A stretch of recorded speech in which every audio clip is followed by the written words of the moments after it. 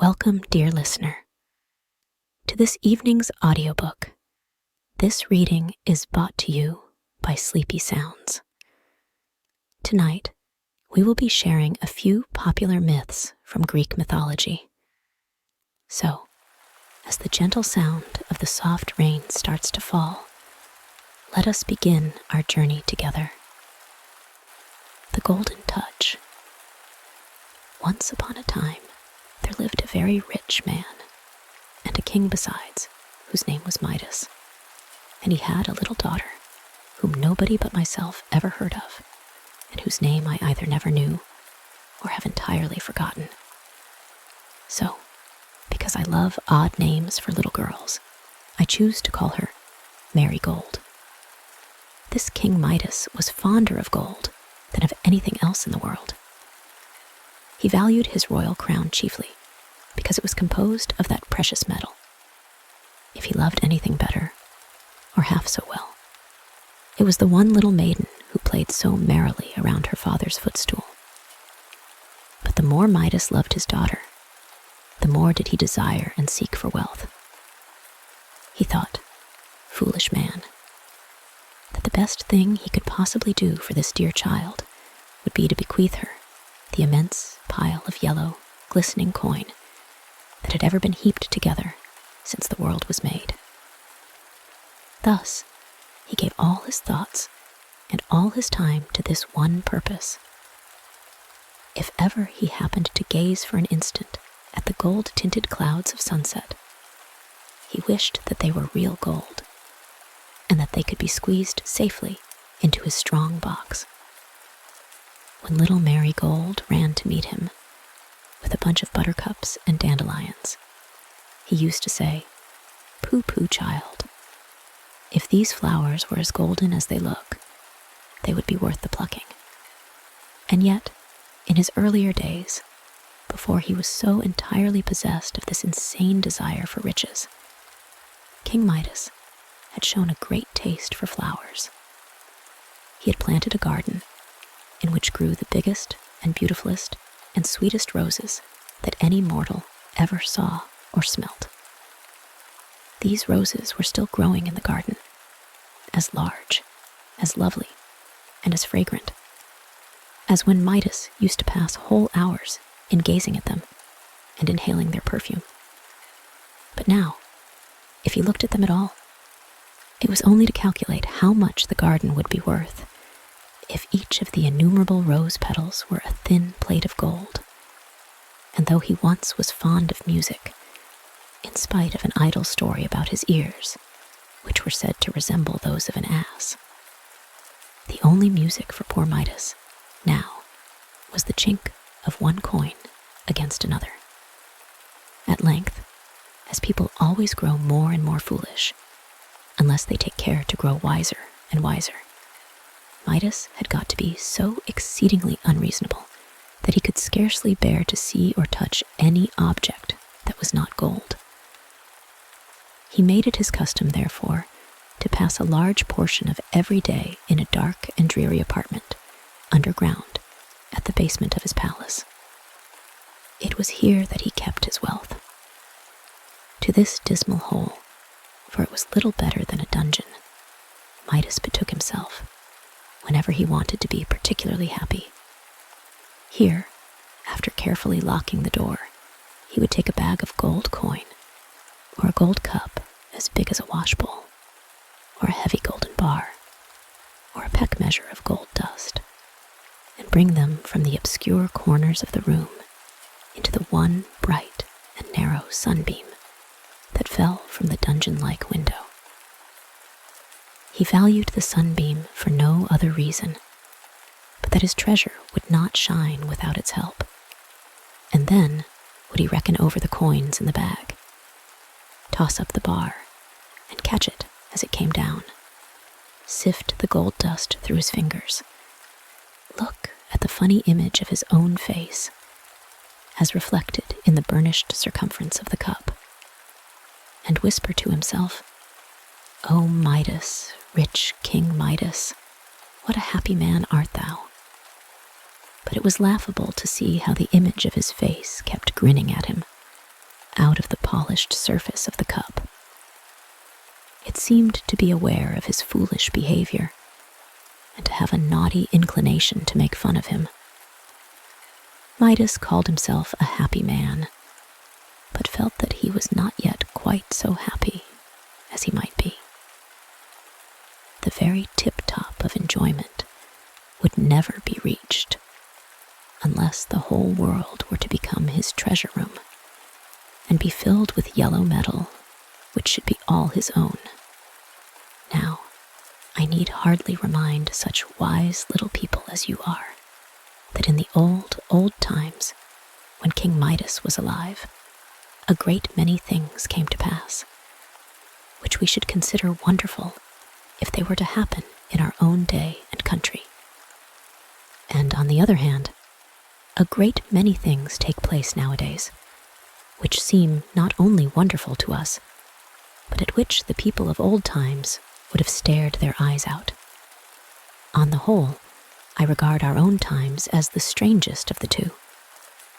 But however that may be, I must go on with my story. Midas was enjoying himself in his treasure room one day, as usual, when he perceived a shadow fall over the heaps of gold. And, looking suddenly up, what should he behold but the figure of a stranger, standing in the bright and narrow sunbeam. It was a young man, with a cheerful and ruddy face. Whether it was that the imagination of King Midas threw a yellow tinge over everything, or whatever the cause might be, he could not help fancying that the smile with which the stranger regarded him had a kind of golden radiance in it. Certainly, although his figure intercepted the sunshine, there was now a brighter gleam upon all the piled-up treasures than before. Even the remotest corners had their share of it, and were lighted up when the stranger smiled, as with tips of flame and sparkles of fire. As Midas knew that he had carefully turned the key in the lock, and that no mortal strength could possibly break into his treasure room, he, of course, concluded that his visitor must be something more than mortal. It is no matter about telling you who he was. In those days, when the earth was comparatively a new affair, it was supposed to be often the resort of beings endowed with supernatural power, and who used to interest themselves in the joys and sorrows of men, women, and children, half playfully and half seriously. Midas had met such beings before now, and was not sorry to meet one of them again. The stranger's aspect, indeed, was so good-humored and kindly, if not beneficent, that it would have been unreasonable to suspect him of intending any mischief. It was far more probable that he came to do Midas a favor. And what could that favor be, unless to multiply his heaps of treasure? The stranger gazed about the room, and when his lustrous smile had glistened upon all the golden objects that were there, he turned again to Midas. "You are a wealthy man, friend Midas," he observed. "I doubt whether any other four walls on earth contain so much gold as you have contrived to pile up in this room." "I have done pretty well," answered Midas in a discontented tone. "But after all, it is but a trifle when you consider that it has taken me my whole life to get it together.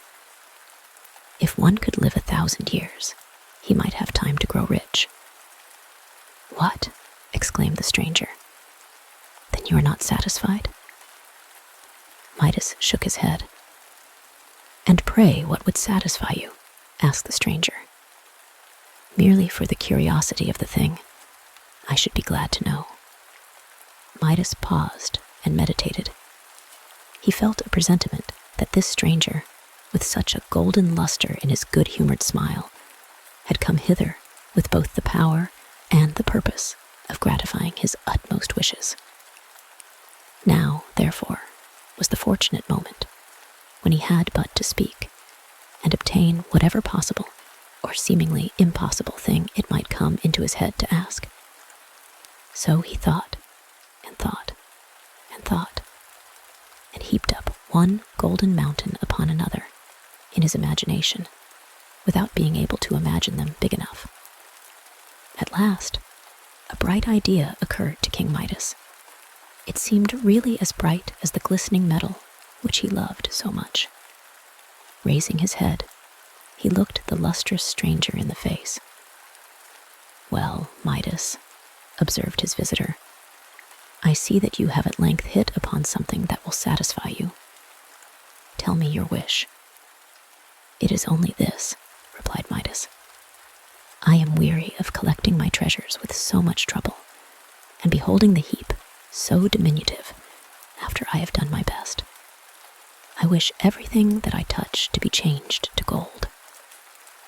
The stranger's smile grew so very broad that it seemed to fill the room like an outburst of the sun, gleaming into a shadowy dell where the yellow autumnal leaves, for so looked the lumps and particles of gold, lie strewn in the glow of light. "The golden touch!" exclaimed he.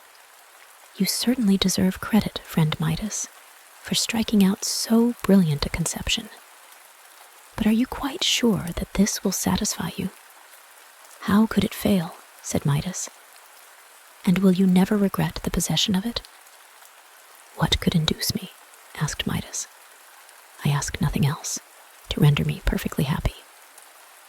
"Be it as you wish, then," replied the stranger, waving his hand in token of farewell. "Tomorrow, at sunrise, you will find yourself gifted with the golden touch." The figure of the stranger then became exceedingly bright, and Midas involuntarily closed his eyes. On opening them again, he beheld only one yellow sunbeam in the room, and all around him the glistening of the precious metal which he had spent his life in hoarding up. Whether Midas slept as usual that night, the story does not say. Asleep or awake, however, his mind was probably in the state of a child's, to whom a beautiful new plaything has been promised in the morning. At any rate, day had hardly peeped over the hills when King Midas was brought awake, and, stretching his arms out of bed, began to touch the objects that were within reach. He was anxious to prove whether the golden touch had really come, according to the stranger's promise. So he laid his finger on a chair by the bedside and on various other things, but was grievously disappointed to perceive that they remained of exactly the same substance as before. Indeed, he felt very much afraid that he had only dreamed about the lustrous stranger, or else that the latter had been making game of him. And what a miserable affair would it be if, after all his hopes, Midas must content himself with what little gold he could scrape together by ordinary means, instead of creating it by a touch. All this while, it was only the gray of the morning, with but a streak of brightness along the edge of the sky, where Midas could not see it.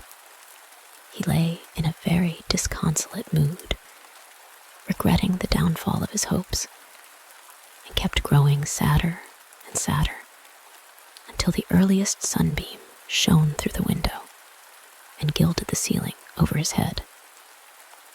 It seemed to Midas that this bright yellow sunbeam was reflected in rather a singular way on the white covering of the bed. Looking more closely, what was his astonishment and delight when he found that this linen fabric had been transmuted to what seemed a woven texture of the purest and brightest gold. The golden touch had come to him with the first sunbeam. Midas started up in a kind of joyful frenzy and ran about the room, grasping at everything that happened to be in his way. He seized one of the bedposts, and it became immediately a fluted golden pillar. He pulled aside a window curtain in order to admit a clear spectacle of the wonders which he was performing, and the tassel grew heavy in his hand, a mass of gold. He took up a book from the table.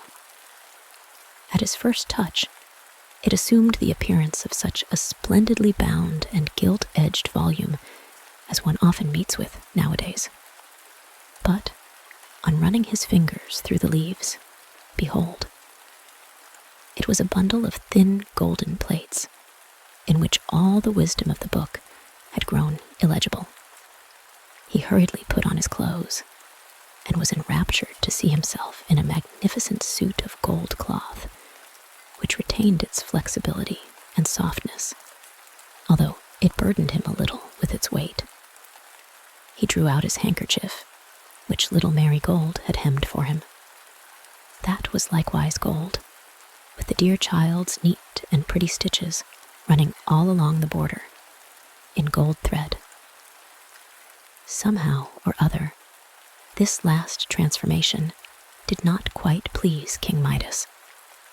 He would rather that his little daughter's handiwork should have remained just the same as when she climbed his knee and put it into his hand. But it was not worth while to vex himself about a trifle.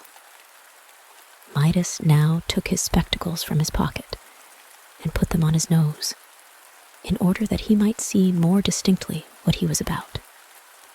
In those days, spectacles for common people had not been invented, but were already worn by kings. Else, how could Midas have had any? To his great perplexity, however, excellent as the glasses were, he discovered that he could not possibly see through them.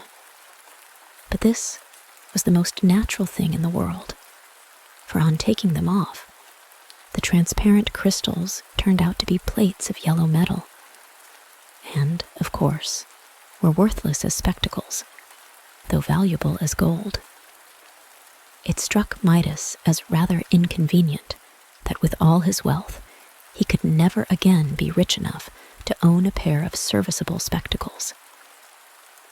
"It is no great matter, nevertheless," said he to himself, very philosophically. "We cannot expect any great good without its being accompanied with some small inconvenience. The golden touch is worth the sacrifice of a pair of spectacles at least, if not of one's very eyesight. My own eyes will serve for ordinary purposes, and little Marigold will soon be old enough to read to me." Wise King Midas was so exalted by his good fortune that the palace seemed not sufficiently spacious to contain him. He therefore went downstairs and smiled on observing that the balustrade of the staircase became a bar of burnished gold as his hand passed over it in his descent. He lifted the door latch. It was brass only a moment ago, but golden when his fingers quitted it, and emerged into the garden. Here, as it happened, he found a great number of beautiful roses in full bloom, and others in all the stages of lovely bud and blossom. Very delicious was their fragrance in the morning breeze. Their delicate blush was one of the fairest sights in the world. So gentle, so modest, and so full of sweet tranquility did these roses seem to be. But Midas knew a way to make them far more precious, according to his way of thinking, than roses had ever been before. So he took great pains in going from bush to bush, and exercised his magic touch most indefatigably, until every individual flower and bud, and even the worms at the heart of some of them, were changed to gold. By the time this good work was completed, King Midas was summoned to breakfast, and as the morning air had given him an excellent appetite, he made haste back to the palace. What was usually a king's breakfast in the days of Midas, I really do not know, and cannot stop now to investigate. To the best of my belief, however, on this particular morning, the breakfast consisted of hot cakes, some nice little brook trout, roasted potatoes, fresh boiled eggs, and coffee for King Midas himself, and a bowl of bread and milk for his daughter Marigold. At all events, this is a breakfast fit to set before a king, and whether he had it or not, King Midas could not have had a better. Little Marigold had not yet made her appearance. Her father ordered her to be called, and seating himself at table, awaited the child's coming in order to begin his own breakfast. To do Midas justice, he really loved his daughter, and loved her so much the more this morning, on account of the good fortune which had befallen him. It was not a great while before he heard her coming along the passageway, crying bitterly. This circumstance surprised him, because Marigold was one of the cheerfulest little people whom you would see in a summer's day, and hardly shed a thimbleful of tears in a 12-month. When Midas heard her sobs, he determined to put little Marigold into better spirits by an agreeable surprise. So, leaning across the table, he touched his daughter's bowl, which was a china one with pretty figures all around it, and transmuted it to gleaming gold. Meanwhile, Marigold slowly and disconsolately opened the door and showed herself with her apron at her eyes, still sobbing as if her heart would break. "How now, my little lady," said Midas. "Pray, what is the matter with you this bright morning?" Marigold, without taking the apron from her eyes, held out her hand, in which was one of the roses which Midas had so recently transmuted. "Beautiful," exclaimed her father. "And what is there in this magnificent golden rose to make you cry?" "Ah, dear father," answered the child, as well as her sobs would let her, "it is not beautiful, but the ugliest flower that ever grew. As soon as I was dressed, I ran into the garden to gather some roses for you, because I know you like them, and like them the better when gathered by your little daughter. But oh dear, dear me, what do you think has happened? Such a misfortune. All the beautiful roses that smelled so sweetly and had so many lovely blushes are blighted and spoiled. They are grown quite yellow, as you see this one, and have no longer any fragrance. What can have been the matter with them?" "Pooh, my dear little girl, pray don't cry about it," said Midas, who was ashamed to confess that he himself had wrought the change which so greatly afflicted her. "Sit down and eat your bread and milk. You will find it easy enough to exchange a golden rose like that, which will last hundreds of years, for an ordinary one, which would wither in a day." "I don't care for such roses as this," said Marigold, tossing it contemptuously away. "It has no smell, and the hard petals prick my nose." The child now sat down to table, but was so occupied with her grief for the blighted roses that she did not even notice the wonderful transmutation of her china bowl. Perhaps this was all the better, for Marigold was accustomed to take pleasure in looking at the queer figures and strange trees and houses that were painted on the circumference of the bowl, and these ornaments were now entirely lost in the yellow hue of the metal. Midas, meanwhile, had poured out a cup of coffee, and, as a matter of course, the coffee pot, whatever metal it may have been when he took it up, was gold when he set it down. He thought to himself that it was rather an extravagant style of splendor in a king of his simple habits to breakfast off a service of gold, and began to be puzzled with the difficulty of keeping his treasures safe.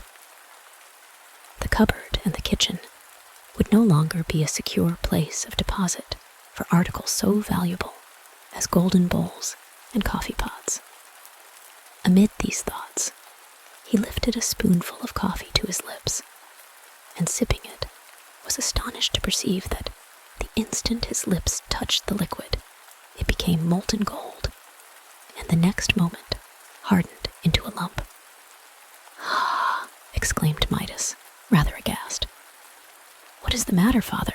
asked little Marigold, gazing at him with the tears still standing in her eyes. "Nothing, child, nothing," said Midas. "Eat your milk before it gets quite cold." He took one of the nice little trouts on his plate and, by way of experiment, touched its tail with his finger.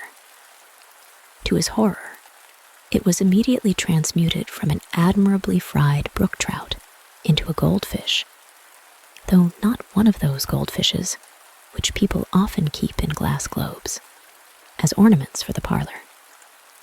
No, but it was really a metallic fish, and looked as if it had been very cunningly made by the nicest goldsmith in the world. Its little bones were now golden wires.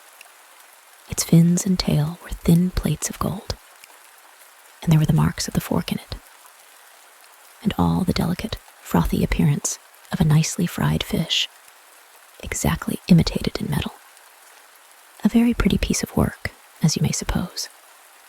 Only King Midas, just at that moment, would much rather have had a real trout in his dish than this elaborate and valuable imitation of one.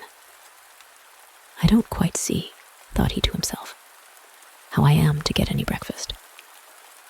He took one of the smoking hot cakes and had scarcely broken it, when, to his cruel mortification though, a moment before, it had been of the whitest wheat, it assumed the yellow hue of Indian meal.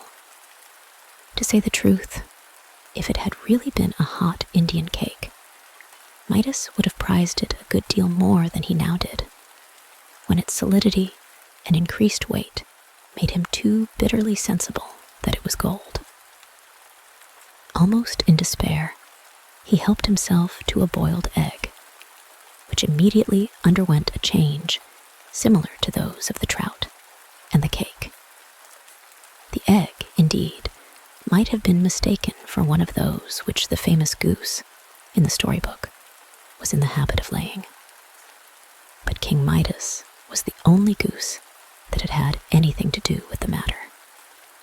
"Well, this is a quandary," thought he, leaning back in his chair and looking quite enviously at little Marigold, who was now eating her bread and milk with great satisfaction. "Such a costly breakfast before me, and nothing that can be eaten." Hoping that, by dint of great dispatch, he might avoid what he now felt to be a considerable inconvenience, King Midas next snatched a hot potato and attempted to cram it into his mouth and swallow it in a hurry. But the golden touch was too nimble for him. He found his mouth full, not of mealy potato, but of solid metal, which so burnt his tongue that he roared aloud, and jumping up from the table, began to dance and stamp about the room, both with pain and affright. "Father, dear father," said little Marigold, who was a very affectionate child, "pray what is the matter? Have you burnt your mouth?" "Ah, dear child," groaned Midas dolefully, "I don't know what is to become of your poor father. And truly, my dear little folks, did you ever hear of such a pitiable case in all your lives? Here was literally the richest breakfast that could be set before a king, and its very richness made it absolutely good for nothing. The poorest laborer, sitting down to his crust of bread and cup of water, was far better off than King Midas, whose delicate food was really worth its weight in gold. And what was to be done? Already, at breakfast, Midas was excessively hungry. Would he be less so by dinner time? And how ravenous would be his appetite for supper, which must undoubtedly consist of the same sort of indigestible dishes as those now before him. How many days, think you, would he survive a continuance of this rich fare? These reflections so troubled wise King Midas that he began to doubt whether, after all, riches are the one desirable thing in the world, or even the most desirable. But this was only a passing thought. So fascinated was Midas with the glitter of the yellow metal that he would still have refused to give up the golden touch for so paltry a consideration as a breakfast. Just imagine what a price for one meal's victuals.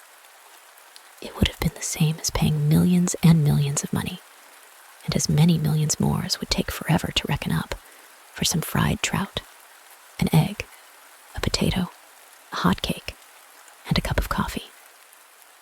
It would be quite too dear, thought Midas. Nevertheless, so great was his hunger, and the perplexity of his situation, that he again groaned aloud, and very grievously too.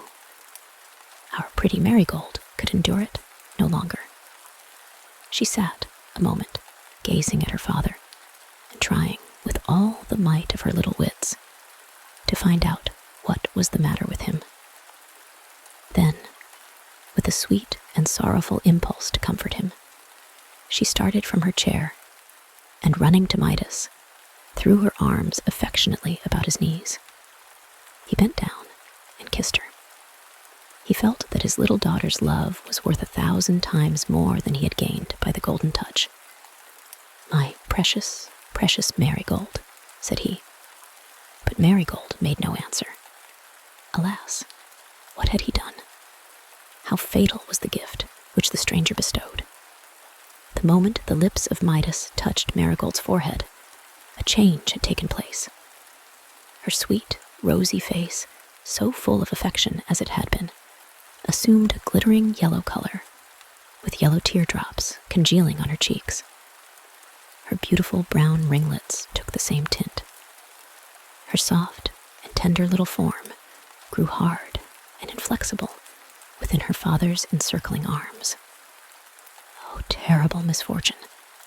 The victim of his insatiable desire for wealth, little Marigold was a human child no longer, but a golden statue.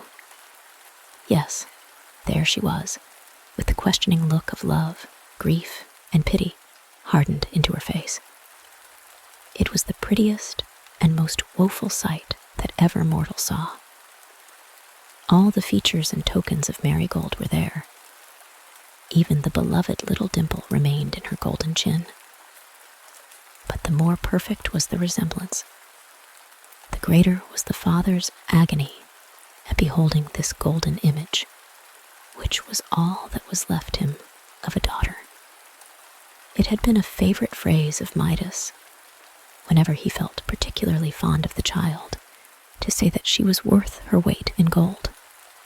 And now the phrase had become literally true. And now, at last, when it was too late, he felt how infinitely a warm and tender heart that loved him exceeded in value all the wealth that could be piled up betwixt the earth and sky.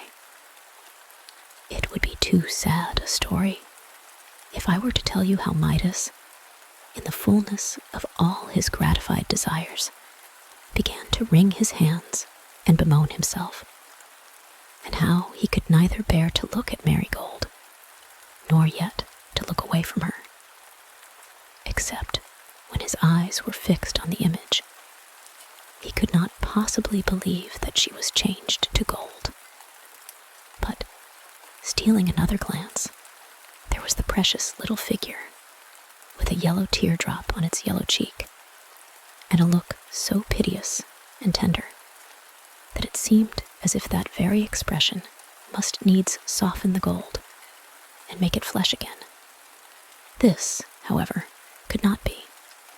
So Midas had only to wring his hands and to wish that he were the poorest man in the wide world, if the loss of all his wealth might bring back the faintest rose color to his dear child's face. While he was in this tumult of despair, he suddenly beheld a stranger standing near the door. Midas bent down his head without speaking, for he recognized the same figure which had appeared to him the day before in the treasure room, and had bestowed on him this disastrous faculty of the golden touch. The stranger's countenance still wore a smile, which seemed to shed a yellow luster all about the room, and gleamed on little Marigold's image, and on the other objects that had been transmuted by the touch of Midas. "Well, friend Midas," said the stranger, "pray, how do you succeed with the golden touch?" Midas shook his head. "I am very miserable," said he. "Very miserable, indeed," exclaimed the stranger. "And how happens that? Have I not faithfully kept my promise with you? Have you not everything that your heart desired?" "Gold is not everything," answered Midas, "and I have lost all that my heart really cared for." "Ah, so you have made a discovery since yesterday?" observed the stranger. "Let us see then. Which of these two things do you think is really worth the most? The gift of the golden touch, or 1 cup of clear cold water?" "Oh, blessed water," exclaimed Midas. "It will never moisten my parched throat again." "The golden touch," continued the stranger, "or a crust of bread?" "A piece of bread," answered Midas, "is worth all the gold on earth."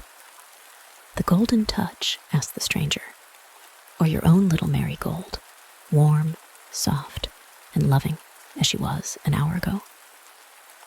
"Oh, my child, my dear child," cried poor Midas, wringing his hands. "I would not have given that one small dimple in her chin for the power of changing this whole big earth into a solid lump of gold." "You are wiser than you were, King Midas," said the stranger, looking seriously at him. "Your own heart, I perceive, has not been entirely changed from flesh to gold. Were it so, your case would indeed be desperate.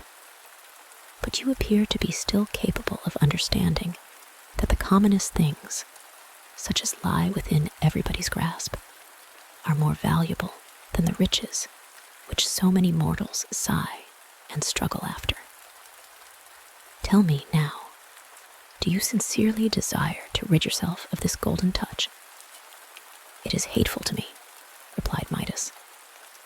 A fly settled on his nose, but immediately fell to the floor, for it too had become gold.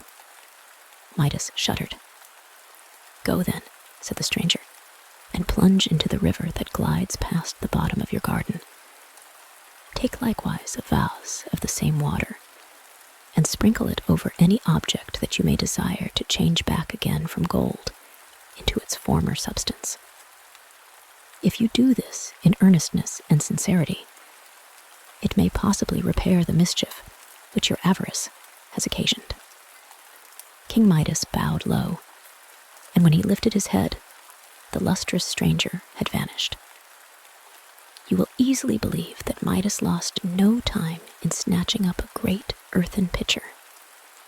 But alas me, it was no longer earthen after he touched it, and hastening to the riverside, as he scampered along and forced his way through the shrubbery, it was positively marvelous to see how the foliage turned yellow behind him, as if the autumn had been there and nowhere else. On reaching the river's brink, he plunged headlong in, without waiting so much as to pull off his shoes. "Poof, poof, poof," snorted King Midas as his head emerged out of the water. "Well, this is really a refreshing bath, and I think it must have quite washed away the golden touch. And now, for filling my pitcher." As he dipped the pitcher into the water, it gladdened his very heart to see it change from gold into the same good, honest earthen vessel which it had been before he touched it. He was conscious, also, of a change within himself. A cold, hard, and heavy weight seemed to have gone out of his bosom. No doubt, his heart had been gradually losing its human substance and transmuting itself into insensible metal, but had now softened back again into flesh. Perceiving a violet that grew on the bank of the river, Midas touched it with his finger and was overjoyed to find that the delicate flower retained its purple hue instead of undergoing a yellow blight. The curse of the golden touch had therefore really been removed from him. King Midas hastened back to the palace, and, I suppose, the servants knew not what to make of it when they saw their royal master so carefully bringing home an earthen pitcher of water. But that water, which was to undo all the mischief that his folly had wrought, was more precious to Midas than an ocean of molten gold could have been. The first thing he did, as you need hardly be told, was to sprinkle it by handfuls over the golden figure of little Mary Gold. No sooner did it fall on her than you would have laughed to see how the rosy color came back to the dear child's cheek, and how she began to sneeze and sputter, and how astonished she was to find herself dripping wet, and her father still throwing more water over her. "Pray do not, dear father," said she. "See how you have wet my nice frock, which I put on only this morning." For Mary Gold did not know that she had been a little golden statue, nor could she remember anything that had happened since the moment when she ran with outstretched arms to comfort poor King Midas. Her father did not think it necessary to tell his beloved child how very foolish he had been, but contented himself with showing how much wiser he had now grown. For this purpose, he led little Mary Gold into the garden, where he sprinkled all the remainder of the water over the rose bushes, and with such good effect that above 5,000 roses recovered their beautiful bloom. There were two circumstances, however, which, as long as he lived, used to put King Midas in mind of the golden touch. One was that the sands of the river sparkled like gold. The other, that little Mary Gold's hair had now a golden tinge, which he had never observed in it before she had been transmuted by the effect of his kiss.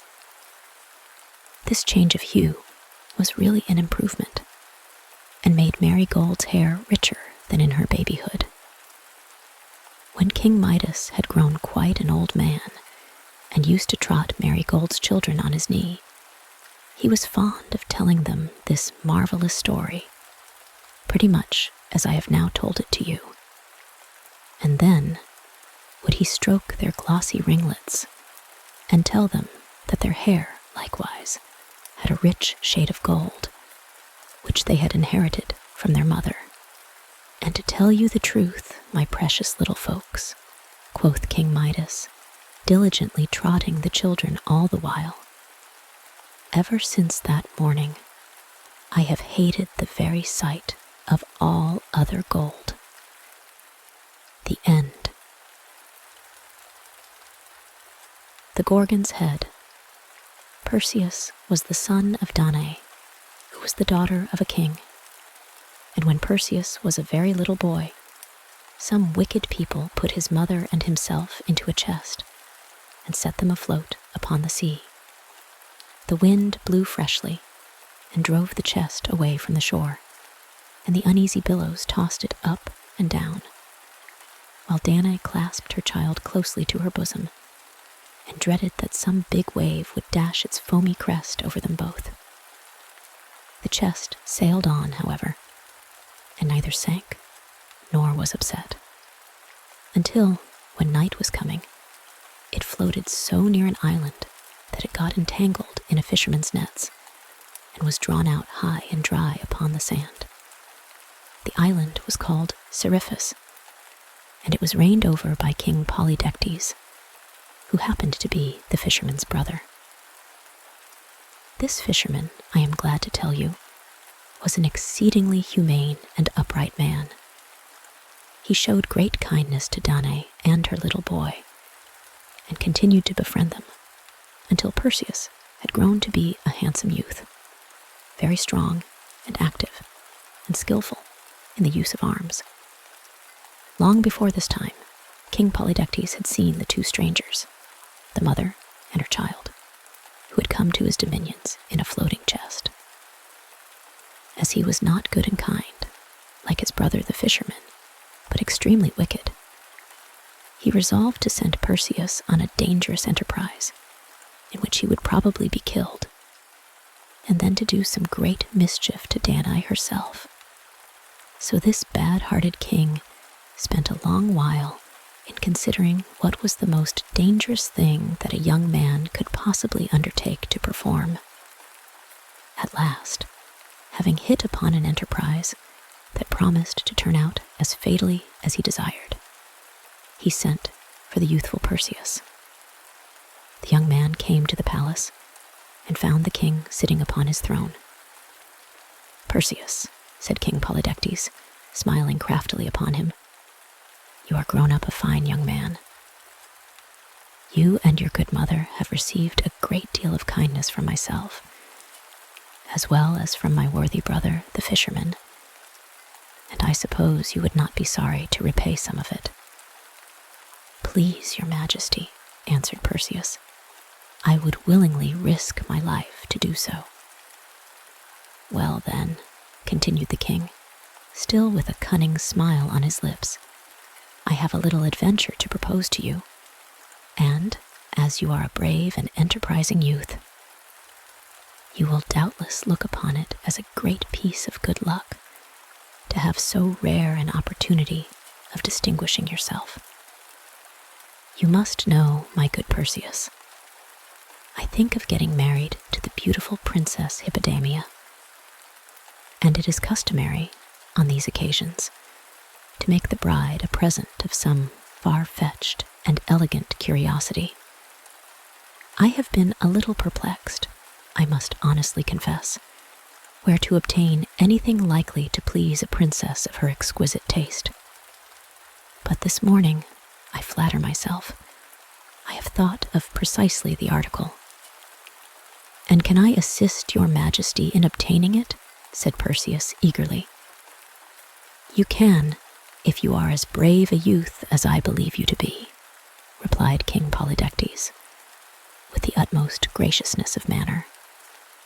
"The bridal gift, which I have set my heart on presenting to the beautiful Hippodamia, is the head of the Gorgon Medusa with the snaky locks, and I depend on you, my dear Perseus, to bring it to me. So, as I am anxious to settle affairs with the princess, the sooner you go in quest of the Gorgon, the better I shall be pleased." "I will set out tomorrow morning," answered Perseus. "Pray do so, my gallant youth," rejoined the king. "And Perseus, in cutting off the Gorgon's head, be careful to make a clean stroke, so as not to injure its appearance. You must bring it home in the very best condition, in order to suit the exquisite taste of the beautiful Princess Hippodamia." Perseus left the palace, but was scarcely out of hearing before Polydectes burst into a laugh. Being greatly amused, wicked king that he was, to find how readily the young man fell into the snare. The news quickly spread abroad that Perseus had undertaken to cut off the head of Medusa with the snaky locks. Everybody was rejoiced, for most of the inhabitants of the island were as wicked as the king himself, and would have liked nothing better than to see some enormous mischief happen to Danae and her son. The only good man in this unfortunate island of Seriphus appears to have been the fisherman. As Perseus walked along, therefore, the people pointed after him, and made mouths, and winked to one another, and ridiculed him as loudly as they dared. "Ho, ho," said they. "Medusa's snakes will sting him soundly." Now, there were 3 Gorgons alive at that period, and they were the most strange and terrible monsters that had ever been since the world was made, or that have been seen in after days, or that are likely to be seen in all time to come. I hardly know what sort of creature or hobgoblin to call them. They were 3 sisters, and seemed to have borne some distant resemblance to women, but were really a very frightful and mischievous species of dragon. It is, indeed, difficult to imagine what hideous beings these 3 sisters were. Why, instead of locks of hair, if you can believe me, they had each of them 100 enormous snakes growing on their heads, all alive, twisting, wriggling, curling, and thrusting out their venomous tongues, with forked stings at the end. The teeth of the Gorgons were terribly long tusks. Their hands were made of brass, and their bodies were all over scales, which, if not iron, were something as hard and impenetrable. They had wings, too, and exceedingly splendid ones, I can assure you, for every feather in them was pure, bright, glittering, burnished gold, and they looked very dazzlingly, no doubt, when the Gorgons were flying about in the sunshine. But when people happened to catch a glimpse of their glittering brightness, aloft in the air, they seldom stopped to gaze, but ran and hid themselves as speedily as they could. You will think, perhaps, that they were afraid of being stung by the serpents that served the Gorgons instead of hair, or of having their heads bitten off by their ugly tusks, or of being torn all to pieces by their brazen claws. Well, to be sure, these were some of the dangers, but by no means the greatest, nor the most difficult to avoid. For the worst thing about these abominable Gorgons was, that if once a poor mortal fixed his eyes full upon one of their faces, he was certain, that very instant, to be changed from warm flesh and blood into cold and lifeless stone. Thus, as you will easily perceive, it was a very dangerous adventure that the wicked King Polydectes had contrived for this innocent young man. Perseus himself, when he had thought over the matter, could not help seeing that he had very little chance of coming safely through it, and that he was far more likely to become a stone image than to bring back the head of Medusa with the snaky locks. For, not to speak of other difficulties, there was one which it would have puzzled an older man than Perseus to get over. Not only must he fight with and slay this golden-winged, iron-scaled, long-tusked, brazen-clawed, snaky-haired monster, but he must do it with his eyes shut, or at least without so much as a glance at the enemy with whom he was contending. Else, while his arm was lifted to strike, he would stiffen into stone and stand with that uplifted arm for centuries, until time and the wind and weather should crumble him quite away. This would be a very sad thing to befall a young man who wanted to perform a great many brave deeds and to enjoy a great deal of happiness in this bright and beautiful world. So disconsolate did these thoughts make him, that Perseus could not bear to tell his mother what he had undertaken to do. He therefore took his shield, girded on his sword, and crossed over from the island to the mainland, where he sat down in a solitary place, and hardly refrained from shedding tears. But while he was in this sorrowful mood, he heard a voice close beside him. "Perseus," said the voice, "why are you sad?" He lifted his head from his hands, in which he had hidden it, and behold, all alone as Perseus had supposed himself to be, there was a stranger in the solitary place. It was a brisk, intelligent, and remarkably shrewd-looking young man, with a cloak over his shoulders, an odd sort of cap on his head, a strangely twisted staff in his hand, and a short and very crooked sword hanging by his side. He was exceedingly light and active in his figure, like a person much accustomed to gymnastic exercises, and well able to leap or run. Above all, the stranger had such a cheerful, knowing, and helpful aspect, though it was certainly a little mischievous into the bargain, that Perseus could not help feeling his spirits grow livelier as he gazed at him. Besides, being really a courageous youth, he felt greatly ashamed that anybody should have found him with tears in his eyes, like a timid little schoolboy, when, after all, there might be no occasion for despair. So Perseus wiped his eyes and answered the stranger pretty briskly, putting on as brave a look as he could. "I am not so very sad," said he, "only thoughtful about an adventure that I have undertaken." "Oh ho," answered the stranger. "Well, tell me all about it, and possibly I may be of service to you. I have helped a good many young men through adventures that looked difficult enough beforehand. Perhaps you may have heard of me. I have more names than one, but the name of Quicksilver suits me as well as any other. Tell me what the trouble is, and we will talk the matter over and see what can be done." The stranger's words and manner put Perseus into quite a different mood from his former one. He resolved to tell Quicksilver all his difficulties, since he could not easily be worse off than he already was, and, very possibly, his new friend might give him some advice that would turn out well in the end. So he let the stranger know, in few words, precisely what the case was, how that King Polydectes wanted the head of Medusa with the snaky locks as a bridal gift for the beautiful Princess Hippodamia, and how that he had undertaken to get it for him, but was afraid of being turned into stone. "And that would be a great pity," said Quicksilver, with his mischievous smile.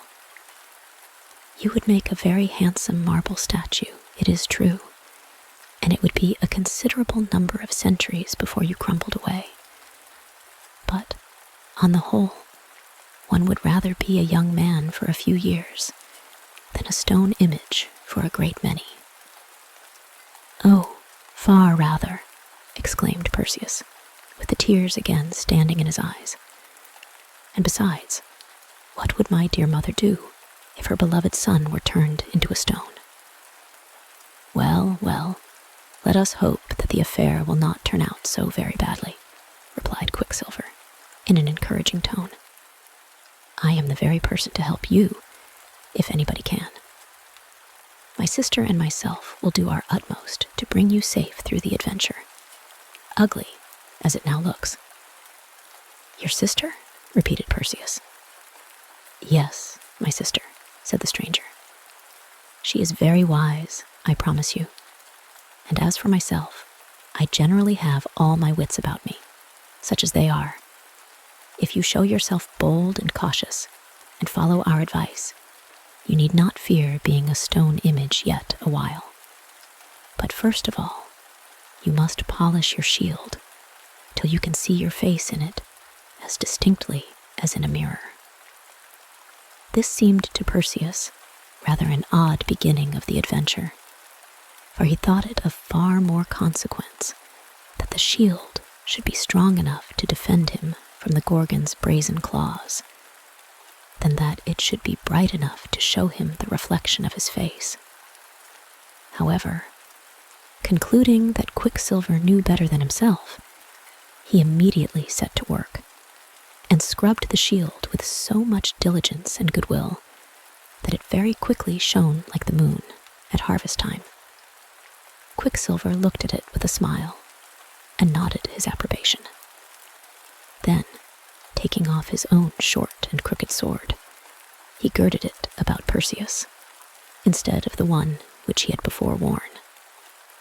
"No sword but mine will answer your purpose," observed he. "The blade has a most excellent temper, and will cut through iron and brass as easily as through the slenderest twig.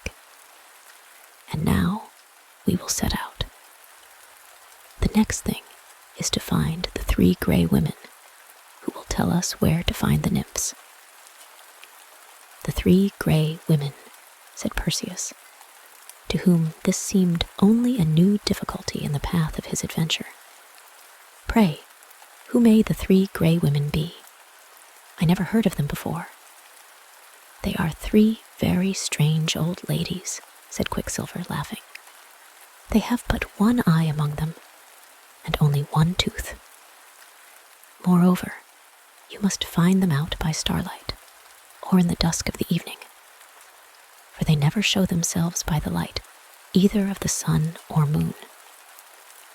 "But," said Perseus, "why should I waste my time with these 3 gray women? Would it not be better to set out at once in search of the terrible Gorgons?" "No, no," answered his friend. "There are other things to be done before you can find your way to the Gorgons. There's nothing for it but to hunt up these old ladies. And when we meet with them, you may be sure that the Gorgons are not a great way off. Come, let us be stirring." Perseus, by this time, felt so much confidence in his companion's sagacity that he made no more objections, and professed himself ready to begin the adventure immediately. They accordingly set out, and walked at a pretty brisk pace.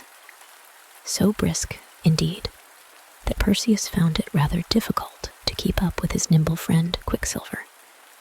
To say the truth, he had a singular idea that Quicksilver was furnished with a pair of winged shoes, which, of course, helped him along marvelously.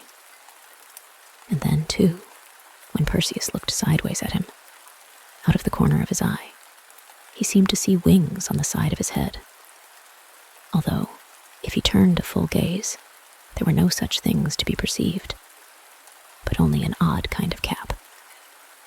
But, at all events, the twisted staff was evidently a great convenience to Quicksilver, and enabled him to proceed so fast that Perseus, though a remarkably active young man, began to be out of breath. "Here," cried Quicksilver at last, for he knew well enough, rogue that he was, how hard Perseus found it to keep pace with him. "Take you the staff, for you need it a great deal more than I. Are there no better walkers than yourself in the island of Seriphus?" "I could walk pretty well," said Perseus, glancing slyly at his companion's feet, "if I had only a pair of winged shoes." "We must see about getting you a pair," answered Quicksilver. But the staff helped Perseus along so bravely that he no longer felt the slightest weariness. In fact, the stick seemed to be alive in his hand, and to lend some of its life to Perseus. He and Quicksilver now walked onward at their ease, talking very sociably together. And Quicksilver told so many pleasant stories about his former adventures, and how well his wits had served him on various occasions, that Perseus began to think him a very wonderful person. He evidently knew the world, and nobody is so charming to a young man as a friend who has that kind of knowledge. Perseus listened the more eagerly, in the hope of brightening his own wits by what he heard. At last, he happened to recollect that Quicksilver had spoken of a sister, who was to lend her assistance in the adventure which they were now bound upon. "Where is she?" he inquired. "Shall we not meet her soon?" "All at the proper time," said his companion. "But this sister of mine, you must understand, is quite a different sort of character from myself. She is very grave and prudent, seldom smiles, never laughs, and makes it a rule not to utter a word unless she has something particularly profound to say. Neither will she listen to any but the wisest conversation. "Dear me," ejaculated Perseus, "I shall be afraid to say a syllable."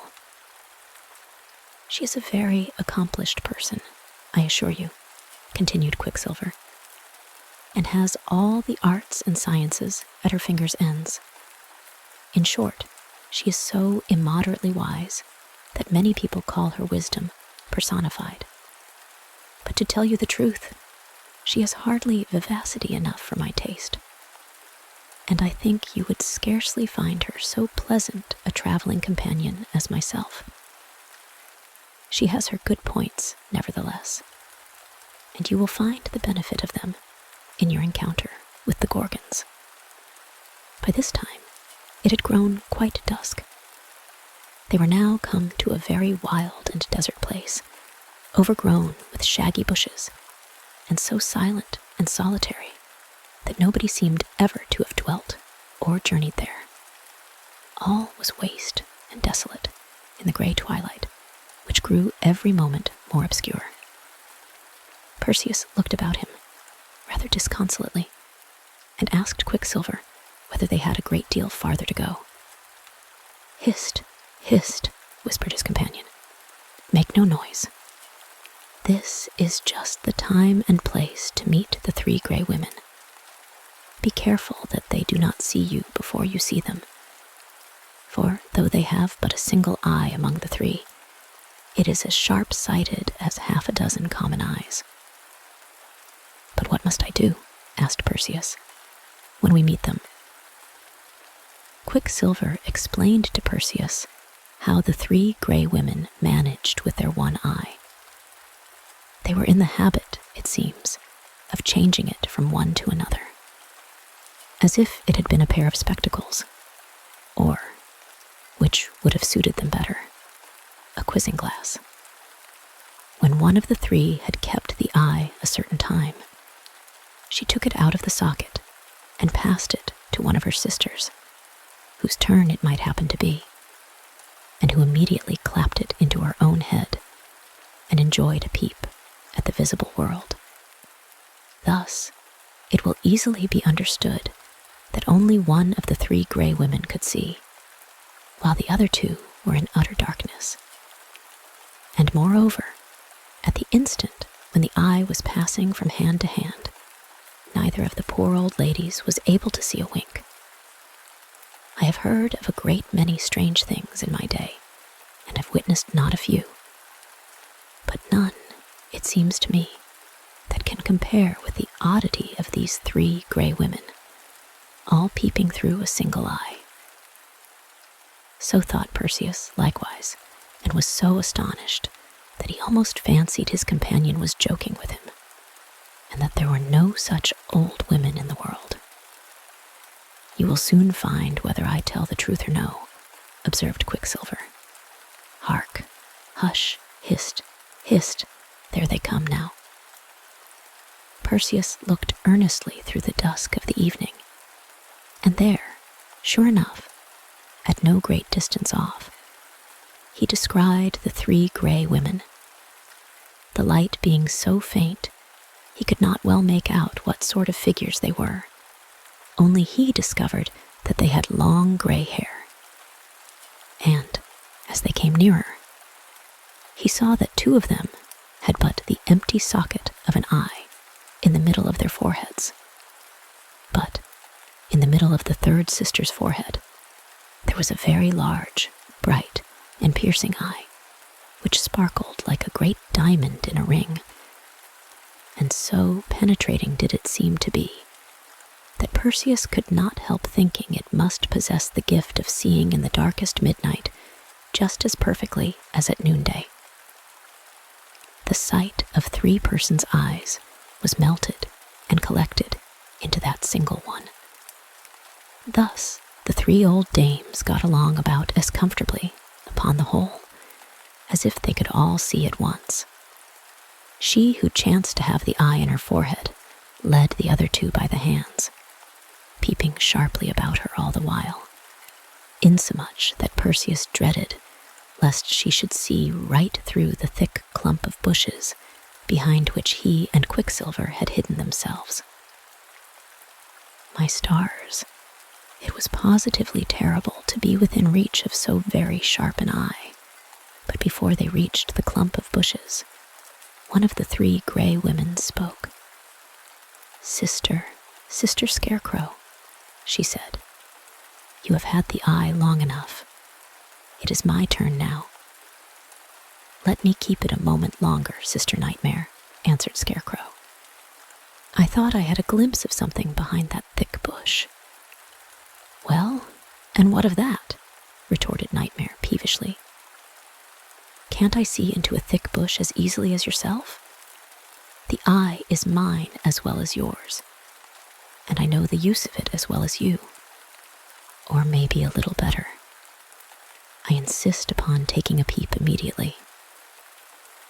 But here the third sister, whose name was Shakejoint, began to complain, and said that it was her turn to have the eye, and that Scarecrow and Nightmare wanted to keep it all to themselves.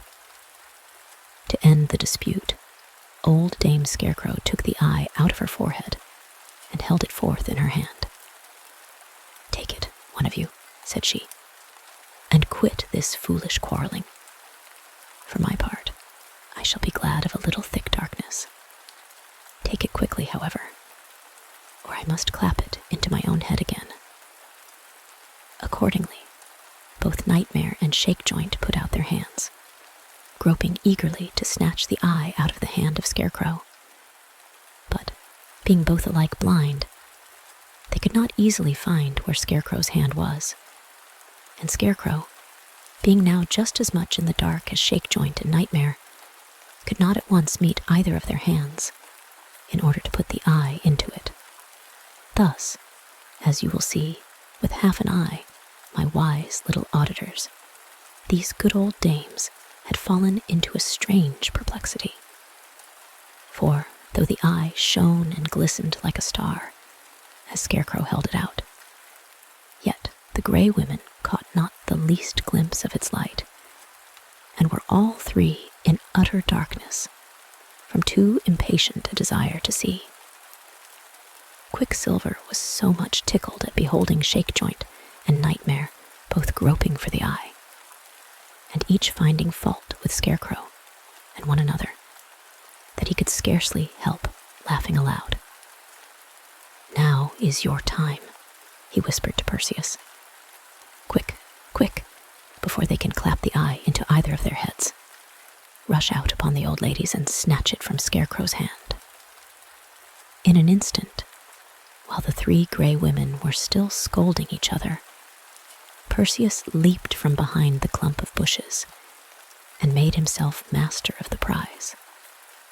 The marvelous eye, as he held it in his hand, shone very brightly and seemed to look up into his face with a knowing air, and an expression as if it would have winked had it been provided with a pair of eyelids for that purpose. But the gray women knew nothing of what had happened, and, each supposing that one of her sisters was in possession of the eye, they began their quarrel anew.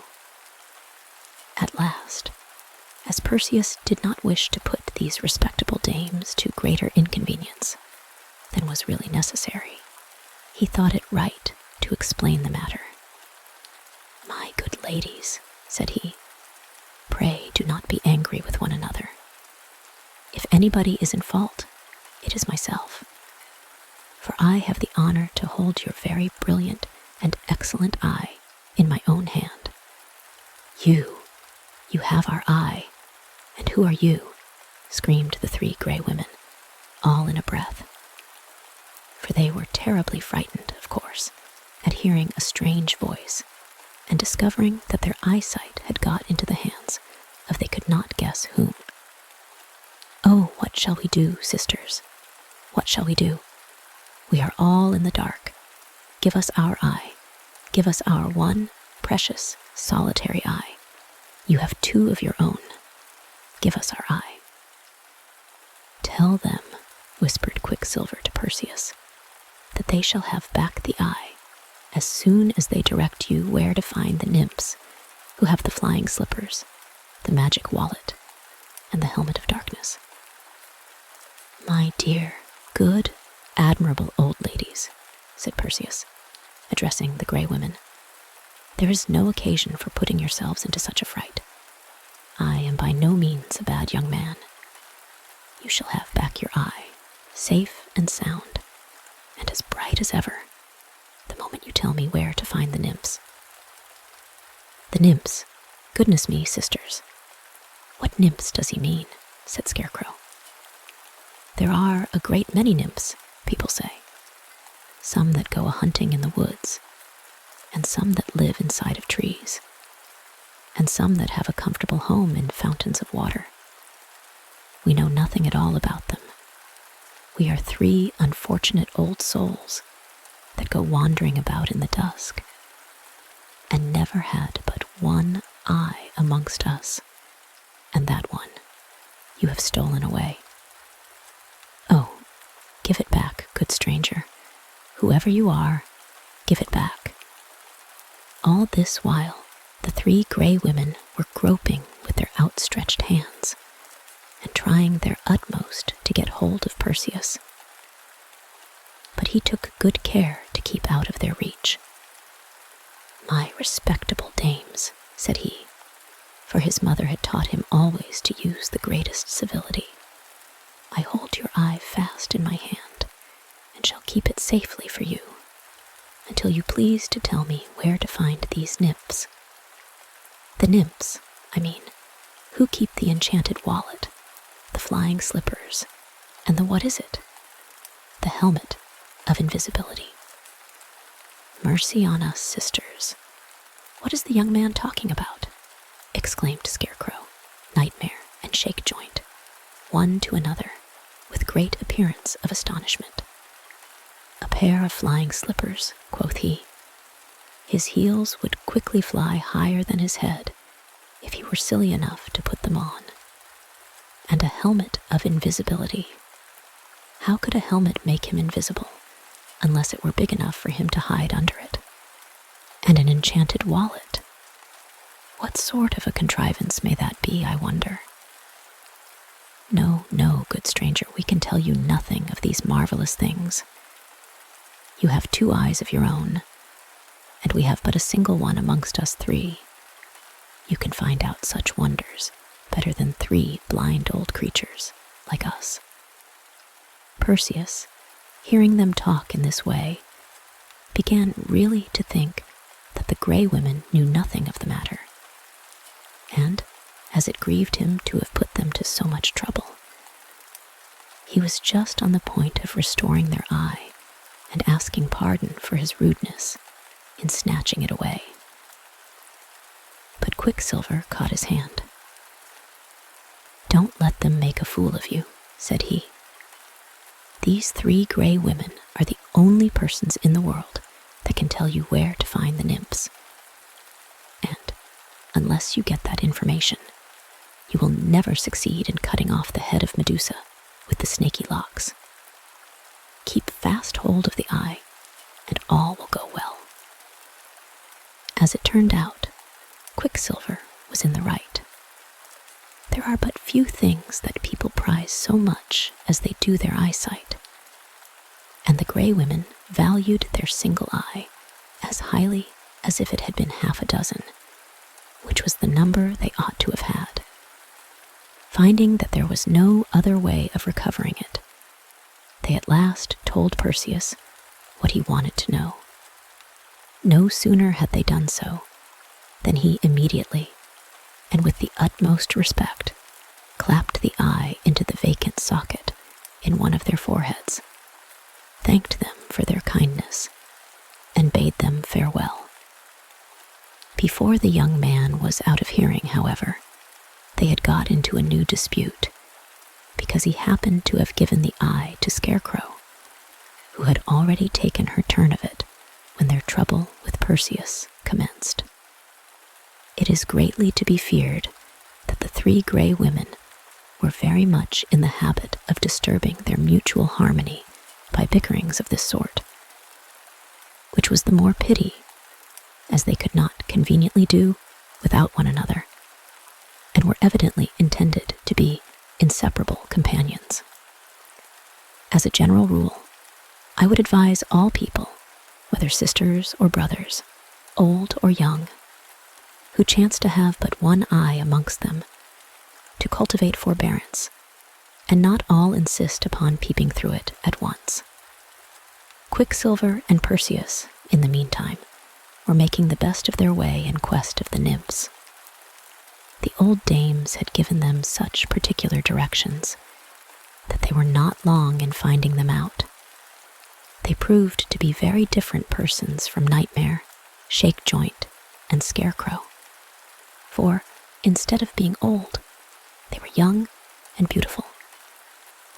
And instead of one eye amongst the sisterhood, each nymph had two exceedingly bright eyes of her own, with which she looked very kindly at Perseus. They seemed to be acquainted with Quicksilver, and when he told them the adventure which Perseus had undertaken, they made no difficulty about giving him the valuable articles that were in their custody. In the first place, they brought out what appeared to be a small purse made of deerskin and curiously embroidered, and bade him be sure and keep it safe. This was the magic wallet. The nymphs next produced a pair of shoes, or slippers, or sandals, with a nice little pair of wings at the heel of each. "Put them on, Perseus," said Quicksilver. "You will find yourself as light-heeled as you can desire for the remainder of our journey." So Perseus proceeded to put one of the slippers on, while he laid the other on the ground by his side.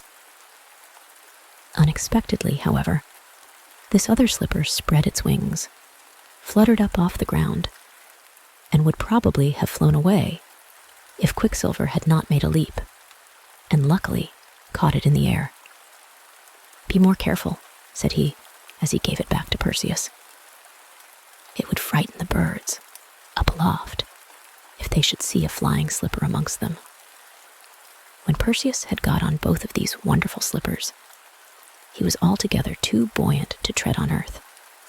Making a step or two, lo and behold, upward he popped into the air, high above the heads of Quicksilver and the nymphs, and found it very difficult to clamber down again. Winged slippers and all such high-flying contrivances are seldom quite easy to manage until one grows a little accustomed to them. Quicksilver laughed at his companion's involuntary activity and told him that he must not be in so desperate a hurry, but must wait for the invisible helmet. The good-natured nymphs had the helmet, with its dark tuft of waving plumes, all in readiness to put upon his head. And now there happened about as wonderful an incident as anything that I have yet told you. The instant before the helmet was put on, there stood Perseus, a beautiful young man with golden ringlets and rosy cheeks, the crooked sword by his side, and the brightly polished shield upon his arm, a figure that seemed all made up of courage, sprightliness, and glorious light. But when the helmet had descended over his white brow, there was no longer any Perseus to be seen. Nothing but empty air. Even the helmet that covered him with its invisibility had vanished. "Where are you, Perseus?" asked Quicksilver. "Why, here, to be sure," answered Perseus, very quietly, although his voice seemed to come out of the transparent atmosphere. "Just where I was a moment ago. Don't you see me?" "No, indeed," answered his friend. "You are hidden under the helmet. But if I cannot see you, neither can the Gorgons. Follow me, therefore, and we will try your dexterity in using the winged slippers." With these words, Quicksilver's cap spread its wings, as if his head were about to fly away from his shoulders. But his whole figure rose lightly into the air, and Perseus followed. By the time they had ascended a few hundred feet, the young man began to feel what a delightful thing it was to leave the dull earth so far beneath him and to be able to flit about like a bird. It was now deep night. Perseus looked upward and saw the round, bright, silvery moon, and thought that he should desire nothing better than to soar up thither and spend his life there. Then he looked downward again and saw the earth, with its seas and lakes, and the silver courses of its rivers, and its snowy mountain peaks, and the breadth of its fields, and the dark cluster of its woods, and its cities of white marble. And, with the moonshine sleeping over the whole scene, it was as beautiful as the moon or any star could be. And, among other objects, he saw the island of Seriphus, where his dear mother was. Sometimes he and Quicksilver approached a cloud that, at a distance, looked as if it were made of fleecy silver, although, when they plunged into it, they found themselves chilled and moistened with gray mist. So swift was their flight, however, that in an instant they emerged from the cloud into the moonlight again. Once, a high soaring eagle flew right against the invisible Perseus. The bravest sights were the meteors that gleamed suddenly out, as if a bonfire had been kindled in the sky, and made the moonshine pale for as much as 100 miles around them. As the two companions flew onward, Perseus fancied that he could hear the rustle of a garment close by his side, and it was on the side opposite to the one where he beheld Quicksilver, yet only Quicksilver was visible. "Whose garment is this," inquired Perseus, "that keeps rustling close beside me in the breeze?" "Oh, it is my sister's," answered Quicksilver. "She is coming along with us, as I told you she would. We could do nothing without the help of my sister. You have no idea how wise she is. She has such eyes, too. Why, she can see you at this moment, just as distinctly as if you were not invisible. And I'll venture to say, she will be the first to discover the Gorgons."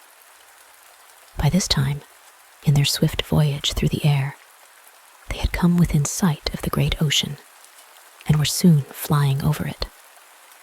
Far beneath them, the waves tossed themselves tumultuously in mid-sea, or rolled a white surf line upon the long beaches, or foamed against the rocky cliffs with a roar that was thunderous in the lower world, although it became a gentle murmur, like the voice of a baby half asleep, before it reached the ears of Perseus. Just then, a voice spoke in the air close by him. It seemed to be a woman's voice, and was melodious, though not exactly what might be called sweet, but grave and mild. "Perseus," said the voice, "there are the Gorgons." "Where?" exclaimed Perseus. "I cannot see them." "On the shore of that island beneath you," replied the voice. "A pebble, dropped from your hand, would strike in the midst of them." "I told you she would be the first to discover them," said Quicksilver to Perseus. "And there they are." Straight downward, 2,000 or 3,000 feet below him, Perseus perceived a small island, with the sea breaking into white foam all around its rocky shore, except on one side, where there was a beach of snowy sand. He descended towards it, and looking earnestly at a cluster or heap of brightness at the foot of a precipice of black rocks, behold, there were the terrible Gorgons. They lay fast asleep, soothed by the thunder of the sea, for it required a tumult that would have deafened everybody else to lull such fierce creatures into slumber. The moonlight glistened on their steely scales and on their golden wings, which drooped idly over the sand.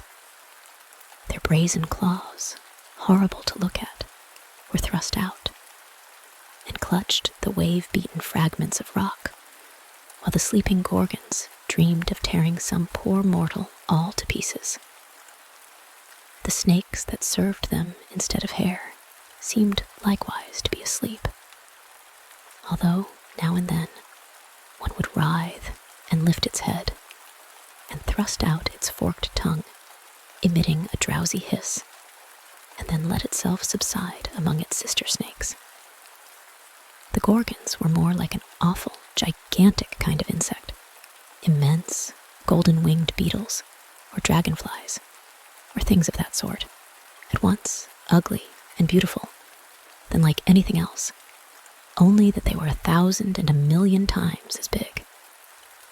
And with all this, there was something partly human about them, too. Luckily for Perseus, their faces were completely hidden from him by the posture in which they lay.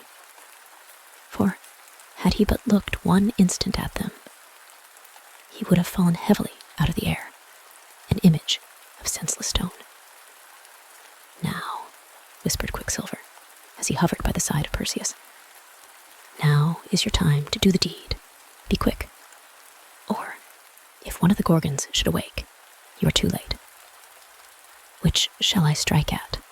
asked Perseus, drawing his sword and descending a little lower. "They all three look alike. All three have snaky locks. Which of the three is Medusa?" It must be understood that Medusa was the only one of these dragon monsters whose head Perseus could possibly cut off. As for the other two, let him have the sharpest sword that ever was forged, and he might have hacked away by the hour together, without doing them the least harm. "Be cautious," said the calm voice, which had before spoken to him. "One of the Gorgons is stirring in her sleep, and is just about to turn over. That is Medusa. Do not look at her. The sight would turn you to stone. Look at the reflection of her face, and figure in the bright mirror of your shield." Perseus now understood Quicksilver's motive for so earnestly exhorting him to polish his shield. In its surface, he could safely look at the reflection of the Gorgon's face. And there it was, that terrible countenance, mirrored in the brightness of the shield, with the moonlight falling over it, and displaying all its horror. The snakes, whose venomous natures could not altogether sleep, kept twisting themselves over the forehead. It was the fiercest and most horrible face that ever was seen or imagined, and yet with a strange, fearful, and savage kind of beauty in it. The eyes were closed, and the Gorgon was still in a deep slumber, but there was an unquiet expression disturbing her features, as if the monster was troubled with an ugly dream. She gnashed her white tusks and dug into the sand with her brazen claws. The snakes, too, seemed to feel Medusa's dream, and to be made more restless by it. They twined themselves into tumultuous knots, writhed fiercely, and uplifted 100 hissing heads without opening their eyes. Now, whispered Quicksilver, who was growing impatient. "Make a dash at the monster. But be calm," said the grave, melodious voice at the young man's side. "Look in your shield as you fly downward, and take care that you do not miss your first stroke." Perseus flew cautiously downward, still keeping his eyes on Medusa's face as reflected in his shield. The nearer he came, the more terrible did the snaky visage and metallic body of the monster grow. At last, when he found himself hovering over her within arm's length, Perseus uplifted his sword, while, at the same instant, each separate snake upon the Gorgon's head stretched threateningly upward, and Medusa unclosed her eyes. But she awoke too late. The sword was sharp. The stroke fell like a lightning flash, and the head of the wicked Medusa tumbled from her body. "Admirably done," said Quicksilver. "Make haste and clap the head into your magic wallet." To the astonishment of Perseus, the small embroidered wallet, which he had hung about his neck, and which had hitherto been no bigger than a purse, grew all at once large enough to contain Medusa's head. As quick as thought, he snatched it up, with the snakes still writhing upon it, and thrust it in. "Your task is done," said the calm voice. "Now fly, for the other Gorgons will do their utmost to take vengeance for Medusa's death." It was, indeed, necessary to take flight, for Perseus had not done the deed so quietly, but that the clash of his sword, and the hissing of the snakes, and the thump of Medusa's head as it tumbled upon the sea-beaten sand, awoke the other two monsters. There they sat for an instant, sleepily rubbing their eyes with their brazen fingers, while all the snakes on their heads reared themselves on end with surprise, and with venomous malice against they knew not what. But when the Gorgons saw the scaly carcass of Medusa, headless, and her golden wings all ruffled and half spread out on the sand, it was really awful to hear what yells and screeches they set up. And then the snakes. They sent forth 100-fold hiss with one consent, and Medusa's snakes answered them out of the magic wallet.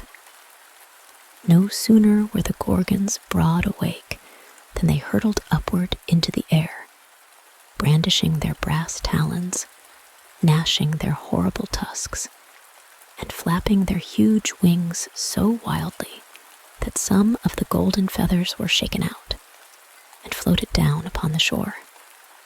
And there, perhaps, those very feathers lie scattered till this day. Up rose the Gorgons, as I tell you, staring horribly about, in hopes of turning somebody to stone.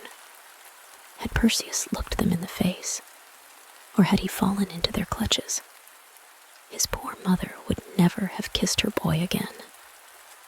But he took good care to turn his eyes another way, and as he wore the helmet of invisibility, the Gorgons knew not in what direction to follow him, nor did he fail to make the best use of the winged slippers by soaring upward a perpendicular mile or so.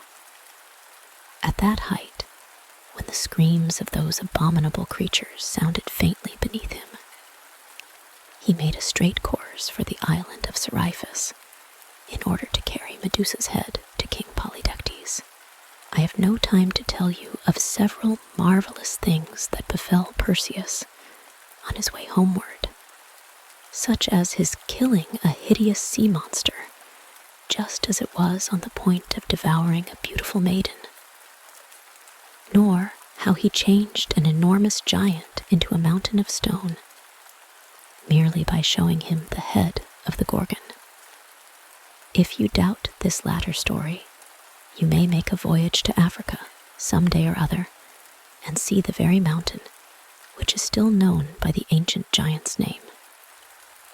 Finally, our brave Perseus arrived at the island, where he expected to see his dear mother.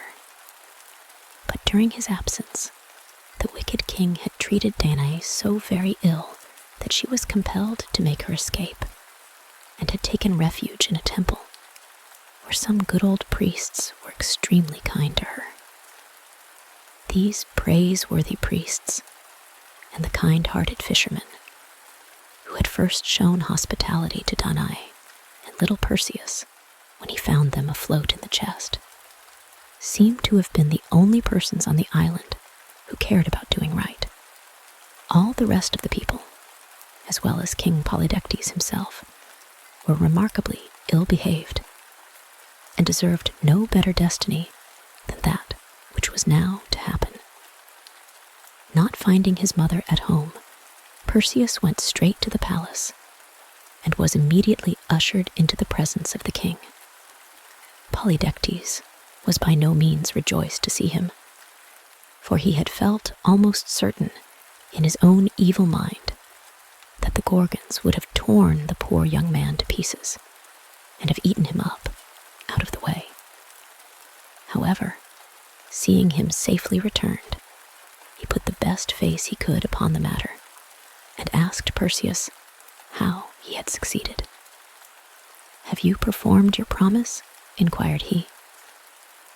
"Have you brought me the head of Medusa with the snaky locks?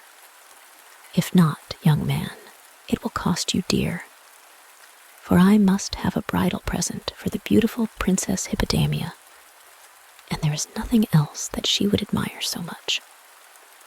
"Yes, please, your majesty," answered Perseus in a quiet way, as if it were no very wonderful deed for such a young man as he to perform.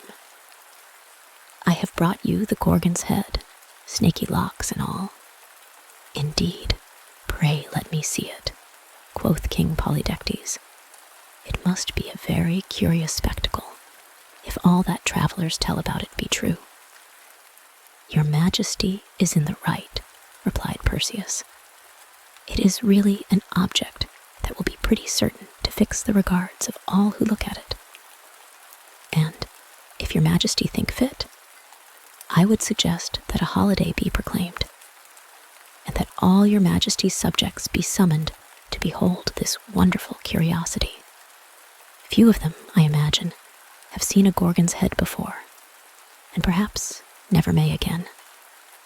The king well knew that his subjects were an idle set of reprobates, and very fond of sightseeing, as idle persons usually are. So he took the young man's advice and sent out heralds and messengers in all directions to blow the trumpet at the street corners and in the marketplaces and wherever two roads met, and summon everybody to court.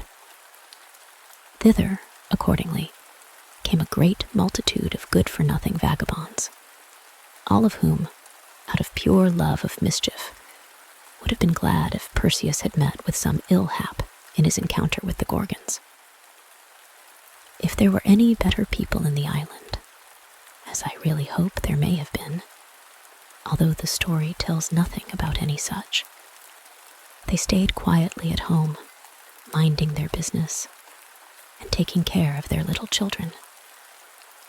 Most of the inhabitants, at all events, ran as fast as they could to the palace and shoved and pushed and elbowed one another in their eagerness to get near a balcony on which Perseus showed himself, holding the embroidered wallet in his hand. On a platform, within full view of the balcony, sat the mighty King Polydectes, amid his evil counselors, and with his flattering courtiers in a semicircle round about him. Monarch, counselors, courtiers, and subjects all gazed eagerly towards Perseus. "Show us the head! Show us the head!" demanded the people.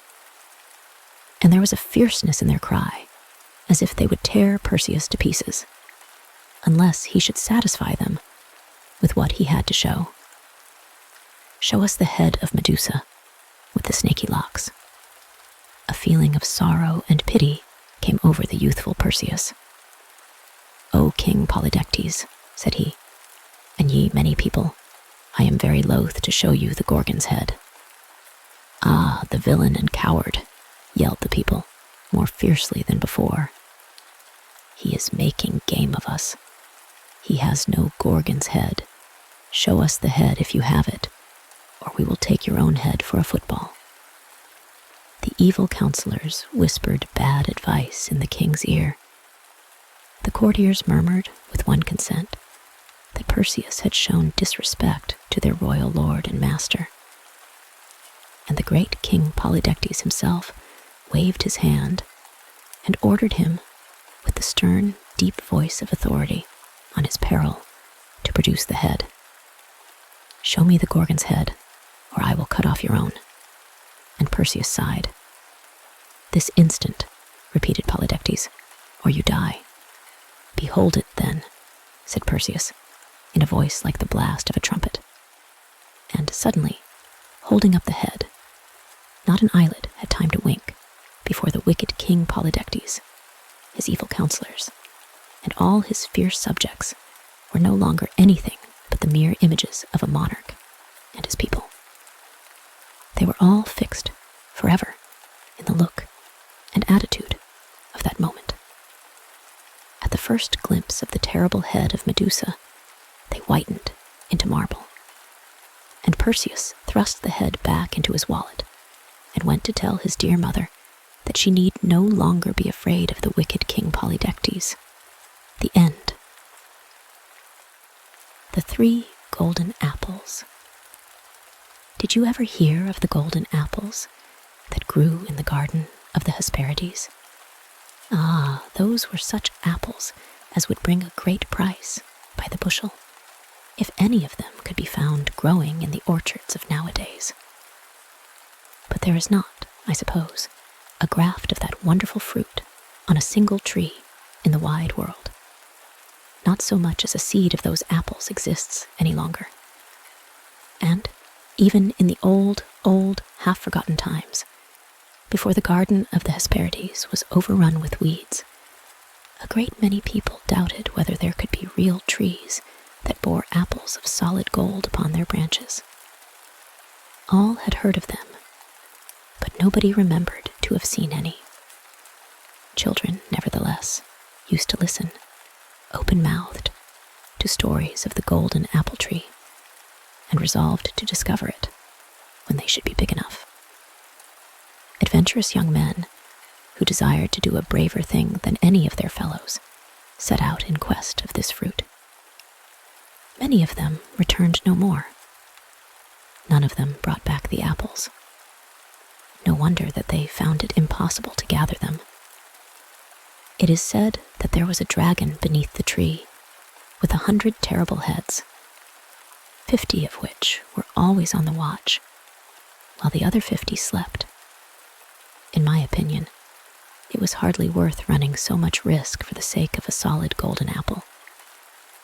Had the apples been sweet, mellow, and juicy, indeed that would be another matter. There might then have been some sense in trying to get at them, in spite of the 100-headed dragon. But, as I have already told you, it was quite a common thing with young persons, when tired of too much peace and rest, to go in search of the garden of the Hesperides. And once the adventure was undertaken by a hero who had enjoyed very little peace or rest since he came into the world. At the time of which I am going to speak, he was wandering through the pleasant land of Italy, with a mighty club in his hand, and a bow and quiver slung across his shoulders. He was wrapped in the skin of the biggest and fiercest lion that ever had been seen, and which he himself had killed. And though, on the whole, he was kind and generous and noble, there was a good deal of the lion's fierceness in his heart. As he went on his way, he continually inquired whether that were the right road to the famous garden. But none of the country people knew anything about the matter, and many looked as if they would have laughed at the question, if the stranger had not carried so very big a club. So he journeyed on and on, still making the same inquiry, until, at last, he came to the brink of a river, where some beautiful young women sat twining wreaths of flowers. "Can you tell me, pretty maidens," asked the stranger, "whether this is the right way to the garden of the Hesperides?" The young women had been having a fine time together, weaving the flowers into wreaths and crowning one another's heads.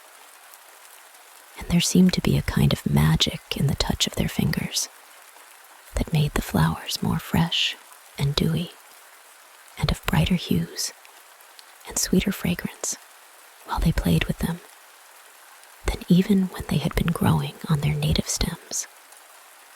But on hearing the stranger's question, they dropped all their flowers on the grass and gazed at him with astonishment. "The garden of the Hesperides," said one. "We thought mortals had been weary of seeking it after so many disappointments. And pray, adventurous traveler, what do you want there?" "A certain king, who is my cousin," replied he, "has ordered me to get him 3 of the golden apples." "Most of the young men who go in quest of these apples," observed another of the damsels, "desire to obtain them for themselves, or to present them to some fair maiden whom they love. Do you, then, love this king, your cousin, so very much?" "Perhaps not," replied the stranger, sighing. "He has often been severe and cruel to me, but it is my destiny to obey him." "And do you know," asked the damsel who had first spoken, "that a terrible dragon with 100 heads keeps watch under the golden apple tree?" "I know it well," answered the stranger calmly. "But from my cradle upwards, it has been my business, and almost my pastime, to deal with serpents and dragons." The young women looked at his massive club, and at the shaggy lion's skin which he wore, and likewise at his heroic limbs and figure, and they whispered to each other that the stranger appeared to be one who might reasonably expect to perform deeds far beyond the might of other men. But then, the dragon with 100 heads. What mortal, even if he possessed 100 lives, could hope to escape the fangs of such a monster?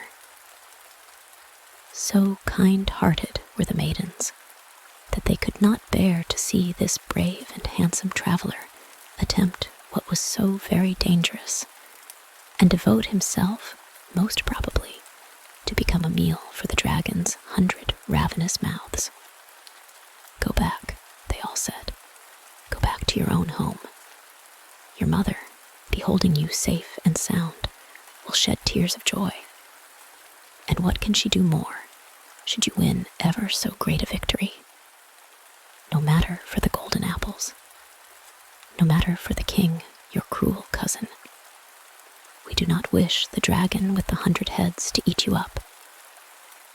The stranger seemed to grow impatient at these remonstrances.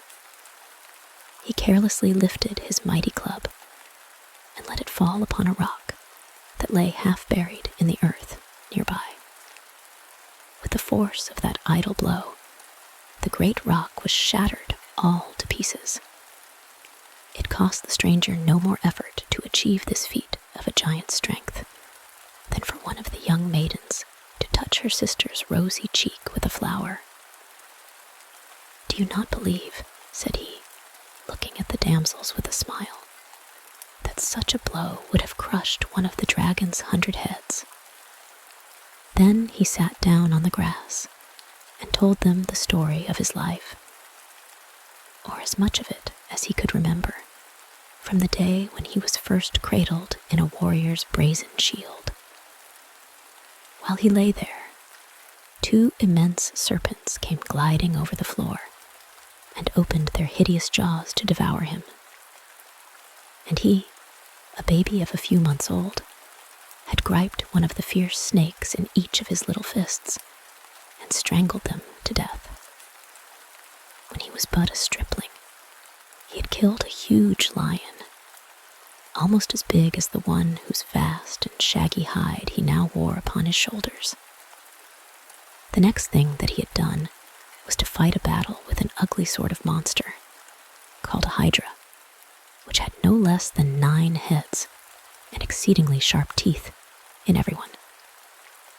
"But the dragon of the Hesperides, you know," observed one of the damsels, "has 100 heads."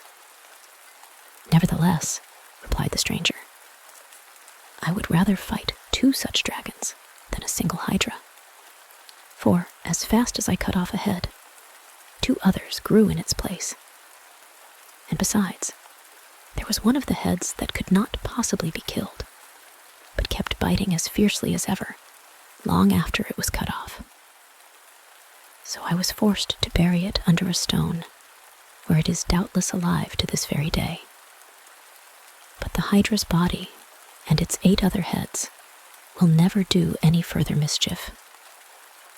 The damsels, judging that the story was likely to last a good while, had been preparing a repast of bread and grapes, that the stranger might refresh himself in the intervals of his talk. They took pleasure in helping him to this simple food, and now and then one of them would put a sweet grape between her rosy lips, lest it should make him bashful to eat alone. The traveler proceeded to tell how he had chased a very swift stag for a 12-month together, without ever stopping to take breath, and had at last caught it by the antlers and carried it home alive. And he had fought with a very odd race of people, half horses and half men, and had put them all to death from a sense of duty, in order that their ugly figures might never be seen any more. Besides all this, he took to himself great credit for having cleaned out a stable. "Do you call that a wonderful exploit?" asked one of the young maidens with a smile. "Any clown in the country has done as much." "Had it been an ordinary stable," replied the stranger, "I should not have mentioned it. But this was so gigantic a task that it would have taken me all my life to perform it, if I had not luckily thought of turning the channel of a river through the stable door. That did the business in a very short time." Seeing how earnestly his fair auditors listened, he next told them how he had shot some monstrous birds, and had caught a wild bull alive and let him go again, and had tamed a number of very wild horses, and had conquered Hippolyta, the warlike queen of the Amazons. He mentioned, likewise, that he had taken off Hippolyta's enchanted girdle, and had given it to the daughter of his cousin, the king. "Was it the girdle of Venus?" inquired the prettiest of the damsels, "which makes women beautiful?" "No," answered the stranger. "It had formerly been the sword belt of Mars, and it can only make the wearer valiant and courageous." "An old sword belt," said the damsel, tossing her head. "Then I should not care about having it." "You are right," said the stranger. Going on with his wonderful narrative, he informed the maidens that as strange an adventure as ever happened was when he fought with Geryon, the 6-legged man. This was a very odd and frightful sort of figure, as you may well believe. Any person, looking at his tracks in the sand or snow, would suppose that 3 sociable companions had been walking along together. On hearing his footsteps at a little distance, it was no more than reasonable to judge that several people must be coming. But it was only the strange man Geryon clattering onward, with his 6 legs. 6 legs, and 1 gigantic body. Certainly, he must have been a very queer monster to look at. And my stars, what a waste of shoe leather. When the stranger had finished the story of his adventures, he looked around at the attentive faces of the maidens. "Perhaps you may have heard of me before," said he modestly. "My name is Hercules." "We had already guessed it," replied the maidens, "for your wonderful deeds are known all over the world. We do not think it strange any longer that you should set out in quest of the golden apples of the Hesperides. Come, sisters, let us crown the hero with flowers." Then they flung beautiful wreaths over his stately head and mighty shoulders, so that the lion's skin was almost entirely covered with roses. They took possession of his ponderous club, and so entwined it about with the brightest, softest, and most fragrant blossoms that not a finger's breadth of its oaken substance could be seen. It looked all like a huge bunch of flowers. Lastly, they joined hands, and danced around him, chanting words which became poetry of their own accord, and grew into a choral song in honor of the illustrious Hercules.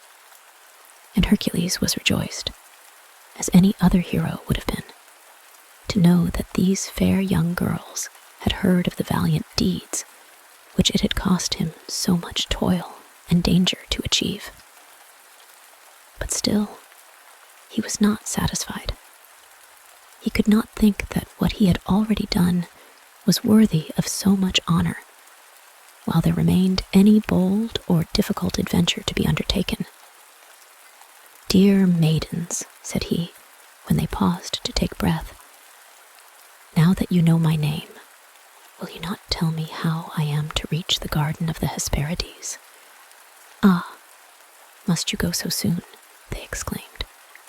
"You, that have performed so many wonders and spent such a toilsome life, cannot you content yourself to repose a little while on the margin of this peaceful river?" Hercules shook his head. "I must depart now," said he. "We will then give you the best directions we can," replied the damsels. "You must go to the seashore and find out the Old One, and compel him to inform you where the golden apples are to be found." "The Old One," repeated Hercules, laughing at this odd name. "And pray, who may the Old One be?" "Why, the Old Man of the Sea, to be sure," answered one of the damsels. "He has 50 daughters, whom some people call very beautiful, but we do not think it proper to be acquainted with them, because they have sea-green hair and taper away like fishes. You must talk with this Old Man of the Sea. He is a seafaring person, and knows all about the garden of the Hesperides, for it is situated in an island which he is often in the habit of visiting." Hercules then asked whereabouts the Old One was most likely to be met with. When the damsels had informed him, he thanked them for all their kindness, for the bread and grapes with which they had fed him, the lovely flowers with which they had crowned him, and the songs and dances wherewith they had done him honor. And he thanked them, most of all, for telling him the right way, and immediately set forth upon his journey. But before he was out of hearing, one of the maidens called after him, "Keep fast hold of the Old One when you catch him," said she, smiling, and lifting her finger to make the caution more impressive. "Do not be astonished at anything that may happen. Only hold him fast, and he will tell you what you wish to know." Hercules again thanked her and pursued his way, while the maidens resumed their pleasant labor of making flower wreaths. They talked about the hero long after he was gone.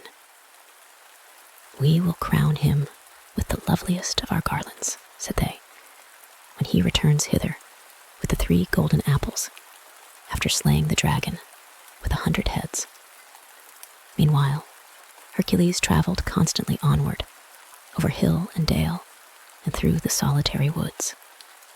Sometimes he swung his club aloft and splintered a mighty oak with a downright blow. His mind was so full of the giants and monsters with whom it was the business of his life to fight, that perhaps he mistook the great tree for a giant or monster.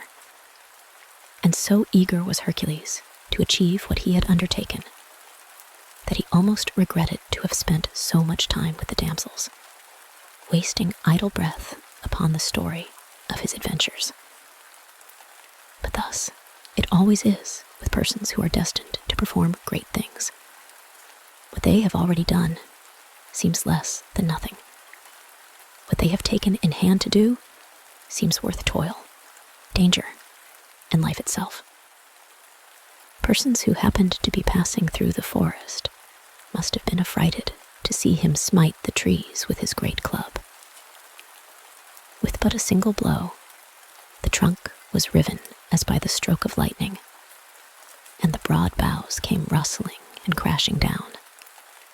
Hastening forward, without ever pausing or looking behind, he by and by heard the sea roaring at a distance. At this sound, he increased his speed and soon came to a beach where the great surf waves tumbled themselves upon the hard sand in a long line of snowy foam. At one end of the beach, however, there was a pleasant spot where some green shrubbery clambered up a cliff, making its rocky face look soft and beautiful.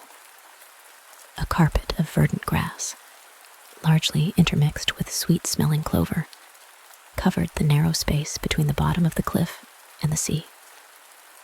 And what should Hercules espy there but an old man, fast asleep? But was it really and truly an old man? Certainly, at first sight, it looked very like one. But on closer inspection, it rather seemed to be some kind of a creature that lived in the sea. For on his legs and arms, there were scales, such as fishes have. He was web-footed and web-fingered, after the fashion of a duck.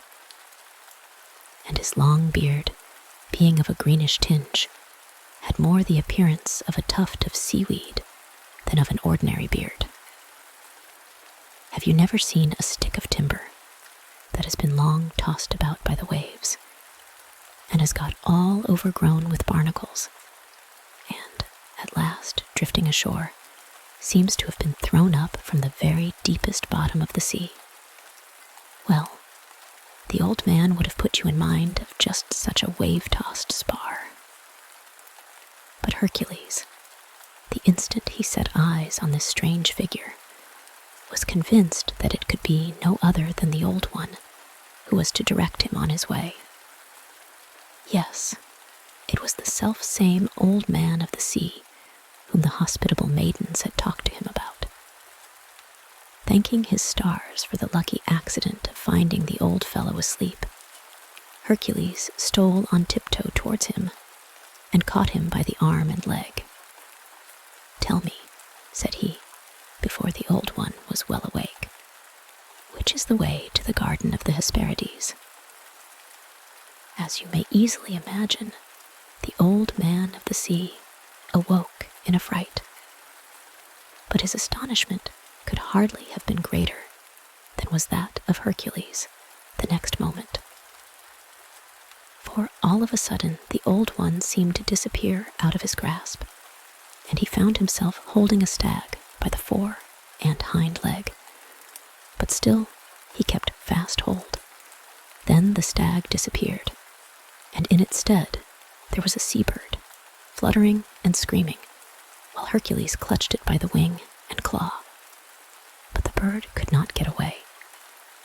Immediately afterwards, there was an ugly three-headed dog, which growled and barked at Hercules, and snapped fiercely at the hands by which he held him. But Hercules would not let him go. In another minute, instead of the three-headed dog, what should appear but Geryon, the six-legged man-monster, kicking at Hercules with 5 of his legs, in order to get the remaining one at liberty. But Hercules held on. By and by, no Geryon was there, but a huge snake, like one of those which Hercules had strangled in his babyhood, only 100 times as big. And it twisted and twined about the hero's neck and body, and threw its tail high into the air, and opened its deadly jaws, as if to devour him outright, so that it was really a very terrible spectacle. But Hercules was no whit disheartened, and squeezed the great snake so tightly that he soon began to hiss with pain. You must understand that the Old Man of the Sea, though he generally looked so much like the wave-beaten figurehead of a vessel, had the power of assuming any shape he pleased. When he found himself so roughly seized by Hercules, he had been in hopes of putting him into such surprise and terror by these magical transformations that the hero would be glad to let him go. If Hercules had relaxed his grasp, the Old One would certainly have plunged down to the very bottom of the sea, whence he would not soon have given himself the trouble of coming up in order to answer any impertinent questions. 99 people out of 100, I suppose, would have been frightened out of their wits by the very first of his ugly shapes, and would have taken to their heels at once.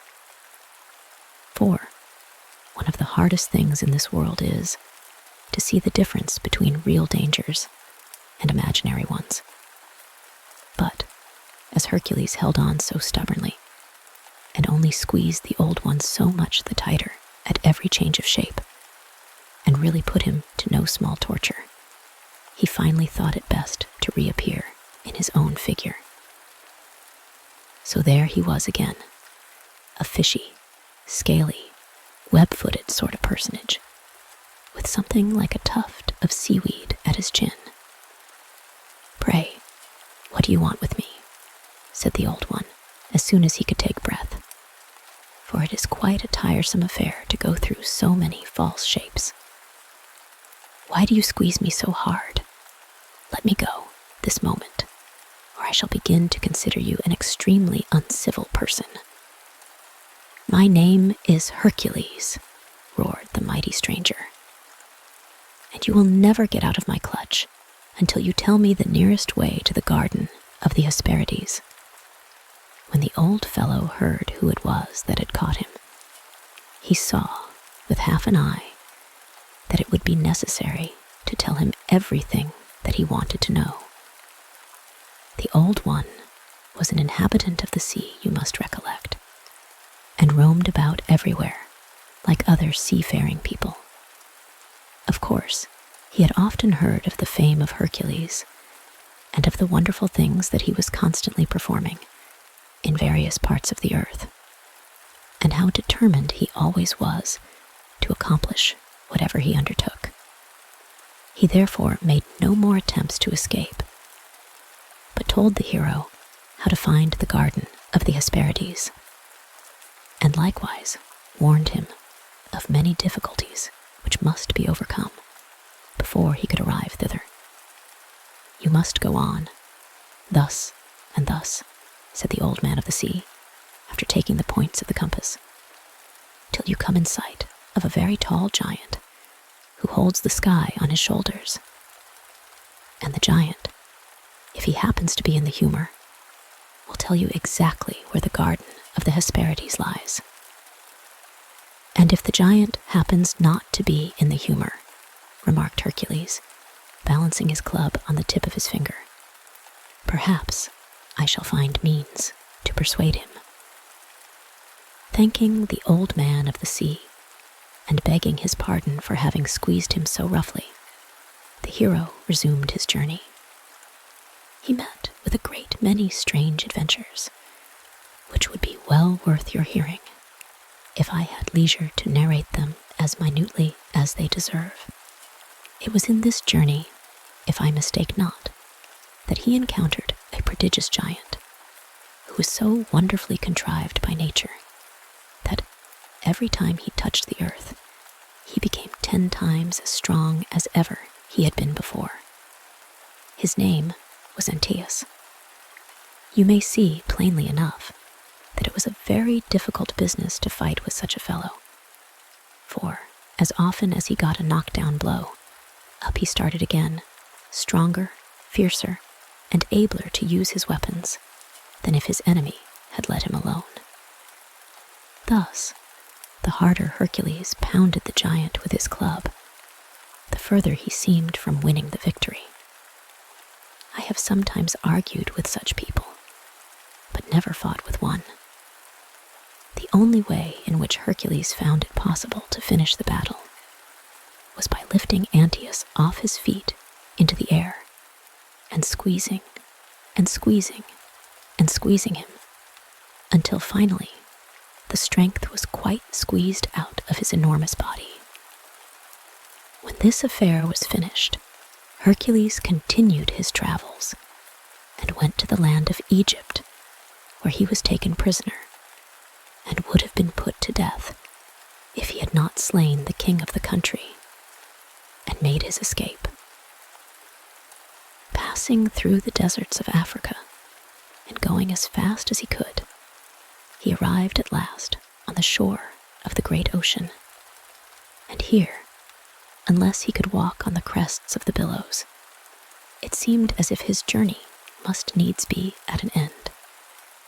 Nothing was before him, save the foaming, dashing, measureless ocean. But suddenly, as he looked towards the horizon, he saw something, a great way off, which he had not seen the moment before. It gleamed very brightly, almost as you may have beheld the round, golden disk of the sun when it rises or sets over the edge of the world. It evidently drew nearer, for at every instant, this wonderful object became larger and more lustrous. At length, it had come so nigh that Hercules discovered it to be an immense cup or bowl, made either of gold or burnished brass.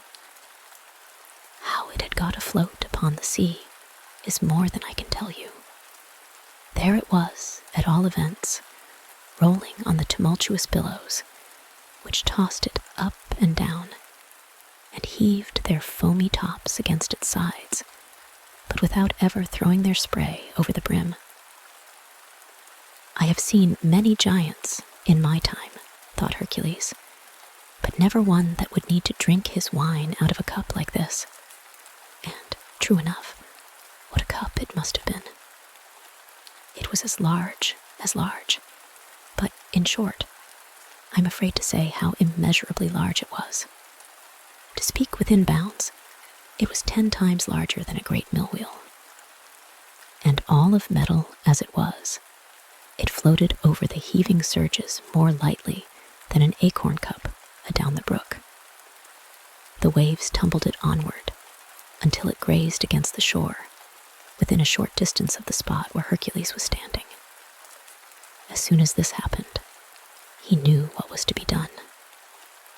For he had not gone through so many remarkable adventures without learning pretty well how to conduct himself whenever anything came to pass a little out of the common rule. It was just as clear as daylight that this marvelous cup had been set adrift by some unseen power and guided hitherward in order to carry Hercules across the sea on his way to the garden of the Hesperides.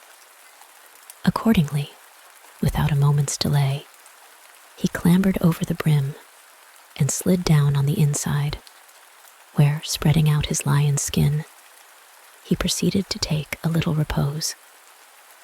He had scarcely rested until now, since he bade farewell to the damsels on the margin of the river. The waves dashed with a pleasant and ringing sound against the circumference of the hollow cup. It rocked lightly to and fro, and the motion was so soothing that it speedily rocked Hercules into an agreeable slumber.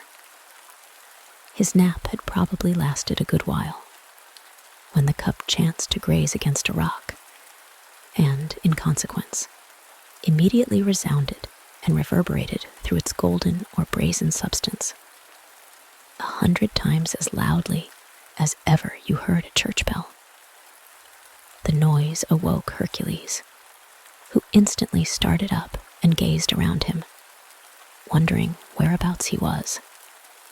He was not long in discovering that the cup had floated across a great part of the sea and was approaching the shore of what seemed to be an island. And on that island, what do you think he saw? No, you will never guess it, not if you were to try 50,000 times. It positively appears to me that this was the most marvelous spectacle that had ever been seen by Hercules in the whole course of his wonderful travels and adventures. It was a greater marvel than the Hydra with 9 heads, which kept growing twice as fast as they were cut off. Greater than the 6-legged man-monster. Greater than Antaeus. Greater than anything that was ever beheld by anybody, before or since the days of Hercules, or than anything that remains to be beheld by travelers in all time to come. It was a giant, but such an intolerably big giant. A giant as tall as a mountain. So vast a giant that the clouds rested about his midst like a girdle, and hung like a hoary beard from his chin, and flitted before his huge eyes, so that he could neither see Hercules nor the golden cup in which he was voyaging. And most wonderful of all, the giant held up his great hands and appeared to support the sky, which, so far as Hercules could discern through the clouds, was resting upon his head. This does really seem almost too much to believe. Meanwhile, the bright cup continued to float onward, and finally touched the strand. Just then, a breeze wafted away the clouds from before the giant's visage, and Hercules beheld it, with all its enormous features. Eyes, each of them as big as yonder lake, a nose a mile long, and a mouth of the same width. It was a countenance terrible from its enormity of size, but disconsolate and weary, even as you may see the faces of many people nowadays, who are compelled to sustain burdens above their strength. What the sky was to the giant, such are the cares of earth to those who let themselves be weighed down by them. And whenever men undertake what is beyond the just measure of their abilities, they encounter precisely such a doom as had befallen this poor giant. Poor fellow. He had evidently stood there a long while. An ancient forest had been growing and decaying around his feet, and oak trees, of 6 or 7 centuries old, had sprung from the acorn and forced themselves between his toes.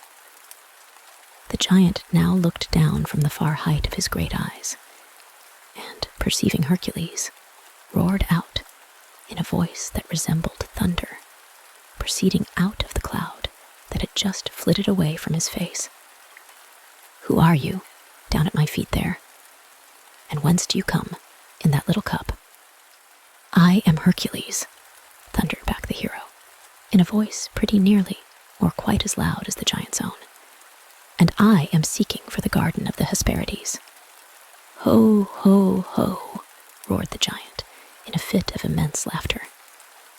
"That is a wise adventure, truly." "And why not?" asked Hercules, getting a little angry at the giant's mirth. "Do you think I am afraid of the dragon with 100 heads?" Just at this time, while they were talking together, some black clouds gathered about the giant's middle and burst into a tremendous storm of thunder and lightning, causing such a pother that Hercules found it impossible to distinguish a word. Only the giant's immeasurable legs were to be seen, standing up into the obscurity of the tempest, and now and then a momentary glimpse of his whole figure mantled in a volume of mist.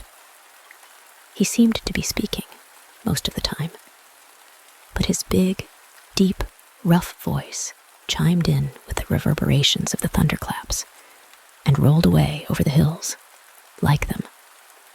Thus, by talking out of season, the foolish giant expended an incalculable quantity of breath to no purpose, for the thunder spoke quite as intelligibly as he. At last, the storm swept over, as suddenly as it had come, and there again was the clear sky, and the weary giant holding it up, and the pleasant sunshine beaming over his vast height, and illuminating it against the background of the sullen thunderclouds. So far above the shower had been his head, that not a hair of it was moistened by the raindrops. When the giant could see Hercules still standing on the seashore, he roared out to him anew, "I am Atlas, the mightiest giant in the world, and I hold the sky upon my head." "So I see," answered Hercules. "But can you show me the way to the garden of the Hesperides?" "What do you want there?" asked the giant. "I want 3 3 of the golden apples," shouted Hercules, "for my cousin, the king." "There is nobody but myself," quoth the giant, "that can go to the garden of the Hesperides and gather the golden apples. If it were not for this little business of holding up the sky, I would make 6 steps across the sea and get them for you." "You are very kind," replied Hercules.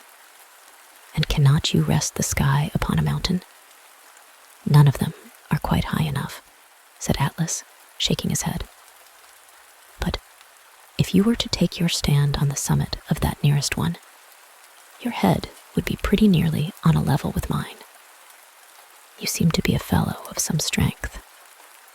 What if you should take my burden on your shoulders while I do your errand for you?" Hercules, as you must be careful to remember, was a remarkably strong man, and though it certainly requires a great deal of muscular power to uphold the sky, yet, if any mortal could be supposed capable of such an exploit, he was the one.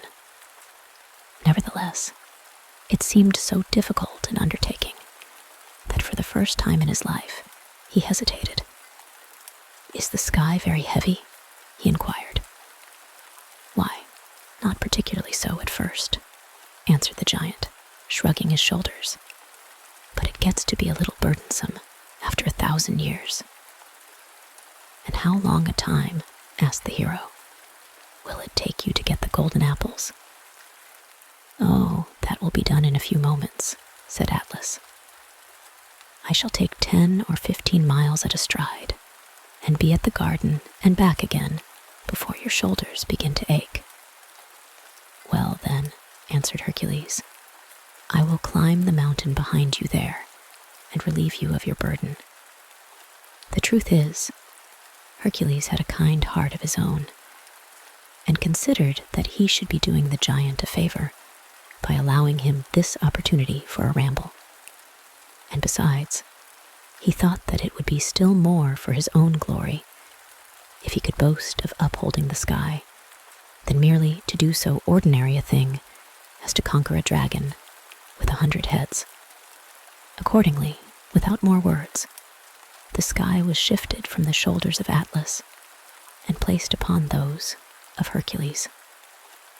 When this was safely accomplished, the first thing that the giant did was to stretch himself, and you may imagine what a prodigious spectacle he was then. Next, he slowly lifted one of his feet out of the forest that had grown up around it, then the other. Then, all at once, he began to caper and leap and dance for joy at his freedom, flinging himself nobody knows how high into the air, and floundering down again with a shock that made the earth tremble. Then he laughed, ho, ho, ho, with a thunderous roar that was echoed from the mountains, far and near, as if they and the giant had been so many rejoicing brothers. When his joy had a little subsided, he stepped into the sea, 10 miles at the first stride, which brought him mid-leg deep, and 10 miles at the second, when the water came just above his knees, and 10 miles more at the third, by which he was immersed nearly to his waist. This was the greatest depth of the sea. Hercules watched the giant as he still went onward, for it was really a wonderful sight, this immense human form, more than 30 miles off, half hidden in the ocean, but with his upper half as tall and misty and blue as a distant mountain. At last, the gigantic shape faded entirely out of view, and now Hercules began to consider what he should do in case Atlas should be drowned in the sea, or if he were to be stung to death by the dragon with the 100 heads, which guarded the golden apples of the Hesperides. If any such misfortune were to happen, how could he ever get rid of the sky? And by the by, its weight began already to be a little irksome to his head and shoulders. I really pity the poor giant, thought Hercules. If it wearies me so much in 10 minutes, how must it have wearied him in 1,000 years? Oh, my sweet little people, you have no idea what a weight there was in that same blue sky, which looks so soft and aerial above our heads. And there, too, was the bluster of the wind, and the chill and watery clouds, and the blazing sun, all taking their turns to make Hercules uncomfortable. He began to be afraid that the giant would never come back. He gazed wistfully at the world beneath him, and acknowledged to himself that it was a far happier kind of life to be a shepherd at the foot of a mountain than to stand on its dizzy summit and bear up the firmament with his might and main. For of course, as you will easily understand, Hercules had an immense responsibility on his mind, as well as a weight on his head and shoulders. Why, if he did not stand perfectly still and keep the sky immovable, the sun would perhaps be put ajar. Or, after nightfall, a great many of the stars might be loosened from their places and shower down like fiery rain upon the people's heads. And how ashamed would the hero be if, owing to his unsteadiness beneath its weight, the sky should crack and show a great fissure quite across it. I know not how long it was before, to his unspeakable joy, he beheld the huge shape of the giant, like a cloud, on the far-off edge of the sea. At his nearer approach, Atlas held up his hand, in which Hercules could perceive 3 magnificent golden apples, as big as pumpkins, all hanging from one branch. "I am glad to see you again," shouted Hercules, when the giant was within hearing. "So you have got the golden apples?" Certainly, answered Atlas, "and very fair apples they are. I took the finest that grew on the tree, I assure you. Ah, it is a beautiful spot, that garden of the Hesperides. Yes, and the dragon with 100 heads is a sight worth any man's seeing. After all, you had better have gone for the apples yourself." "No matter," replied Hercules. "You have had a pleasant ramble, and have done the business as well as I could. I heartily thank you for your trouble.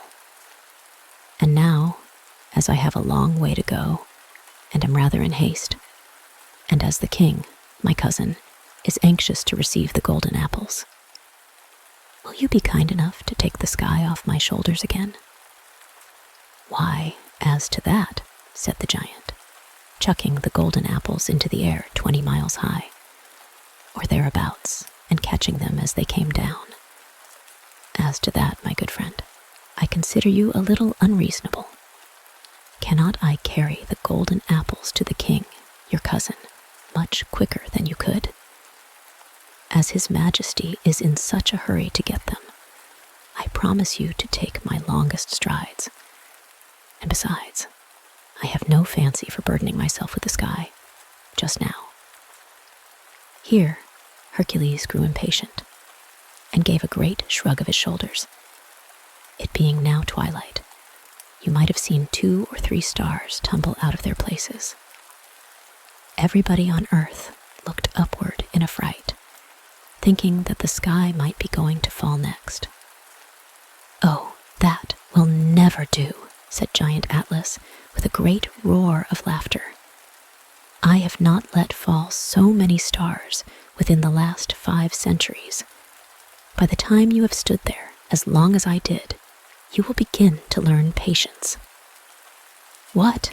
said Hercules very wrathfully. "Do you intend to make me bear this burden forever?" "We will see about that one of these days," answered the giant. "At all events, you ought not to complain, if you have to bear it the next 100 years, or perhaps the next 1,000. I bore it a good while longer, in spite of the backache. Well then, after 1,000 years, if I happen to feel in the mood, we may possibly shift about again.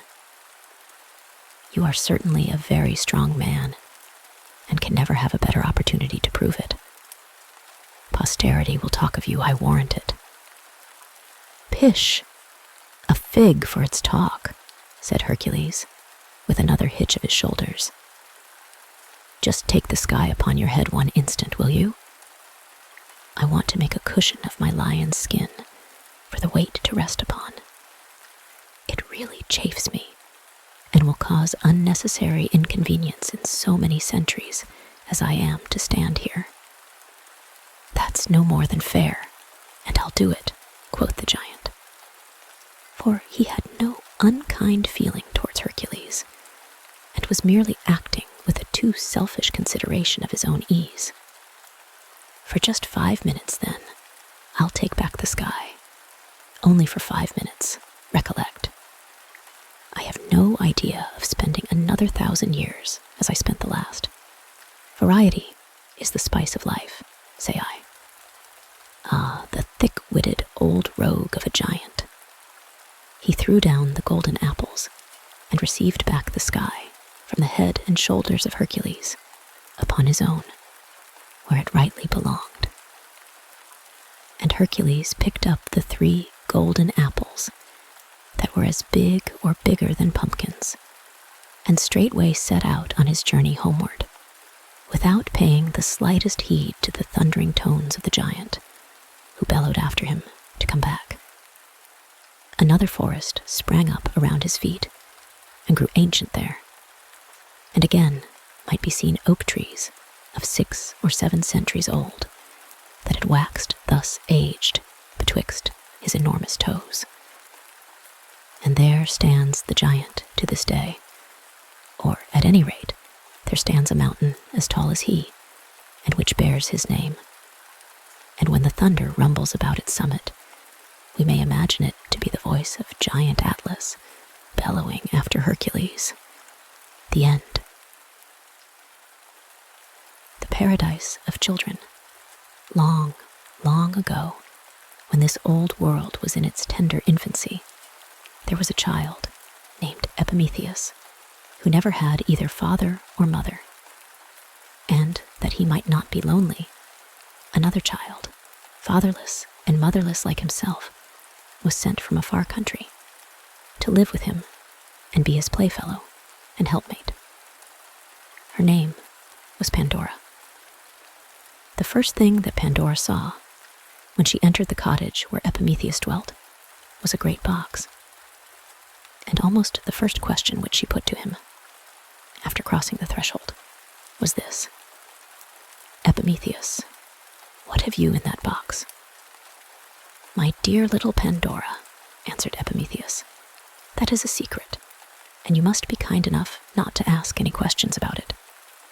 The box was left here to be kept safely, and I do not myself know what it contains." "But who gave it to you?" asked Pandora. "And where did it come from?" "That is a secret too," replied Epimetheus. "How provoking!" exclaimed Pandora, pouting her lip. "I wish the great ugly box were out of the way." "Oh, come, don't think of it any more," said Epimetheus. "Let us run out of doors and have some nice play with the other children."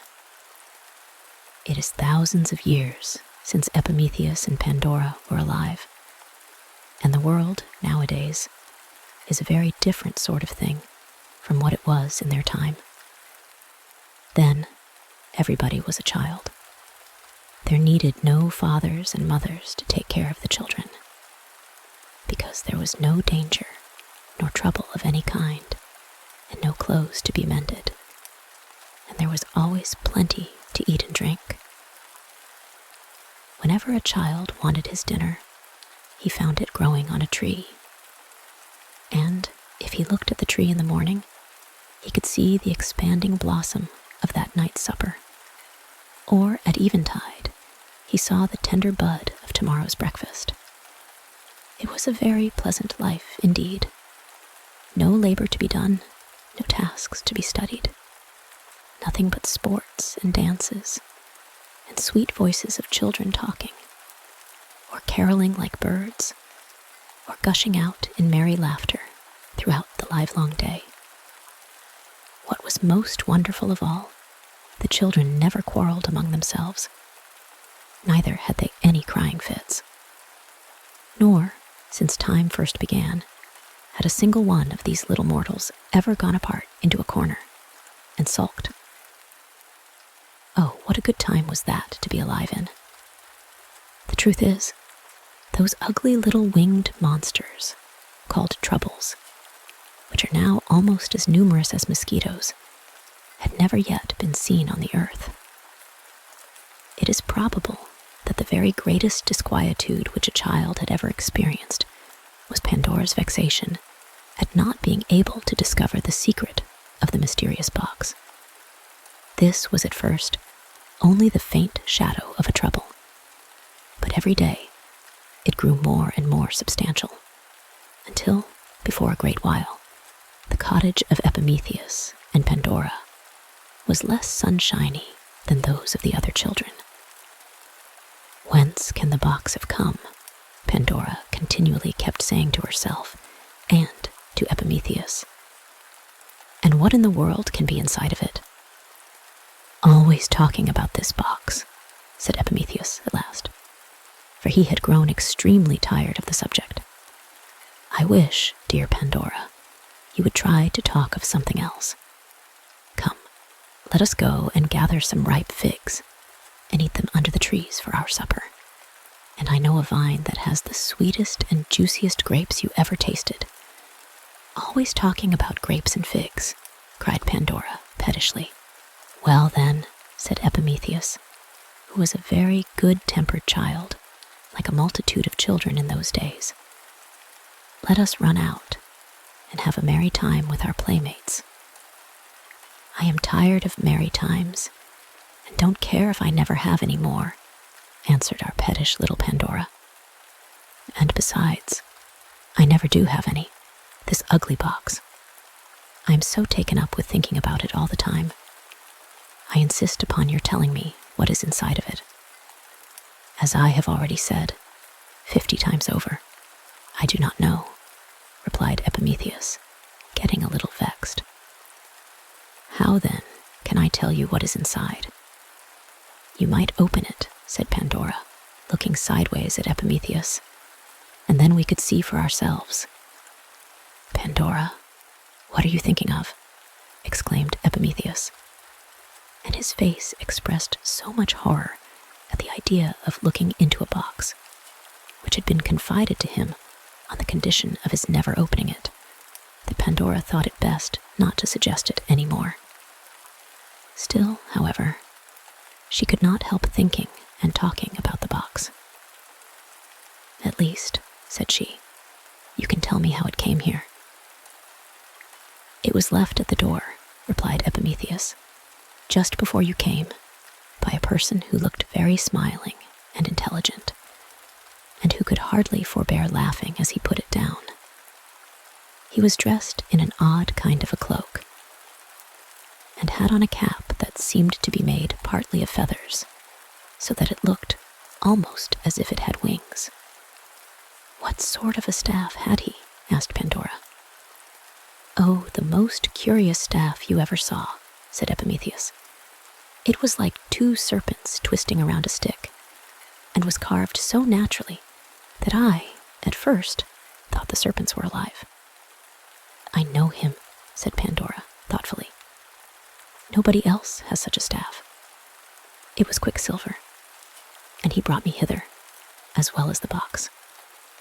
No doubt he intended it for me, and most probably it contains pretty dresses for me to wear, or toys for you and me to play with, or something very nice for us both to eat.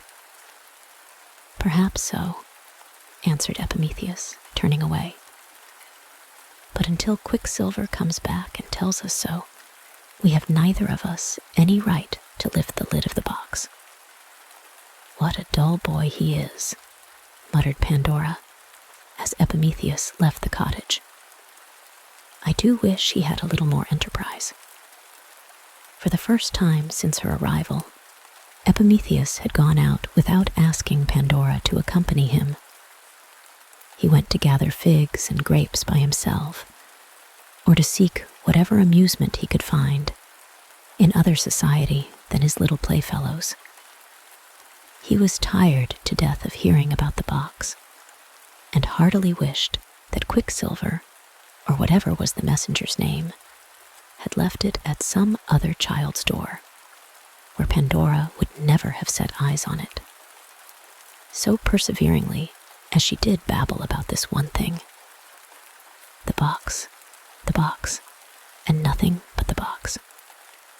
It seemed as if the box were bewitched, and as if the cottage were not big enough to hold it, without Pandora's continually stumbling over it, and making Epimetheus stumble over it likewise, and bruising all 4 of their shins.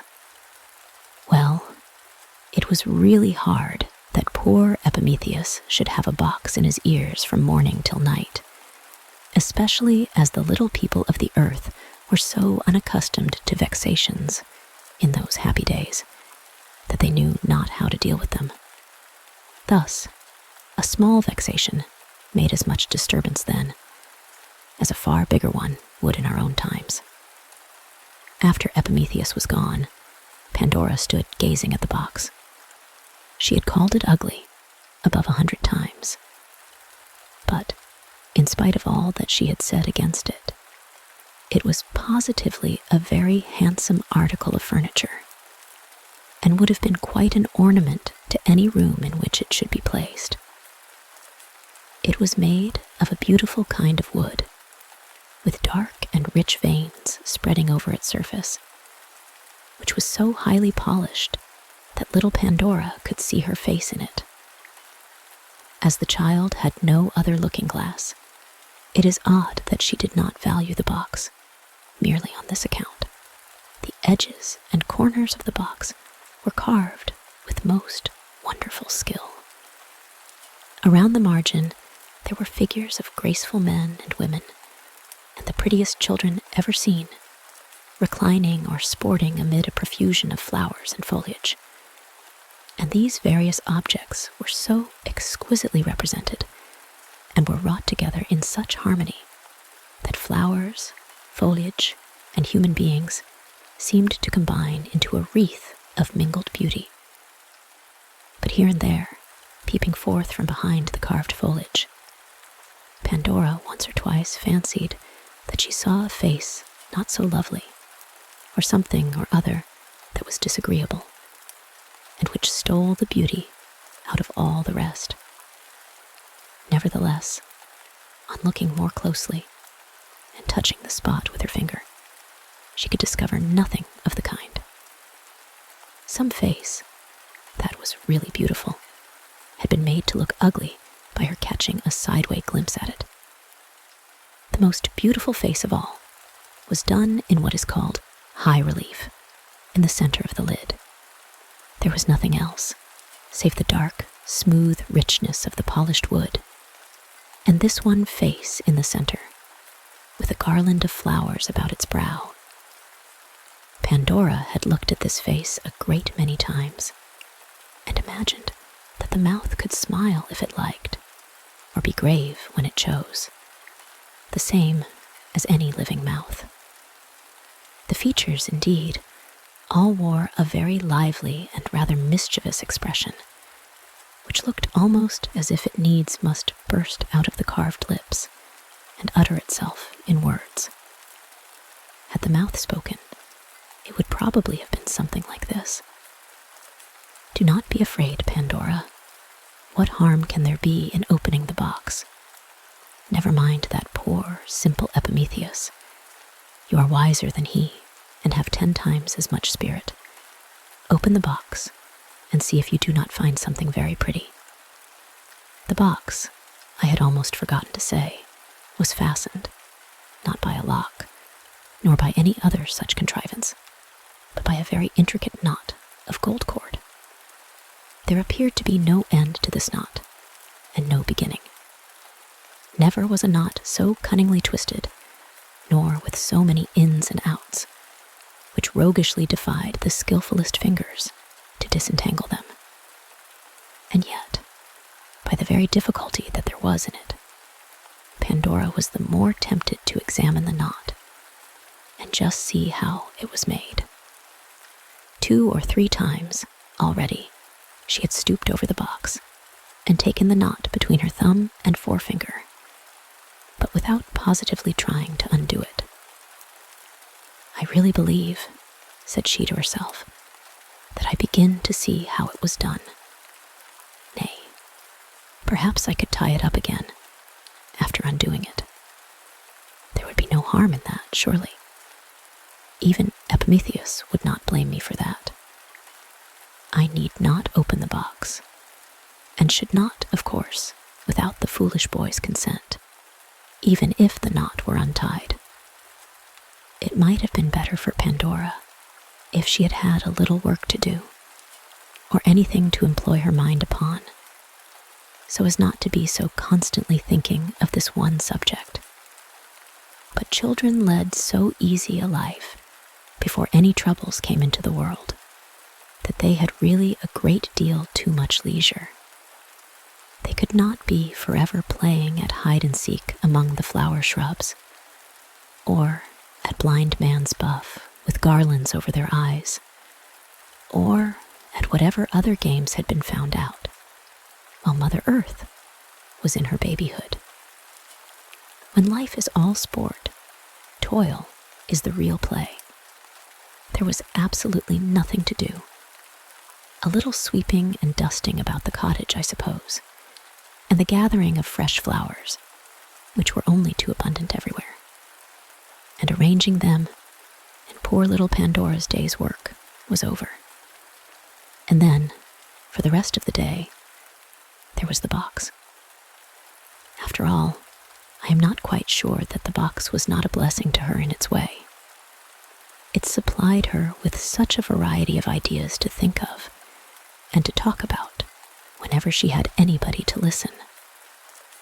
When she was in good humor, she could admire the bright polish of its sides and the rich border of beautiful faces and foliage that ran all around it.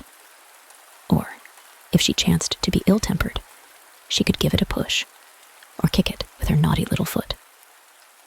And many a kick did the box, but it was a mischievous box, as we shall see, and deserved all it got. Many a kick did it receive. But certain it is, if it had not been for the box, our active-minded little Pandora would not have known half so well how to spend her time as she now did.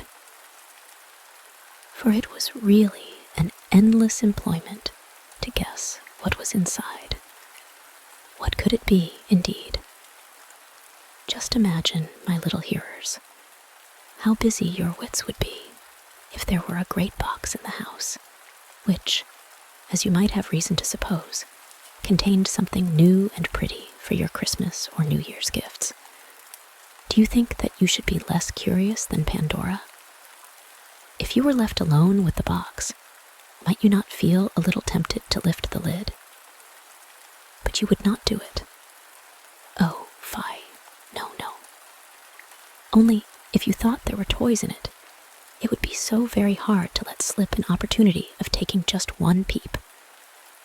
I know not whether Pandora expected any toys, for none had yet begun to be made, probably, in those days, when the world itself was one great plaything for the children that dwelt upon it.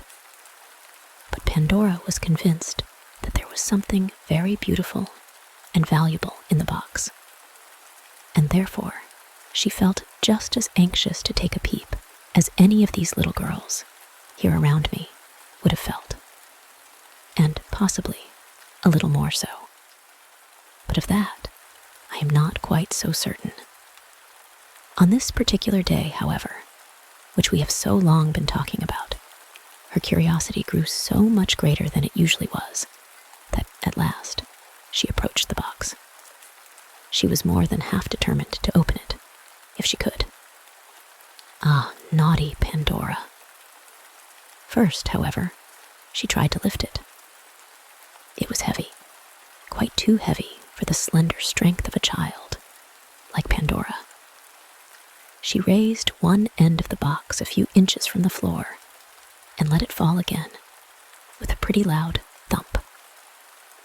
A moment afterwards, she almost fancied that she heard something stir inside of the box.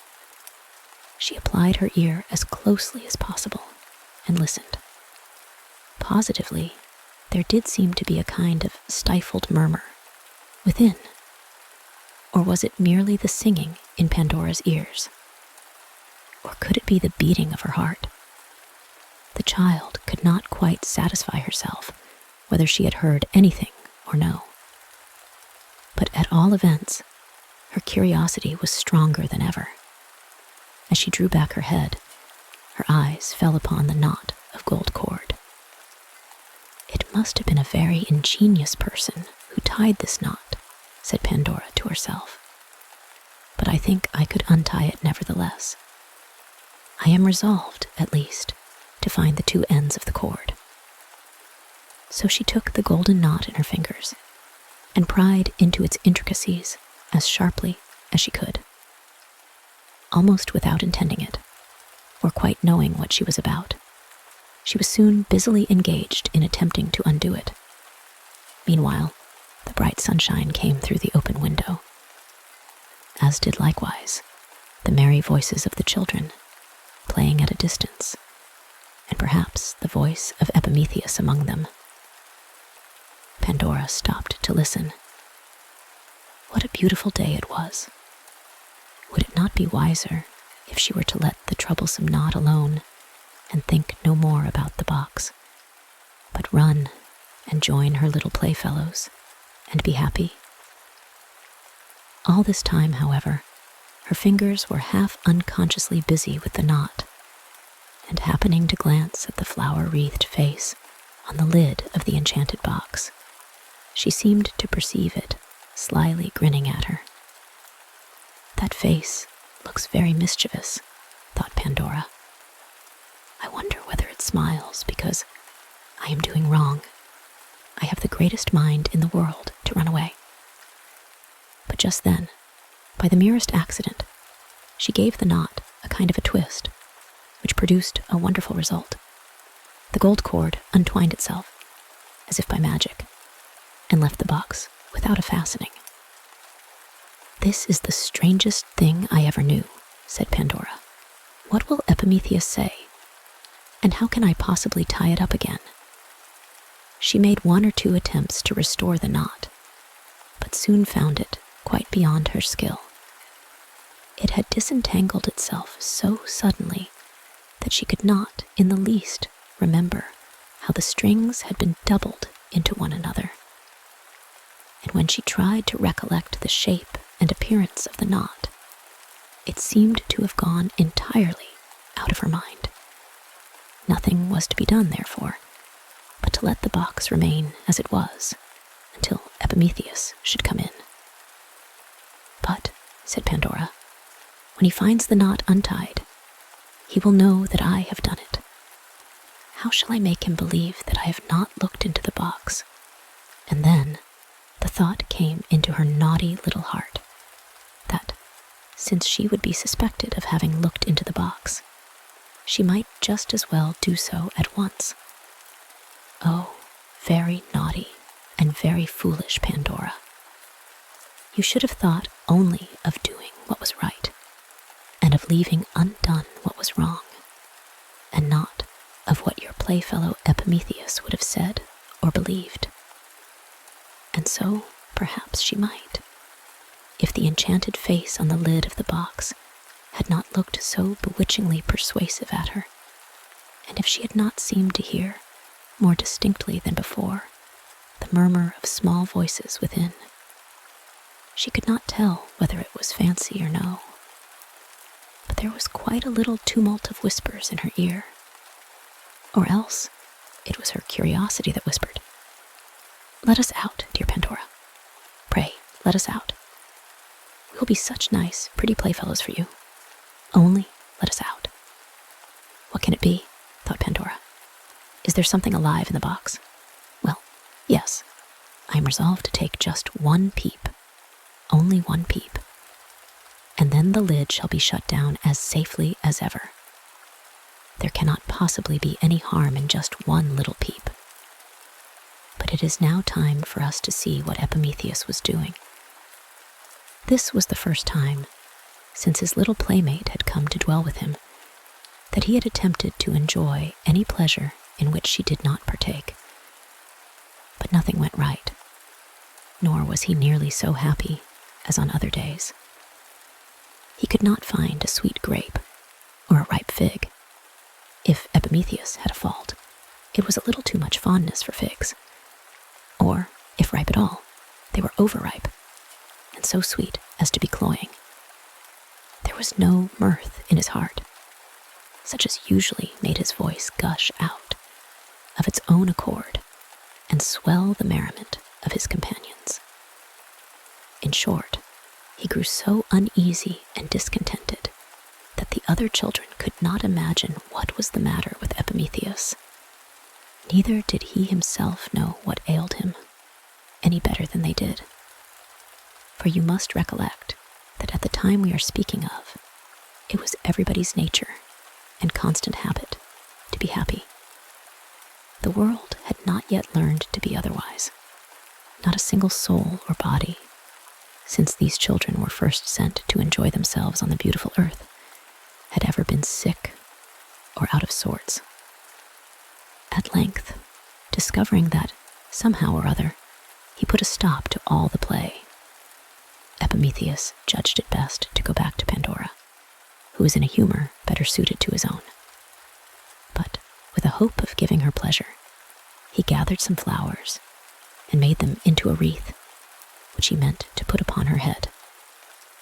The flowers were very lovely, roses and lilies and orange blossoms, and a great many more, which left a trail of fragrance behind as Epimetheus carried them along.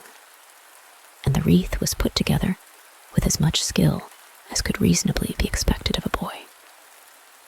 The fingers of little girls, it has always appeared to me, are the fittest to twine flower wreaths.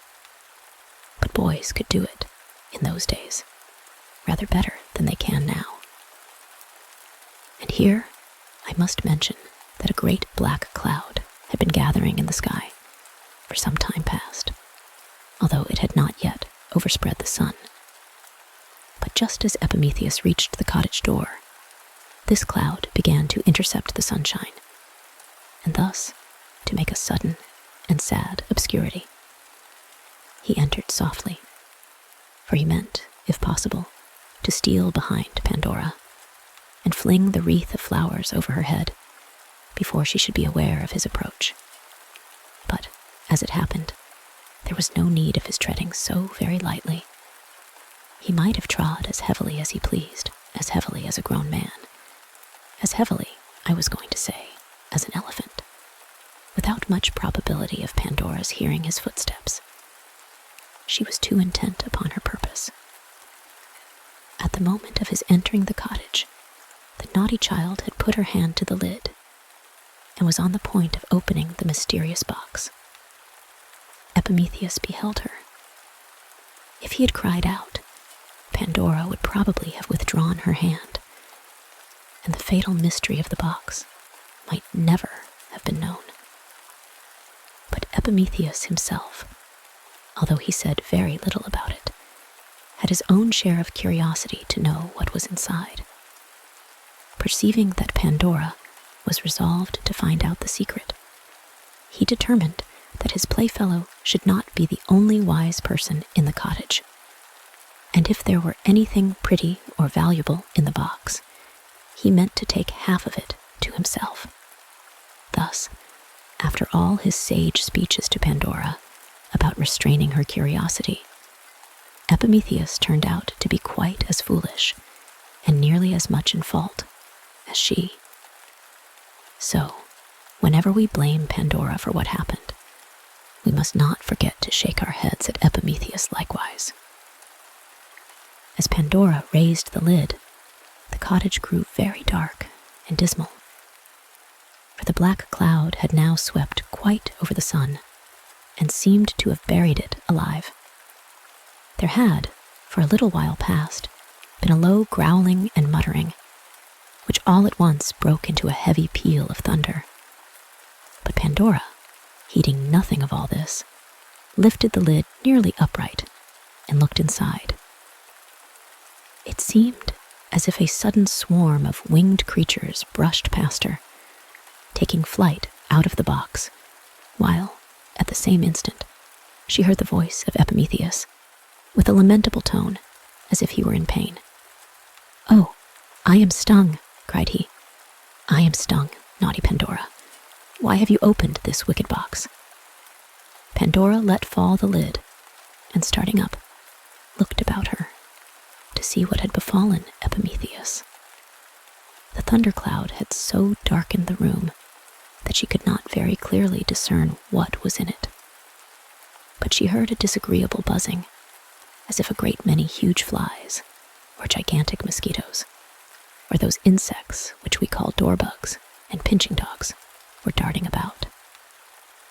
And, as her eyes grew more accustomed to the imperfect light, she saw a crowd of ugly little shapes with bats' wings, looking abominably spiteful, and armed with terribly long stings in their tails. It was one of these that had stung Epimetheus. Nor was it a great while before Pandora herself began to scream, in no less pain and affright than her playfellow, and making a vast deal more hubbub about it. An odious little monster had settled on her forehead, and would have stung her, I know not how deeply, if Epimetheus had not run and brushed it away.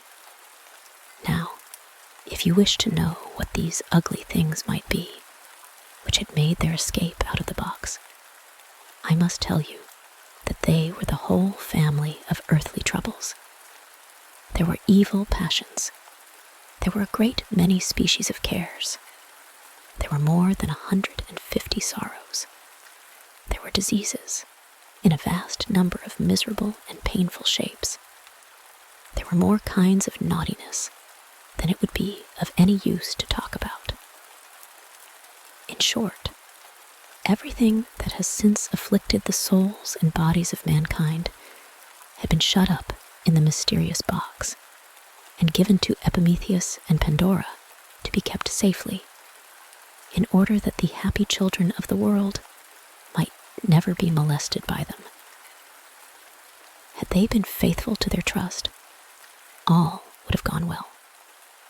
No grown person would ever have been sad, nor any child have had cause to shed a single tear from that hour until this moment. But, and you may see by this how a wrong act of any one mortal is a calamity to the whole world, by Pandora's lifting the lid of that miserable box, and by the fault of Epimetheus, too, in not preventing her, these troubles have obtained a foothold among us, and do not seem very likely to be driven away in a hurry. For it was impossible, as you will easily guess, that the two children should keep the ugly swarm in their own little cottage. On the contrary, the first thing that they did was to fling open the doors and windows in hopes of getting rid of them. And, sure enough, away flew the winged troubles all abroad, and so pestered and tormented the small people everywhere about that none of them so much as smiled for many days afterwards. And, what was very singular, all the flowers and dewy blossoms on earth, not one of which had hitherto faded, now began to droop and shed their leaves after a day or two. The children, moreover, who before seemed immortal in their childhood, now grew older day by day, and came soon to be youths and maidens, and men and women by, and aged people before they dreamed of such a thing. Meanwhile, the naughty Pandora and hardly less naughty Epimetheus remained in their cottage. Both of them had been grievously stung, and were in a good deal of pain, which seemed the more intolerable to them, because it was the very first pain that had ever been felt since the world began. Of course, they were entirely unaccustomed to it, and could have no idea what it meant. Besides all this, They were in exceedingly bad humor, both with themselves and with one another. In order to indulge it to the utmost, Epimetheus sat down sullenly in a corner with his back towards Pandora, while Pandora flung herself upon the floor and rested her head on the fatal and abominable box. She was crying bitterly and sobbing as if her heart would break. Suddenly, there was a gentle little tap on the inside of the lid. "What can that be?" asked Pandora, lifting her head. But either Epimetheus had not heard the tap or was too much out of humor to notice it. At any rate, he made no answer. "You are very unkind," said Pandora, sobbing anew, "not to speak to me." Again, the tap. It sounded like the tiny knuckles of a fairy's hand, knocking lightly and playfully on the inside of the box. "Who are you?" asked Pandora, with a little of her former curiosity. "Who are you, inside of this naughty box?" A sweet little voice spoke from within. "Only lift the lid, and you shall see." "No, no," answered Pandora, again beginning to sob. "I have had enough of lifting the lid. You are inside of the box, naughty creature, and there you shall stay. There are plenty of your ugly brothers and sisters already flying about the world. You need never think that I shall be so foolish as to let you out."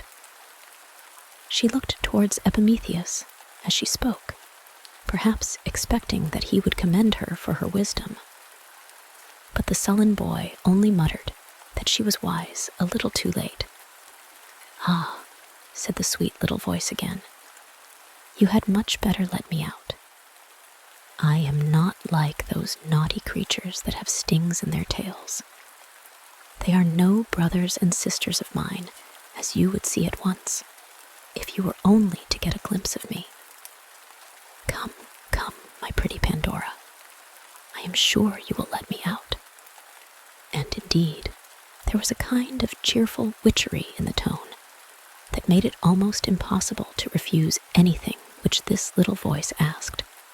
Pandora's heart had insensibly grown lighter at every word that came from within the box. Epimetheus, too, though still in the corner, had turned half round and seemed to be in rather better spirits than before. "My dear Epimetheus," said Pandora, "have you heard this little voice?"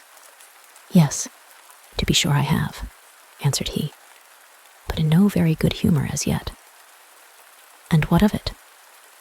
"Shall I lift the lid again?" asked Pandora. "Just as you please," said Epimetheus. "You have done so much mischief already that perhaps you may as well do a little more. One other trouble, in such a swarm as you have set adrift about the world, can make no very great difference." "You might speak a little more kindly," murmured Pandora, wiping her eyes. "Ah, naughty boy," cried the little voice within the box, in an arch and laughing tone. "He knows he is longing to see me. Come, my dear Pandora, lift up the lid. I am in a great hurry to comfort you. Only let me have some fresh air, and you shall soon see that matters are not quite so dismal as you think them." "Epimetheus," exclaimed Pandora, "come what may, I am resolved to open the box." "And as the lid seems very heavy," said Epimetheus, running across the room, "I will help you." So, with one consent, the two children again lifted the lid. Out flew a sunny and smiling little personage, and hovered about the room, throwing a light wherever she went. Have you never made the sunshine dance into dark corners by reflecting it from a bit of looking-glass? Well, so looked the winged cheerfulness of this fairy-like stranger amid the gloom of the cottage. She flew to Epimetheus and laid the least touch of her finger on the inflamed spot where the trouble had stung him, and immediately the anguish of it was gone. Then she kissed Pandora on the forehead and her hurt was cured likewise. After performing these good offices, the bright stranger fluttered sportively over the children's heads and looked so sweetly at them that they both began to think it not so very much amiss to have opened the box, since, otherwise, their cheery guest must have been kept a prisoner among those naughty imps with stings in their tails. "Pray, who are you, beautiful creature?" inquired Pandora. "I am to be called Hope," answered the sunshiny figure. "And because I am such a cheery little body, I was packed into the box to make amends to the human race for that swarm of ugly troubles which was destined to be let loose among them. Never fear. We shall do pretty well in spite of them all." "Your wings are colored like the rainbow," exclaimed Pandora. "How very beautiful." "Yes, they are like the rainbow," said Hope, "because glad as my nature is, I am partly made of tears as well as smiles." "And will you stay with us?" asked Epimetheus, "forever and ever?" "As long as you need me," said Hope with her pleasant smile, "and that will be as long as you live in the world. I promise never to desert you. There may come times and seasons now and then when you will think that I have utterly vanished. But again and again and again, when perhaps you least dream of it, you shall see the glimmer of my wings on the ceiling of your cottage. Yes, my dear children, and I know something very good and beautiful that is to be given you hereafter." "Oh, tell us," they exclaimed. "Tell us what it is." "Do not ask me," replied Hope, putting her finger on her rosy mouth. "But do not despair, even if it should never happen while you live on this earth. Trust in my promise, for it is true." "We do trust you," said Epimetheus and Pandora, both in one breath. And so they did, and not only they, but so has everybody trusted Hope that has since been alive. And to tell you the truth, I cannot help being glad, though to be sure, it was an uncommonly naughty thing for her to do. But I cannot help being glad that our foolish Pandora peeped into the box. No doubt, the troubles are still flying about the world, and have increased in multitude rather than lessened, and are a very ugly set of imps, and carry most venomous stings in their tails. I have felt them already, and expect to feel them more as I grow older.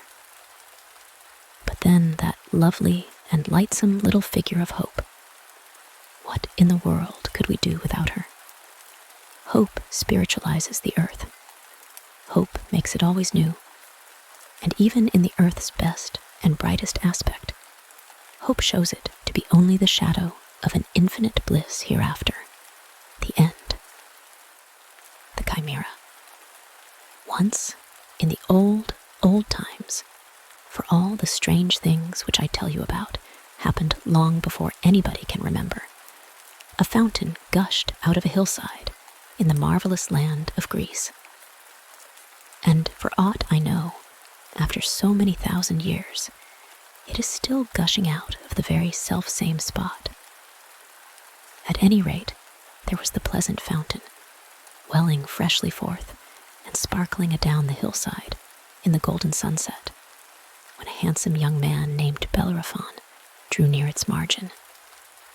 In his hand he held a bridle, studded with brilliant gems and adorned with a golden bit.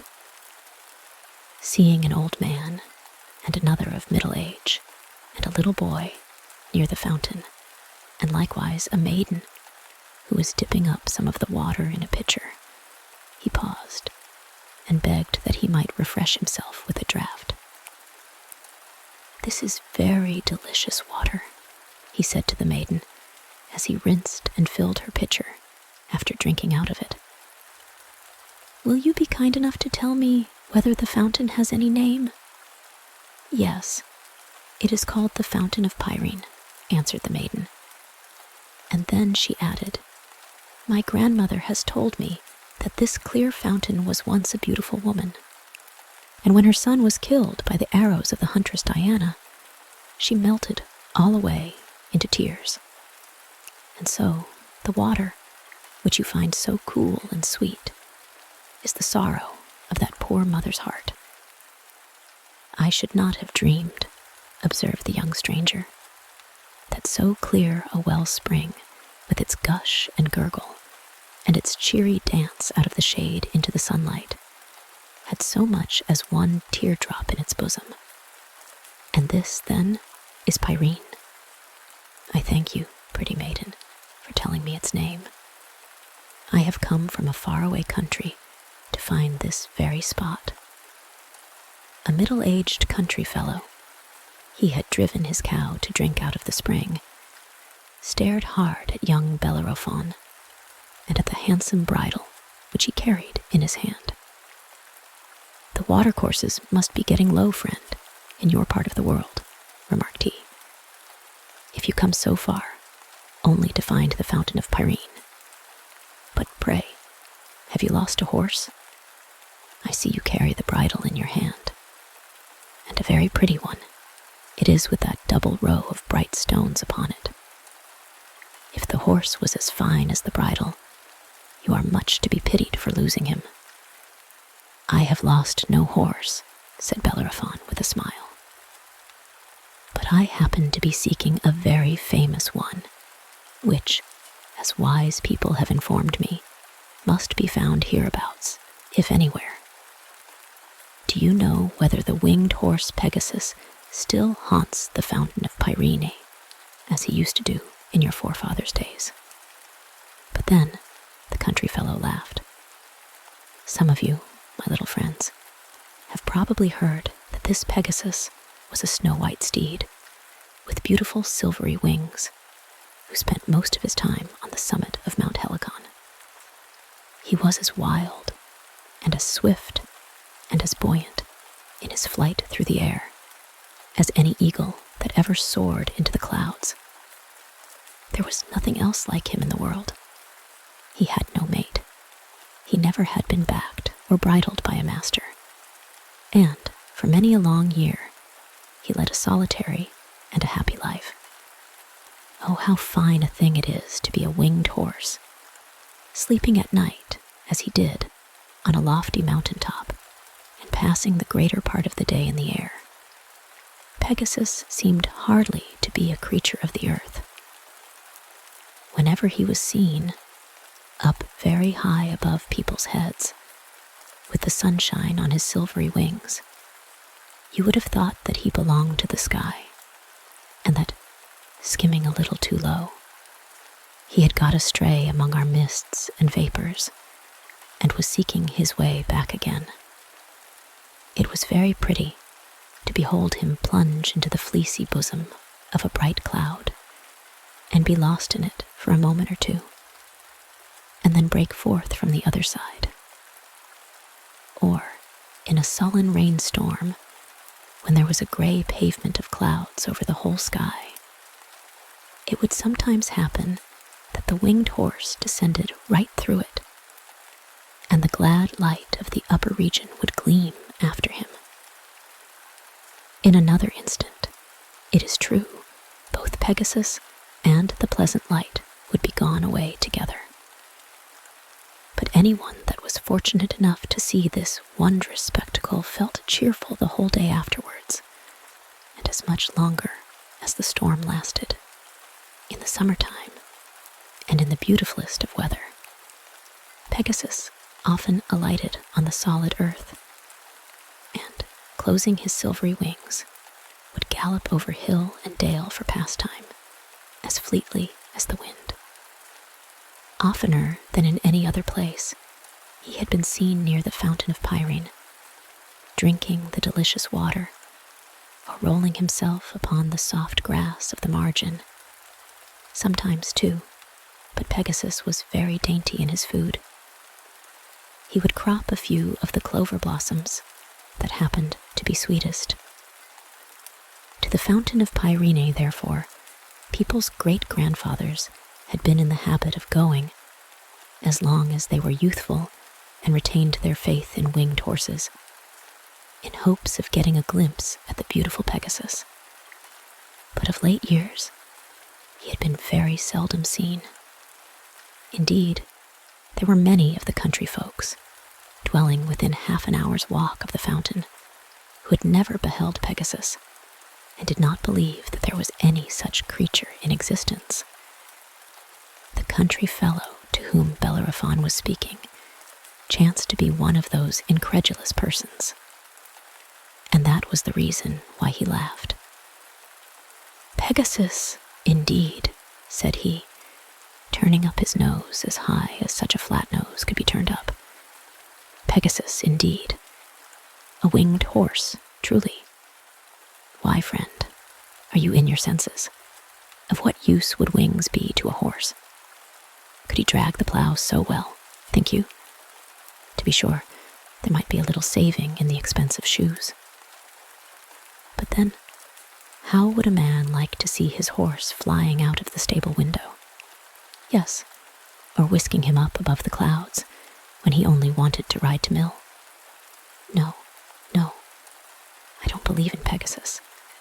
There never was such a ridiculous kind of a horsefowl made."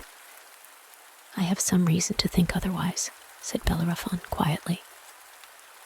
And then he turned to an old gray man who was leaning on a staff and listening very attentively, with his head stretched forward and one hand at his ear, because for the last 20 years he had been getting rather deaf. "And what say you, venerable sir?" inquired he. "In your younger days, I should imagine, you must frequently have seen the winged steed." "Ah, young stranger, my memory is very poor," said the aged man. "When I was a lad, if I remember rightly, I used to believe there was such a horse, and so did everybody else. But nowadays, I hardly know what to think, and very seldom think about the winged horse at all. If I ever saw the creature, it was a long, long while ago, and to tell you the truth, I doubt whether I ever did see him. One day, to be sure, when I was quite a youth, I remember seeing some hoof tramps round about the brink of the fountain. Pegasus might have made those hoof marks, and so might some other horse." "And have you never seen him, my fair maiden?"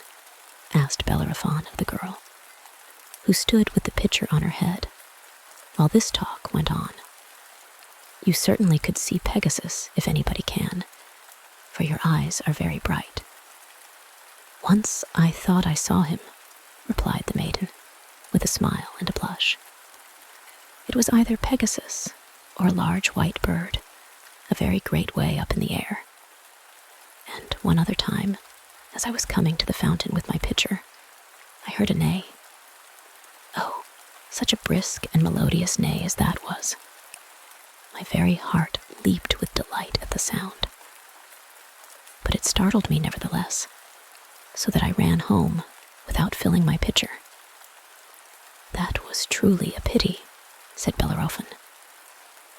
And he turned to the child, whom I mentioned at the beginning of the story, and who was gazing at him, as children are apt to gaze at strangers, with his rosy mouth wide open. "Well, my little fellow," cried Bellerophon, playfully pulling one of his curls, "I suppose you have often seen the winged horse." "That I have," answered the child, very readily. "I saw him yesterday, and many times before." "You are a fine little man," said Bellerophon, drawing the child closer to him. "Come, tell me all about it." "Why," replied the child, "I often come here to sail little boats in the fountain, and to gather pretty pebbles out of its basin. And sometimes, when I look down into the water, I see the image of the winged horse in the picture of the sky that is there. I wish he would come down and take me on his back and let me ride him up to the moon. But if I so much as stir to look at him, he flies far away out of sight, and Bellerophon put his faith in the child, who had seen the image of Pegasus in the water, and in the maiden, who had heard him neigh so melodiously, rather than in the middle-aged clown, who believed only in cart horses, or in the old man who had forgotten the beautiful things of his youth. Therefore, he haunted about the fountain of Pyrrhon for a great many days afterwards. He kept continually on the watch, looking upward at the sky, or else down into the water, hoping forever that he should see either the reflected image of the winged horse or the marvelous reality. He held the bridle, with its bright gems and golden bit, always ready in his hand. The rustic people who dwelt in the neighborhood and drove their cattle to the fountain to drink would often laugh at poor Bellerophon, and sometimes take him pretty severely to task. They told him that an able-bodied young man, like himself, ought to have better business than to be wasting his time in such an idle pursuit. They offered to sell him a horse if he wanted one, and when Bellerophon declined the purchase, they tried to drive a bargain with him for his fine bridle. Even the country boys thought him so very foolish that they used to have a great deal of sport about him, and were rude enough not to care a fig, although Bellerophon saw and heard it. One little urchin, for example, would play Pegasus and cut the oddest imaginable capers by way of flying, while one of his schoolfellows would scamper after him, holding forth a twist of bulrushes, which was intended to represent Bellerophon's ornamental bridle. But the gentle child, who had seen the picture of Pegasus in the water, comforted the young stranger more than all the naughty boys could torment him. The dear little fellow, in his play hours, often sat down beside him, and, without speaking a word, would look down into the fountain and up towards the sky, with so innocent a faith that Bellerophon could not help feeling encouraged. Now you will perhaps wish to be told why it was that Bellerophon had undertaken to catch the winged horse, and we shall find no better opportunity to speak about this matter than while he is waiting for Pegasus to appear. If I were to relate the whole of Bellerophon's previous adventures, they might easily grow into a very long story. It will be quite enough to say that in a certain country of Asia, a terrible monster called a chimera had made its appearance and was doing more mischief than could be talked about between now and sunset. According to the best accounts which I have been able to obtain, this chimera was nearly, if not quite, the ugliest and most poisonous creature, and the strangest and unaccountablest, and the hardest to fight with, and the most difficult to run away from, that ever came out of the earth's inside. It had a tail like a boa constrictor. Its body was like, I do not care what, and it had 3 separate heads, one of which was a lion's, the second a goat's, and the third an abominably great snake's. And a hot blast of fire came flaming out of each of its 3 mouths. Being an earthly monster, I doubt whether it had any wings. But wings or no, it ran like a goat and a lion, and wriggled along like a serpent, and thus contrived to make about as much speed as all the 3 together. Oh, the mischief and mischief and mischief that this naughty creature did. With its flaming breath, it could set a forest on fire, or burn up a field of grain, or, for that matter, a village with all its fences and houses. It laid waste the whole country round about, and used to eat up people and animals alive, and cook them afterwards in the burning oven of its stomach. mercy on us, little children. I hope neither you nor I will ever happen to meet a chimera." While the hateful beast, if a beast we can anywise call it, was doing all these horrible things, it so chanced that Bellerophon came to that part of the world on a visit to the king. The king's name was Iobates, and Lycia was the country which he ruled over. Bellerophon was one of the bravest youths in the world, and desired nothing so much as to do some valiant and beneficent deed, such as would make all mankind admire and love him. In those days, the only way for a young man to distinguish himself was by fighting battles, either with the enemies of his country, or with wicked giants, or with troublesome dragons, or with wild beasts, when he could find nothing more dangerous to encounter. King Iobates, perceiving the courage of his youthful visitor, proposed to him to go and fight the chimera, which everybody else was afraid of, and which, unless it should be soon killed, was likely to convert Lycia into a desert. Bellerophon hesitated not a moment, but assured the king that he would either slay this dreaded chimera or perish in the attempt. But, in the first place, as the monster was so prodigiously swift, he bethought himself that he should never win the victory by fighting on foot. The wisest thing he could do, therefore, was to get the very best and fleetest horse that could anywhere be found. And what other horse in all the world was half so fleet as the marvelous horse Pegasus, who had wings as well as legs, and was even more active in the air than on the earth? To be sure, a great many people denied that there was any such horse with wings, and said that the stories about him were all poetry and nonsense.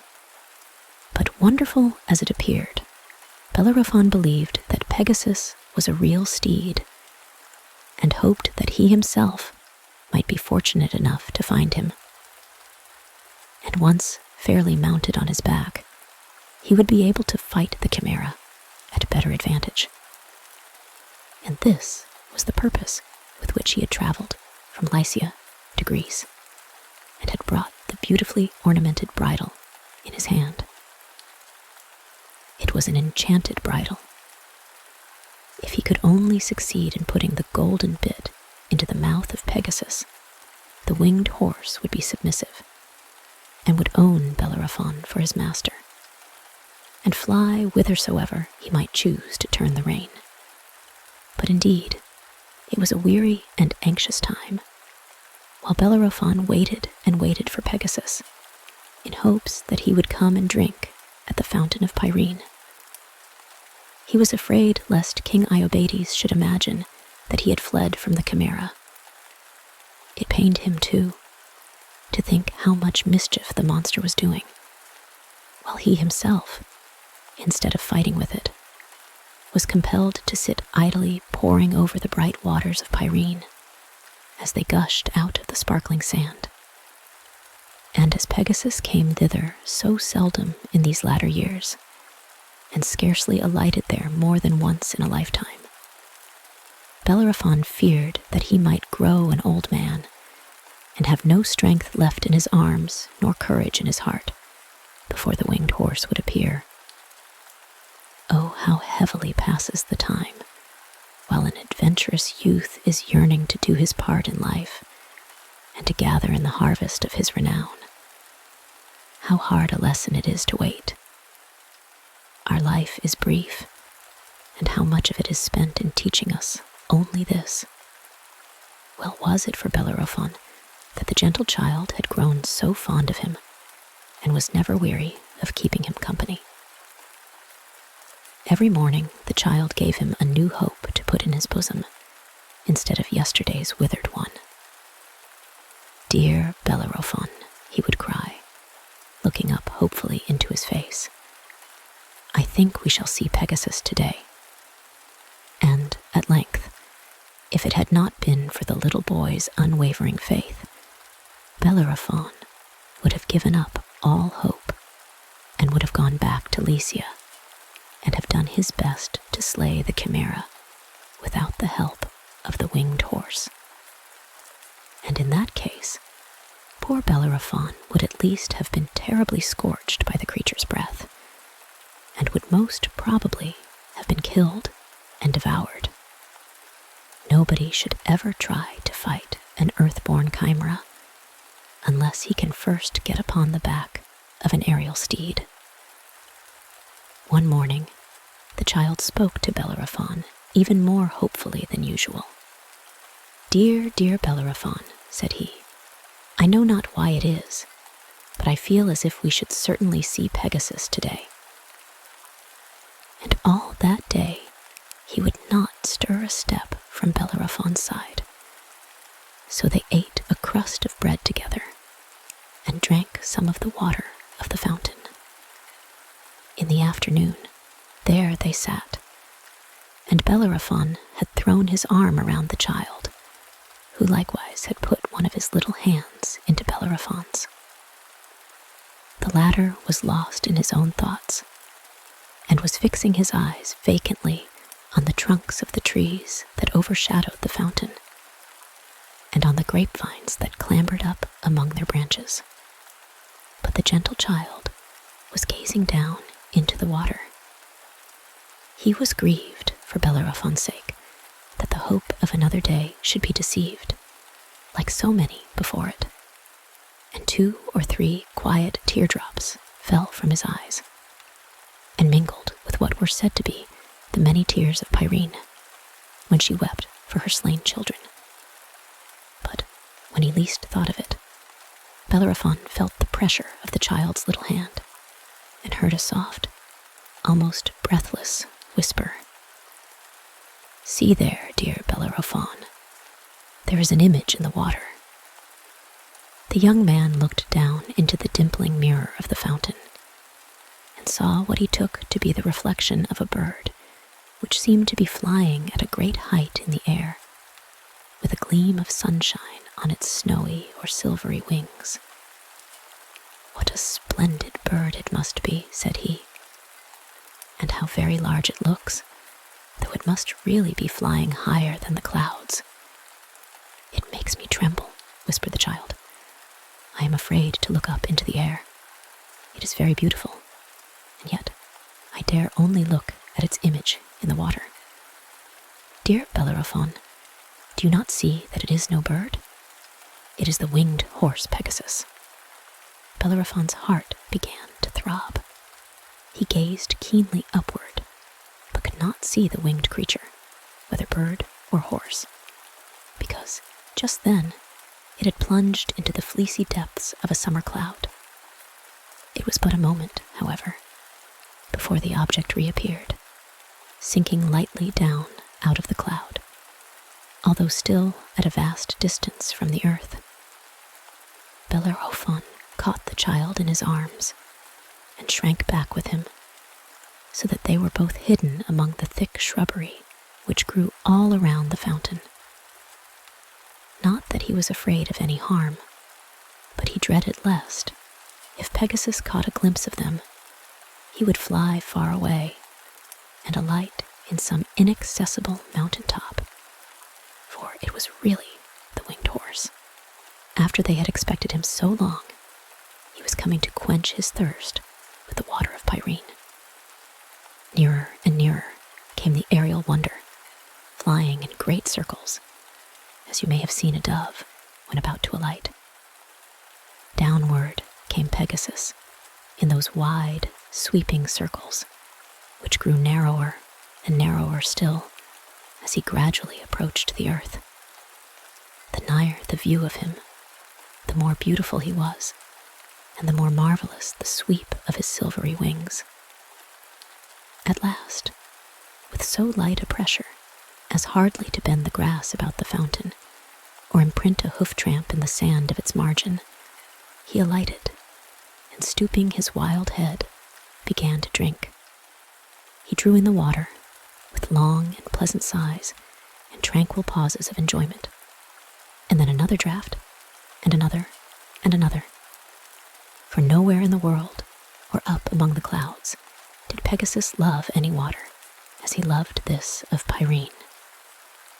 And when his thirst was slaked, he cropped a few of the honey blossoms of the clover, delicately tasting them, but not caring to make a hearty meal, because the herbage, just beneath the clouds, on the lofty sides of Mount Helicon, suited his palate better than this ordinary grass. After thus drinking to his heart's content, and in his dainty fashion, condescending to take a little food, the winged horse began to caper to and fro, and dance, as it were, out of mere idleness and sport. There never was a more playful creature made than this very Pegasus. So there he frisked, in a way that it delights me to think about, fluttering his great wings as lightly as ever did a linnet, and running little races, half on earth and half in air, in which I know not whether to call a flight or a gallop. When a creature is perfectly able to fly, he sometimes chooses to run, just for the pastime of the thing. And so did Pegasus, although it cost him some little trouble to keep his hoofs so near the ground. Bellerophon, meanwhile, holding the child's hand, peeped forth from the shrubbery, and thought that never was any sight so beautiful as this, nor ever a horse's eyes so wild and spirited as those of Pegasus. It seemed a sin to think of bridling him and riding on his back. Once or twice, Pegasus stopped and snuffed the air, pricking up his ears, tossing his head, and turning it on all sides, as if he partly suspected some mischief or other. Seeing nothing, however, and hearing no sound, he soon began his antics again. At length, not that he was weary, but only idle and luxurious, Pegasus folded his wings and lay down on the soft green turf. But, being too full of aerial life to remain quiet for many moments together, he soon rolled over on his back, with his 4 slender legs in the air. It was beautiful to see him, this one solitary creature, whose mate had never been created, but who needed no companion, and living a great many 100 years, was as happy as the centuries were long. The more he did such things as mortal horses are accustomed to do, the less earthly and the more wonderful he seemed.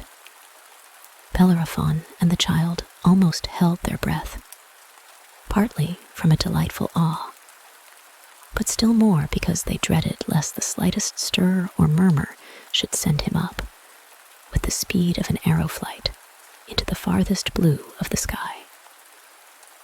Finally, when he had had enough of rolling over and over, Pegasus turned himself about, and, indolently, like any other horse, put out his 4 legs in order to rise from the ground. And Bellerophon, who had guessed that he would do so, darted suddenly from the thicket and leaped astride of his back. Yes, there he sat, on the back of the winged horse. But what a bound did Pegasus make, when, for the first time, he felt the weight of a mortal man upon his loins. A bound, indeed. Before he had time to draw a breath, Bellerophon found himself 500 feet aloft, and still shooting upward, while the winged horse snorted and trembled with terror and anger. Upward he went, up, up, up, until he plunged into the cold, misty bosom of a cloud, at which, only a little while before, Bellerophon had been gazing, and fancying it a very pleasant spot.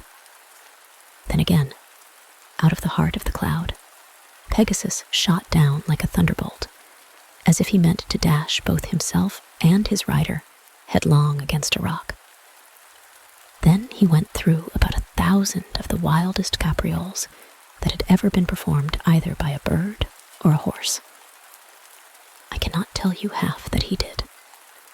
He skimmed straight forward, and sideways, and backward, He reared himself erect, with his forelegs on a wreath of mist, and his hind legs on nothing at all. He flung out his heels behind and put down his head between his legs, with his wings pointing right upward. At about 2 miles height above the earth, he turned a somerset, so that Bellerophon's heels were where his head should have been, and he seemed to look down into the sky instead of up. He twisted his head about, and looking Bellerophon in the face, with fire flashing from his eyes, made a terrible attempt to bite him. He fluttered his pinions so wildly that one of the silver feathers was shaken out, and floating earthward was picked up by the child, who kept it as long as he lived, in memory of Pegasus and Bellerophon. But the latter, who, as you may judge, was as good a horseman as ever galloped, had been watching his opportunity, and at last clapped the golden bit of the enchanted bridle between the winged steed's jaws. No sooner was this done than Pegasus became as manageable as if he had taken food all his life out of Bellerophon's hand. To speak what I really feel, it was almost a sadness to see so wild a creature grow suddenly so tame, and Pegasus seemed to feel it so, likewise. He looked round to Bellerophon, with the tears in his beautiful eyes, instead of the fire that so recently flashed from them. But when Bellerophon patted his head and spoke a few authoritative, yet kind and soothing words, another look came into the eyes of Pegasus, for he was glad at heart, after so many lonely centuries, to have found a companion and a master. Thus it always is with winged horses, and with all such wild and solitary creatures. If you can catch and overcome them, it is the surest way to win their love. While Pegasus had been doing his utmost to shake Bellerophon off his back, he had flown a very long distance, and they had come within sight of a lofty mountain by the time the bit was in his mouth. Bellerophon had seen this mountain before, and knew it to be Helicon, on the summit of which was the winged horse's abode. Thither, after looking gently into his rider's face, as if to ask leave, Pegasus now flew, and, alighting, waited patiently until Bellerophon should please to dismount. The young man, accordingly, leaped from his steed's back, but still held him fast by the bridle. Meeting his eyes, however, he was so affected by the gentleness of his aspect, and by the thought of the free life which Pegasus had heretofore lived, that he could not bear to keep him a prisoner, if he really desired his liberty. Obeying this generous impulse, he slipped the enchanted bridle off the head of Pegasus, and took the bit from his mouth. "Leave me, Pegasus," said he. "Either leave me or love me." In an instant, the winged horse shot almost out of sight, soaring straight upward from the summit of Mount Helicon. Being long after sunset, it was now twilight on the mountain top, and dusky evening over all the country round about. But Pegasus flew so high that he overtook the departed day, and was bathed in the upper radiance of the sun. Ascending higher and higher, he looked like a bright speck, and at last could no longer be seen in the hollow waste of the sky. And Bellerophon was afraid that he should never behold him more. But while he was lamenting his own folly, the bright speck reappeared, and drew nearer and nearer, until it descended lower than the sunshine. And behold, Pegasus had come back. After this trial, there was no more fear of the winged horses making his escape. He and Bellerophon were friends, and put loving faith in one another. That night, they lay down and slept together, with Bellerophon's arm about the neck of Pegasus, not as a caution, but for kindness. And they awoke at peep of day, and bade one another good morning, each in his own language. In this manner, Bellerophon and the wondrous steed spent several days, and grew better acquainted and fonder of each other all the time. They went on long aerial journeys, and sometimes ascended so high that the earth looked hardly bigger than the moon. They visited distant countries and amazed the inhabitants, who thought that the beautiful young man on the back of the winged horse must have come down out of the sky. 1,000 miles a day was no more than an easy space for the fleet Pegasus to pass over. Bellerophon was delighted with this kind of life, and would have liked nothing better than to live always in the same way, aloft in the clear atmosphere. For it was always sunny weather up there, however cheerless and rainy it might be in the lower region. But he could not forget the horrible chimera, which he had promised King Iobates to slay. So, at last, when he had become well accustomed to feats of horsemanship in the air, and could manage Pegasus with the least motion of his hand, and had taught him to obey his voice, he determined to attempt the performance of this perilous adventure. At daybreak, therefore, as soon as he unclosed his eyes, he gently pinched the winged horse's ear in order to arouse him. Pegasus immediately started from the ground and pranced about 1/4 of a mile aloft, and made a grand sweep around the mountaintop by way of showing that he was wide awake and ready for any kind of an excursion. During the whole of this little flight, he uttered a loud, brisk, and melodious neigh, and finally came down at Bellerophon's side as lightly as ever you saw a sparrow hop upon a twig. "Well done, dear Pegasus. Well done, my sky skimmer," cried Bellerophon, fondly stroking the horse's neck. "And now, my fleet and beautiful friend, we must break our fast. Today, we are to fight the terrible chimera." As soon as they had eaten their morning meal and drank some sparkling water from a spring called Hippocrene, Pegasus held out his head of his own accord, so that his master might put on the bridle. Then, with a great many playful leaps and airy caperings, he showed his impatience to be gone, while Bellerophon was girding on his sword and hanging his shield about his neck and preparing himself for battle. When everything was ready, the rider mounted and, as was his custom when going a long distance, ascended 5 miles perpendicularly, so as the better to see whither he was directing his course. He then turned the head of Pegasus towards the east and set out for Lycia. In their flight, they overtook an eagle and came so nigh him before he could get out of their way that Bellerophon might easily have caught him by the leg. Hastening onward at this rate, it was still early in the forenoon when they beheld the lofty mountains of Lycia, with their deep and shaggy valleys. If Bellerophon had been told truly, it was in one of those dismal valleys that the hideous chimera had taken up its abode.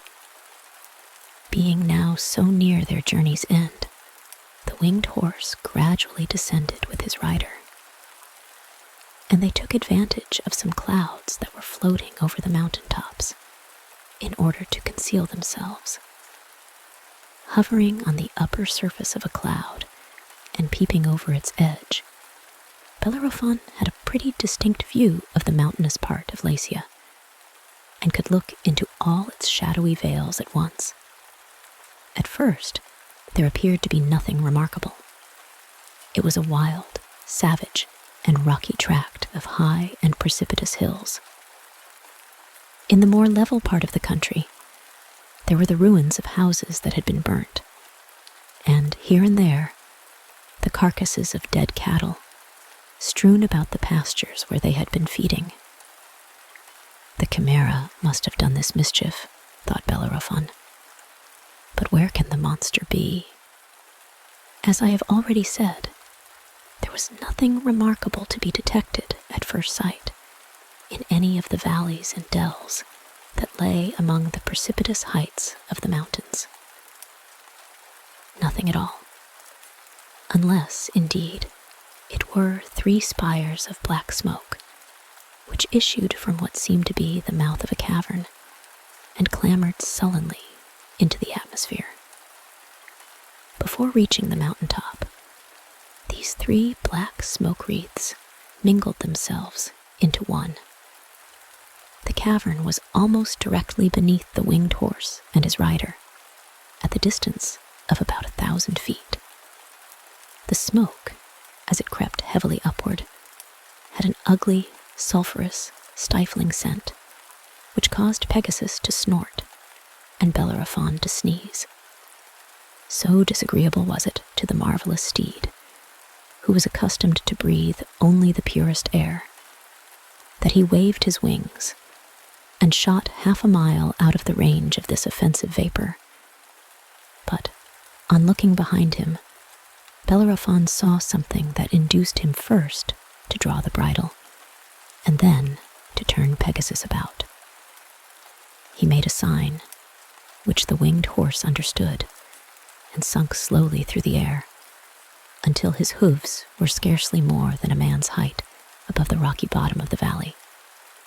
In front, as far off as you could throw a stone, was the cavern's mouth, with the 3 smoke wreaths oozing out of it. And what else did Bellerophon behold there? There seemed to be a heap of strange and terrible creatures curled up within the cavern. Their bodies lay so close together that Bellerophon could not distinguish them apart. But judging by their heads, one of these creatures was a huge snake, the second a fierce lion, and the third an ugly goat. The lion and the goat were asleep. The snake was broad awake and kept staring around him with a great pair of fiery eyes. But, and this was the most wonderful part of the matter, the 3 spires of smoke evidently issued from the nostrils of these 3 heads. So strange was the spectacle that, though Bellerophon had been all along expecting it, the truth did not immediately occur to him that here was the terrible 3-headed chimera. He had found out the chimera's cavern. The snake, the lion, and the goat, as he supposed them to be, were not 3 separate creatures, but one monster, the wicked, hateful thing. Slumbering as 2/3 of it were, it still held, in its abominable claws, the remnant of an unfortunate lamb. Or possibly, but I hate to think so, it was a dear little boy, which its 3 mouths had been gnawing, before 2 of them fell asleep. All at once, Bellerophon started as from a dream, and knew it to be the chimera. Pegasus seemed to know it at the same instant, and sent forth a neigh that sounded like the call of a trumpet to battle. At this sound, the 3 heads reared themselves erect, and belched out great flashes of flame. Before Bellerophon had time to consider what to do next, the monster flung itself out of the cavern and sprung straight towards him, with its immense claws extended, and its snaky tail twisting itself venomously behind. If Pegasus had not been as nimble as a bird, both he and his rider would have been overthrown by the chimera's headlong rush, and thus the battle have been ended before it was well begun. But the winged horse was not to be caught so. In the twinkling of an eye, he was up aloft, halfway to the clouds, snorting with anger. He shuddered too, not with affright, but with utter disgust at the loathsomeness of this poisonous thing with 3 heads. The chimera, on the other hand, raised itself up so as to stand absolutely on the tip end of its tail, with its talons pawing fiercely in the air. and its 3 heads spluttering fire at Pegasus and his rider. My stars, how it roared and hissed and bellowed. Bellerophon, meanwhile, was fitting his shield on his arm and drawing his sword. "Now, my beloved Pegasus," he whispered in the winged horse's ear, "thou must help me to slay this insufferable monster, or else thou shalt fly back to thy solitary mountain peak without thy friend Bellerophon. For either the chimera dies, or its 3 mouths shall gnaw this head of mine, which has slumbered upon thy neck." Pegasus whinnied, and turning back his head, rubbed his nose tenderly against his rider's cheek. It was his way of telling him that though he had wings and was an immortal horse, yet he would perish if it were possible for immortality to perish, rather than leave Bellerophon behind. "I thank you, Pegasus," answered Bellerophon. "Now then, let us make a dash at the monster." Uttering these words, he shook the bridle, and Pegasus darted down aslant, as swift as the flight of an arrow, right towards the chimera's 3-fold head, which, all this time, was poking itself as high as it could into the air. As he came within arm's length, Bellerophon made a cut at the monster, but was carried onward by his steed before he could see whether the blow had been successful.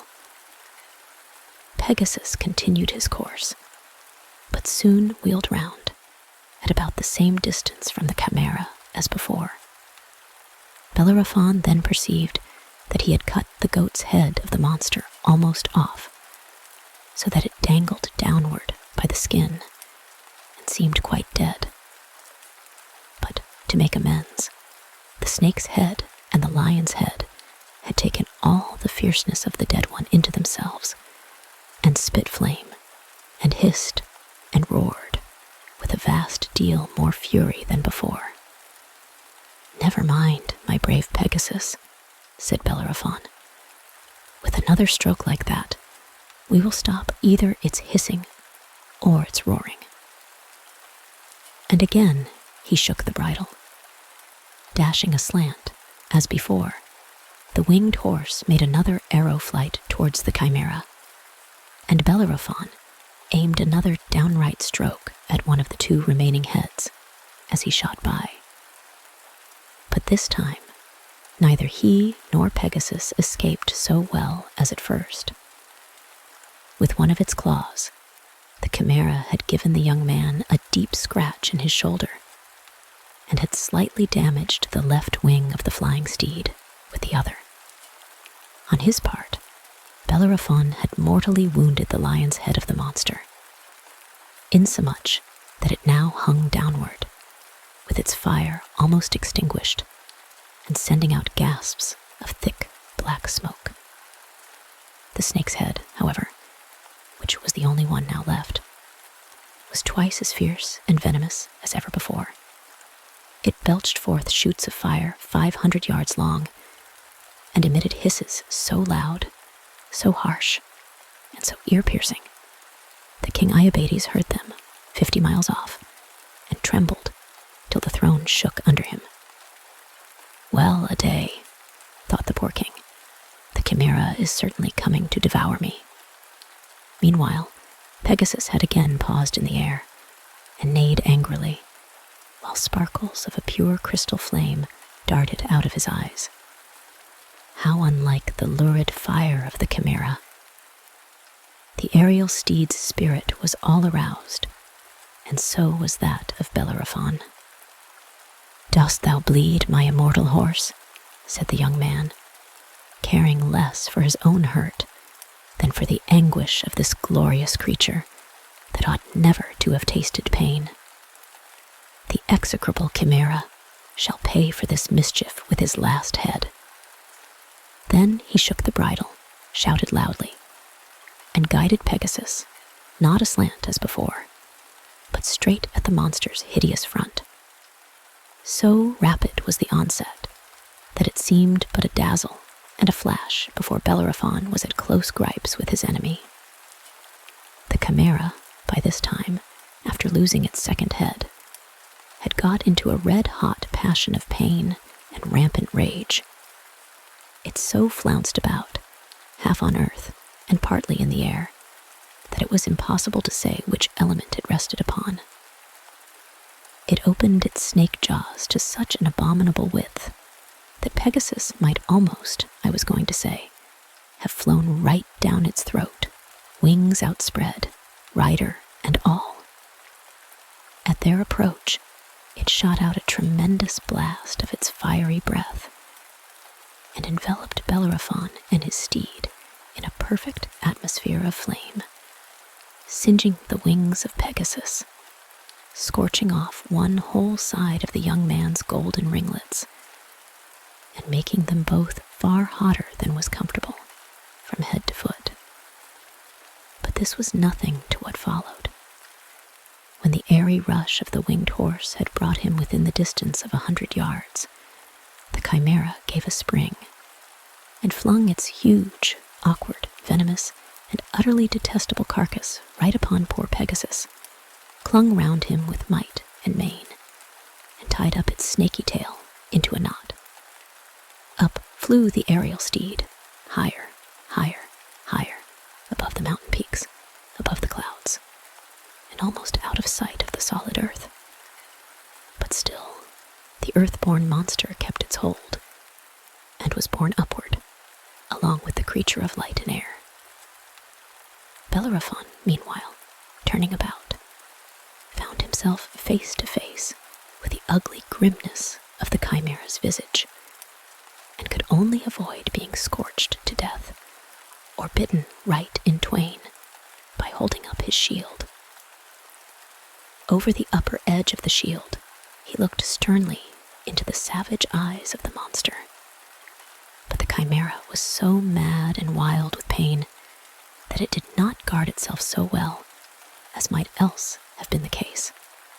Perhaps, after all, the best way to fight a chimera is by getting as close to it as you can. In its efforts to stick its horrible iron claws into its enemy, the creature left its own breast quite exposed, and perceiving this, Bellerophon thrust his sword up to the hilt into its cruel heart. Immediately, the snaky tail untied its knot. The monster let go its hold of Pegasus and fell from that vast height downward, while the fire within its bosom, instead of being put out, burned fiercer than ever, and quickly began to consume the dead carcass. Thus it fell out of the sky, all aflame, and, it being nightfall before it reached the earth, was mistaken for a shooting star or a comet. But at early sunrise, some cottagers were going to their day's labor, and saw, to their astonishment, that several acres of ground were strewn with black ashes. In the middle of a field, there was a heap of whitened bones, a great deal higher than a haystack. Nothing else was ever seen of the dreadful chimera. And when Bellerophon had won the victory, he bent forward and kissed Pegasus, while the tears stood in his eyes. "Back now, my beloved steed," said he. "Back to the fountain of Pyrene." Pegasus skimmed through the air, quicker than ever he did before, and reached the fountain in a very short time. And there he found the old man leaning on his staff, and the country fellow watering his cow, and the pretty maiden filling her pitcher. "I remember now," quoth the old man. "I saw this winged horse once before, when I was quite a lad. But he was 10 times handsomer in those days." "I own a cart horse, worth 3 of him," said the country fellow. "If this pony were mine, the first thing I should do would be to clip his wings." But the poor maiden said nothing, for she had always the luck to be afraid at the wrong time. So she ran away and let her pitcher tumble down and broke it. "Where is the gentle child?" asked Bellerophon. who used to keep me company, and never lost his faith, and never was weary of gazing into the fountain. Here am I, dear Bellerophon, said the child softly. For the little boy had spent day after day on the margin of Pyrene, waiting for his friend to come back. But when he perceived Bellerophon descending through the clouds, mounted on the winged horse, he had shrunk back into the shrubbery. He was a delicate and tender child, and dreaded lest the old man and the country fellow should see the tears gushing from his eyes. Thou hast won the victory, said he, joyfully, running to the knee of Bellerophon, who still sat on the back of Pegasus. I knew thou wouldst. Yes, dear child, replied Bellerophon, alighting from the winged horse. But if thy faith had not helped me, I should never have waited for Pegasus, and never have gone up above the clouds, and never have conquered the terrible chimera. Thou, my beloved little friend, hast done it all, and now let us give Pegasus his liberty. So he slipped off the enchanted bridle from the head of the marvelous steed. Be free for evermore, my Pegasus, said he, with a shade of sadness in his tone. Be as free as thou art fleet. But Pegasus rested his head on Bellerophon's shoulder, and would not be persuaded to take flight. Well then, said Bellerophon, caressing the airy horse, thou shalt be with me as long as thou wilt, and we will go together forthwith and tell King Iobates that the chimera is destroyed. Then Bellerophon embraced the gentle child and promised to come to him again, and departed. But in after years, that child took higher flights upon the aerial steed than ever did Bellerophon, and achieved more honorable deeds than his friend's victory over the chimera. For, gentle and tender as he was, he grew to be a mighty poet. The end. The Miraculous Pitcher. One evening, in times long ago, old Philemon and his old wife, Baucis, sat at their cottage door, enjoying the calm and beautiful sunset. They had already eaten their frugal supper, and intended now to spend a quiet hour or two before bedtime. So they talked together about their garden, and their cow, and their bees, and their grapevine, which clambered over the cottage wall, and on which the grapes were beginning to turn purple. But the rude shouts of children and the fierce barking of dogs in the village near at hand grew louder and louder, until, at last, it was hardly possible for Baucis and Philemon to hear each other speak. Ah, wife, cried Philemon, I fear some poor traveler is seeking hospitality among our neighbors yonder. And, instead of giving him food and lodging, they have set their dogs at him, as their custom is. Well a day, answered old Baucis, I do wish our neighbors felt a little more kindness for their fellow creatures, and only think of bringing up their children in this naughty way, and patting them on the head when they fling stones at strangers. Those children will never come to any good, said Philemon, shaking his white head. To tell you the truth, wife, I should not wonder if some terrible thing were to happen to all the people in the village, unless they mend their manners. But as for you and me, so long as Providence affords us a crust of bread, let us be ready to give half to any poor, homeless stranger that may come along and need it. That's right, husband, said Baucis, so we will. These old folks, you must know, were quite poor, and had to work pretty hard for a living. Old Philemon toiled diligently in his garden, while Baucis was always busy with her distaff, or making a little butter and cheese with their cow's milk, or doing one thing and another about the cottage. Their food was seldom anything but bread, milk, and vegetables, with sometimes a portion of honey from their beehive, and now and then a bunch of grapes that had ripened against the cottage wall. But they were two of the kindest old people in the world, and would cheerfully have gone without their dinners any day rather than refuse a slice of their brown loaf, a cup of new milk, and a spoonful of honey to the weary traveler who might pause before their door. They felt as if such guests had a sort of holiness, and that they ought, therefore, to treat them better and more bountifully than their own selves. Their cottage stood on a rising ground at some short distance from a village, which lay in a hollow valley that was about half a mile in breadth. This valley, in past ages, when the world was new, had probably been the bed of a lake. There, fishes had glided to and fro in the depths, and water weeds had grown along the margin, and trees and hills had seen their reflected images in the broad and peaceful mirror. But, as the water subsided, men had cultivated the soil and built houses on it, so that it was now a fertile spot, and bore no traces of the ancient lake, except a very small brook, which meandered through the midst of the village and supplied the inhabitants with water. The valley had been dry land so long that oaks had sprung up and grown great and high, and perished with old age, and been succeeded by others, as tall and stately as the first. Never was there a prettier or more fruitful valley. The very sight of the plenty around them should have made the inhabitants kind and gentle, and ready to show their gratitude to Providence by doing good to their fellow creatures.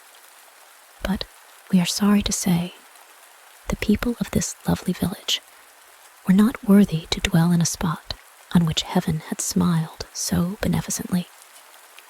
They were a very selfish and hard-hearted people, and had no pity for the poor, nor sympathy with the homeless.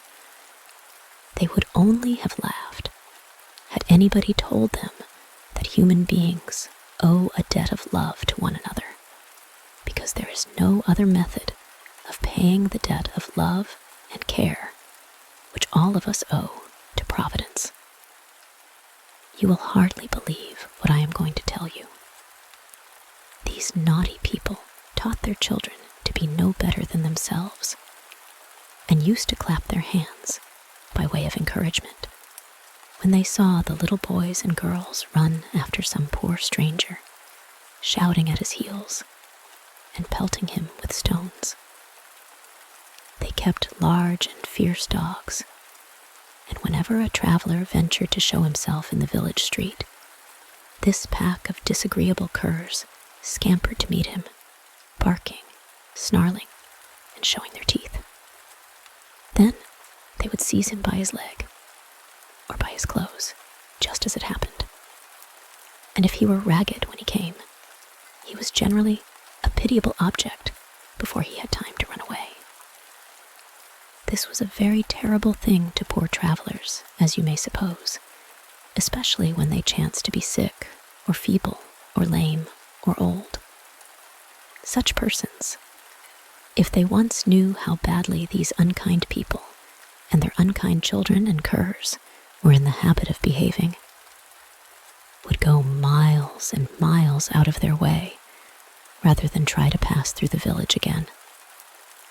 What made the matter seem worse, if possible, was that when rich persons came in their chariots, or riding on beautiful horses, with their servants in rich liveries attending on them, nobody could be more civil and obsequious than the inhabitants of the village. They would take off their hats and make the humblest bows you ever saw. If the children were rude, they were pretty certain to get their ears boxed. And as for the dogs, if a single cur in the pack presumed to yelp, his master instantly beat him with a club and tied him up without any supper. This would have been all very well. Only it proved that the villagers cared much about the money that a stranger had in his pocket, and nothing whatever for the human soul, which lives equally in the beggar and the prince. So now you can understand why old Philemon spoke so sorrowfully when he heard the shouts of the children and the barking of the dogs at the farther extremity of the village street. There was a confused din, which lasted a good while, and seemed to pass quite through the breadth of the valley. "I never heard the dogs so loud," observed the good old man. "Nor the children so rude," answered his good old wife. They sat shaking their heads, one to another, while the noise came nearer and nearer, until, at the foot of the little eminence on which their cottage stood, they saw two travelers approaching on foot. Close behind them came the fierce dogs, snarling at their very heels. A little farther off ran a crowd of children, who sent up shrill cries and flung stones at the two strangers with all their might. Once or twice, the younger of the two men, he was a slender and very active figure, turned about and drove back the dogs with a staff which he carried in his hand. His companion, who was a very tall person, walked calmly along, as if disdaining to notice either the naughty children or the pack of curs, whose manners the children seemed to imitate. Both of the travelers were very humbly clad, and looked as if they might not have money enough in their pockets to pay for a night's lodging. And this, I am afraid, was the reason why the villagers had allowed their children and dogs to treat them so rudely. "Come, wife," said Philemon to Baucis, "let us go and meet these poor people. No doubt they feel almost too heavy-hearted to climb the hill." "Go you and meet them," answered Baucis, "while I make haste within doors and see whether we can get them anything for supper. A comfortable bowl of bread and milk would do wonders towards raising their spirits." Accordingly, she hastened into the cottage. Philemon, on his part, went forward and extended his hand with so hospitable an aspect that there was no need of saying what nevertheless he did say, in the heartiest tone imaginable. "Welcome, strangers, welcome." "Thank you," replied the younger of the two, in a lively kind of way, notwithstanding his weariness and trouble. "This is quite another greeting than we have met with yonder in the village. Pray, why do you live in such a bad neighborhood?" "Ah," observed old Philemon with a quiet and benign smile, "Providence put me here, I hope, among other reasons, in order that I may make you what amends I can for the inhospitality of my neighbors." "Well said, old father," cried the traveler, laughing. "And if the truth must be told, my companion and myself need some amends. Those children, the little rascals, have bespattered us finely with their mud balls, and one of the curs has torn my cloak, which was ragged enough already. But I took him across the muzzle with my staff, and I think you may have heard him yelp, even thus far off." Philemon was glad to see him in such good spirits.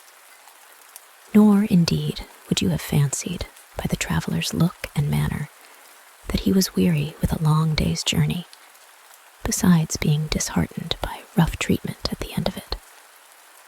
He was dressed in rather an odd way, with a sort of cap on his head, the brim of which stuck out over both ears. Though it was a summer evening, he wore a cloak, which he kept wrapped closely about him, perhaps because his undergarments were shabby. Philemon perceived, too, that he had on a singular pair of shoes, but as it was now growing dusk, and as the old man's eyesight was none the sharpest, he could not precisely tell in what the strangeness consisted, one thing certainly seemed queer.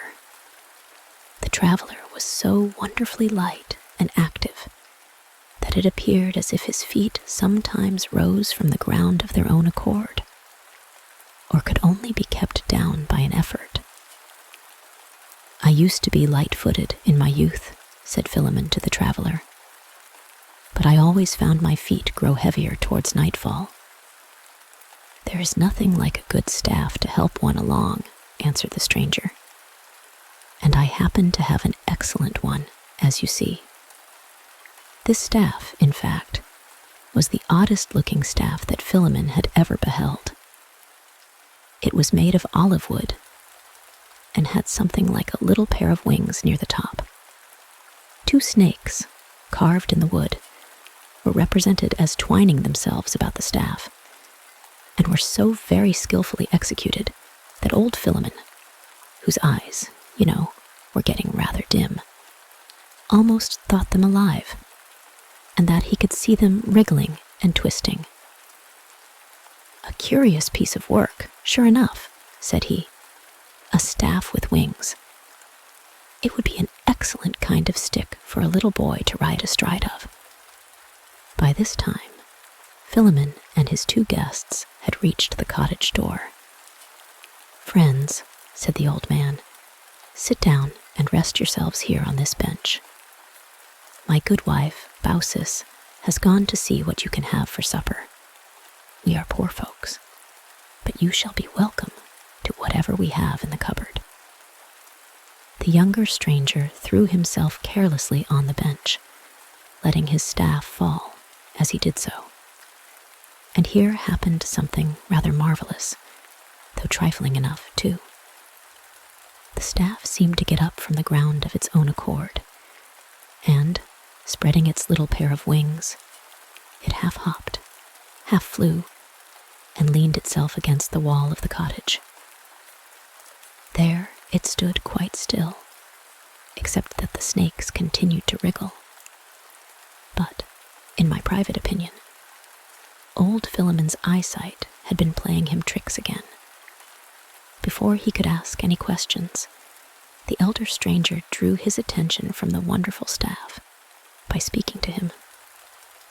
"Was there not," asked the stranger in a remarkably deep tone of voice, "a lake in very ancient times, covering the spot where now stands yonder village?" "Not in my day, friend," answered Philemon, "and yet I am an old man, as you see.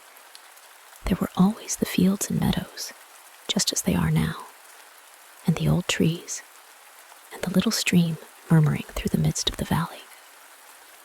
My father, nor his father before him, ever saw it otherwise, so far as I know. And doubtless it will still be the same when old Philemon shall be gone and forgotten." "That is more than can be safely foretold," observed the stranger. And there was something very stern in his deep voice. He shook his head, too, so that his dark and heavy curls were shaken with the movement. "Since the inhabitants of yonder village have forgotten the affections and sympathies of their nature, it were better that the lake should be rippling over their dwellings again." The traveler looked so stern that Philemon was really almost frightened. The more so that, at his frown, the twilight seemed suddenly to grow darker, and that, when he shook his head, there was a roll as of thunder in the air. But in a moment afterwards, the stranger's face became so kindly and mild that the old man quite forgot his terror. Nevertheless, he could not help feeling that this elder traveler must be no ordinary personage, although he happened now to be attired so humbly and to be journeying on foot. Not that Philemon fancied him a prince in disguise, or any character of that sort, but rather some exceedingly wise man who went about the world in this poor garb, despising wealth and all worldly objects, and seeking everywhere to add a mite to his wisdom. This idea appeared the more probable because, When Philemon raised his eyes to the stranger's face, he seemed to see more thought there, in one look, than he could have studied out in a lifetime. While Baucis was getting the supper, the travelers both began to talk very sociably with Philemon. The younger, indeed, was extremely loquacious, and made such shrewd and witty remarks that the good old man continually burst out a-laughing, and pronounced him the merriest fellow whom he had seen for many a day. "Pray, my young friend," said he, as they grew familiar together, "what may I call your name?" "Why, I am very nimble, as you see," answered the traveler. "So, if you call me Quicksilver, the name will fit tolerably well." "Quicksilver? Quicksilver?" repeated Philemon, looking in the traveler's face to see if he were making fun of him.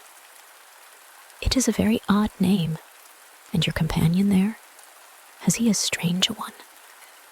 "You must ask the thunder to tell it you," replied Quicksilver, putting on a mysterious look. "No other voice is loud enough."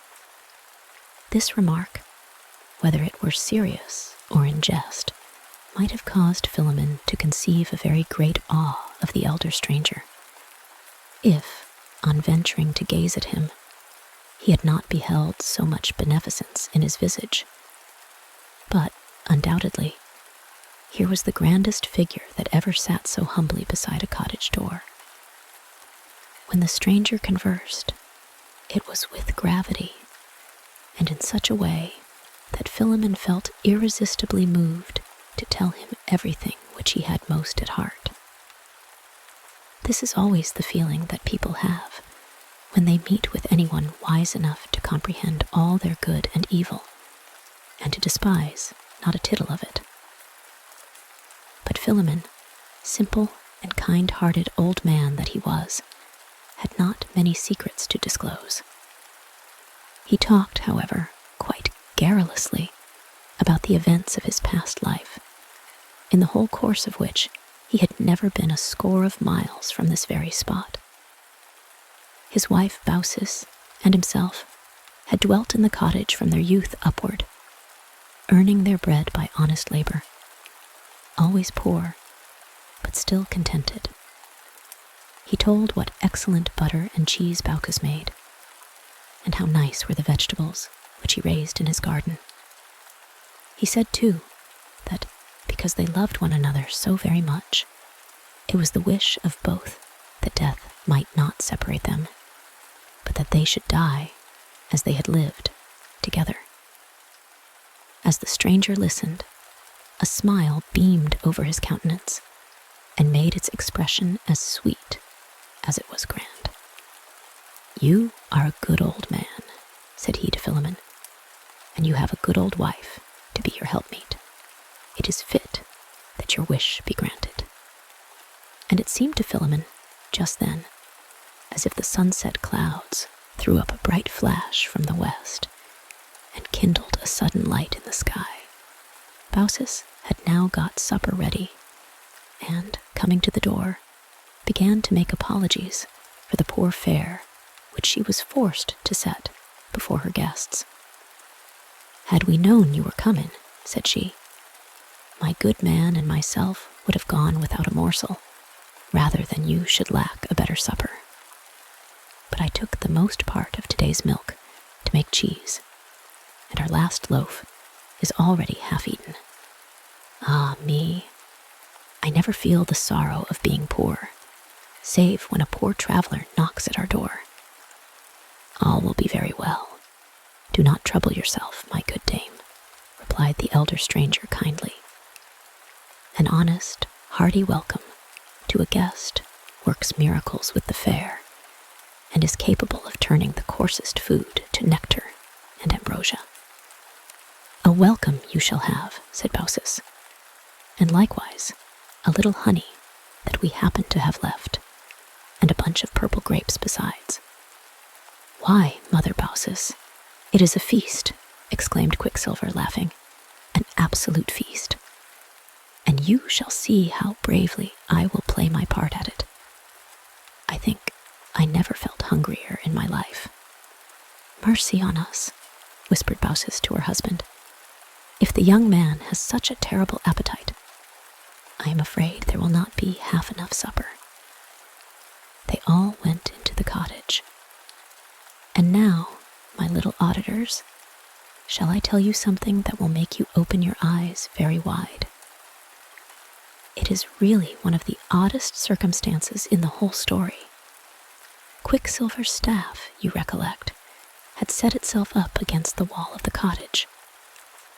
Well, when its master entered the door, leaving this wonderful staff behind, what should it do but immediately spread its little wings and go hopping and fluttering up the doorsteps. Tap, tap, went the staff on the kitchen floor, nor did it rest until it had stood itself on end with the greatest gravity and decorum beside Quicksilver's chair. Old Philemon, however, as well as his wife, was so taken up in attending to their guests that no notice was given to what the staff had been about. As Baucis had said, there was but a scanty supper for 2 hungry travelers. In the middle of the table was the remnant of a brown loaf with a piece of cheese on one side of it and a dish of honeycomb on the other. There was a pretty good bunch of grapes for each of the guests. A moderately sized earthen pitcher, nearly full of milk, stood at a corner of the board. And when Baucis had filled 2 bowls and set them before the strangers, only a little milk remained in the bottom of the pitcher. Alas, it is a very sad business when a bountiful heart finds itself pinched and squeezed among narrow circumstances. Poor Baucis kept wishing that she might starve for a week to come, if it were possible, by so doing, to provide these hungry folks a more plentiful supper. And since the supper was so exceedingly small, she could not help wishing that their appetites had not been quite so large. Why, at their very first sitting down, the travelers both drank off all the milk in their 2 bowls at a draught. "A little more milk, kind Mother Baucis, if you please," said Quicksilver. "The day has been hot, and I am very much athirst." "Now, my dear people," answered Baucis in great confusion, "I am so sorry and ashamed, but the truth is, there is hardly a drop more milk in the pitcher. Oh, husband, husband, why didn't we go without our supper?" "Why, it appears to me," said Quicksilver, starting up from table and taking the pitcher by the handle, "it really appears to me that matters are not quite so bad as you represent them. Here is certainly more milk in the pitcher."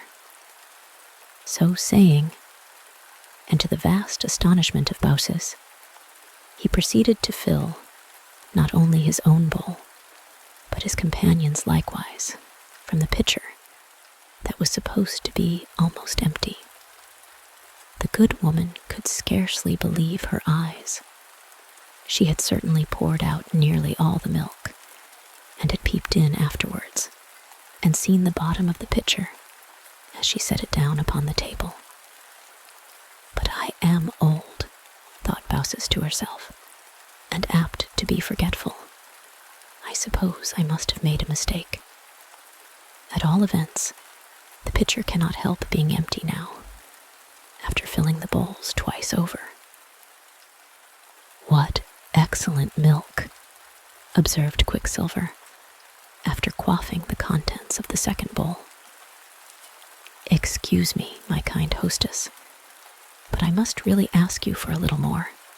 Now, Baucis had seen, as plainly as she could see anything, that Quicksilver had turned the pitcher upside down, and consequently had poured out every drop of milk in filling the last bowl. Of course, there could not possibly be any left. However, in order to let him know precisely how the case was, she lifted the pitcher and made a gesture as if pouring milk into Quicksilver's bowl, but without the remotest idea that any milk would stream forth. What was her surprise, therefore, when such an abundant cascade fell bubbling into the bowl, that it was immediately filled to the brim and overflowed upon the table. The two snakes that were twisted about Quicksilver's staff, but neither Baucis nor Philemon happened to observe this circumstance, stretched out their heads and began to lap up the spilt milk. And then, what a delicious fragrance the milk had! It seemed as if Philemon's only cow must have pastured that day on the richest herbage that could be found anywhere in the world. I only wish that each of you, my beloved little souls, could have a bowl of such nice milk at supper time.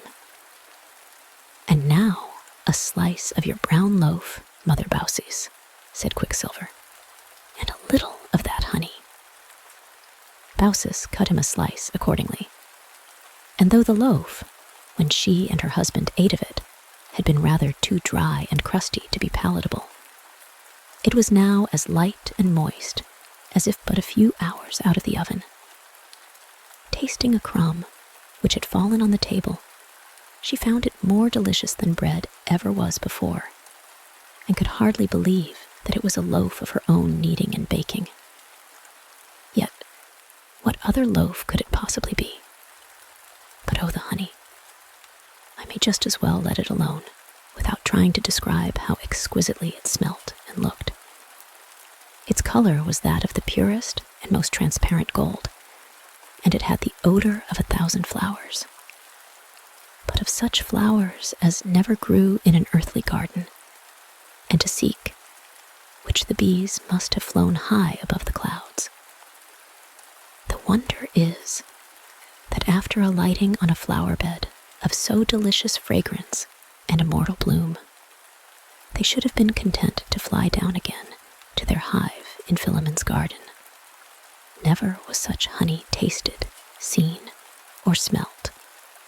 The perfume floated around the kitchen and made it so delightful that, had you closed your eyes, you would instantly have forgotten the low ceiling and smoky walls, and have fancied yourself in an arbor with celestial honeysuckles creeping over it. Although good Mother Baucis was a simple old dame, she could not but think that there was something rather out of the common way in all that had been going on. So, after helping the guests to bread and honey, and laying a bunch of grapes by each of their plates, she sat down by Philemon and told him what she had seen in a whisper. "Did you ever hear the like?" asked she. "No, I never did," answered Philemon with a smile. "And I rather think, my dear old wife, you have been walking about in a sort of a dream. If I had poured out the milk, I should have seen through the business at once. There happened to be a little more in the pitcher than you thought, that is all." "Ah, husband," said Baucis, "say what you will. These are very uncommon people." "Well, well," replied Philemon, still smiling, "perhaps they are. They certainly do look as if they had seen better days, and I am heartily glad to see them making so comfortable a supper." Each of the guests had now taken his bunch of grapes upon his plate. Baucis, who rubbed her eyes in order to see the more clearly, was of opinion that the clusters had grown larger and richer, and that each separate grape seemed to be on the point of bursting with ripe juice.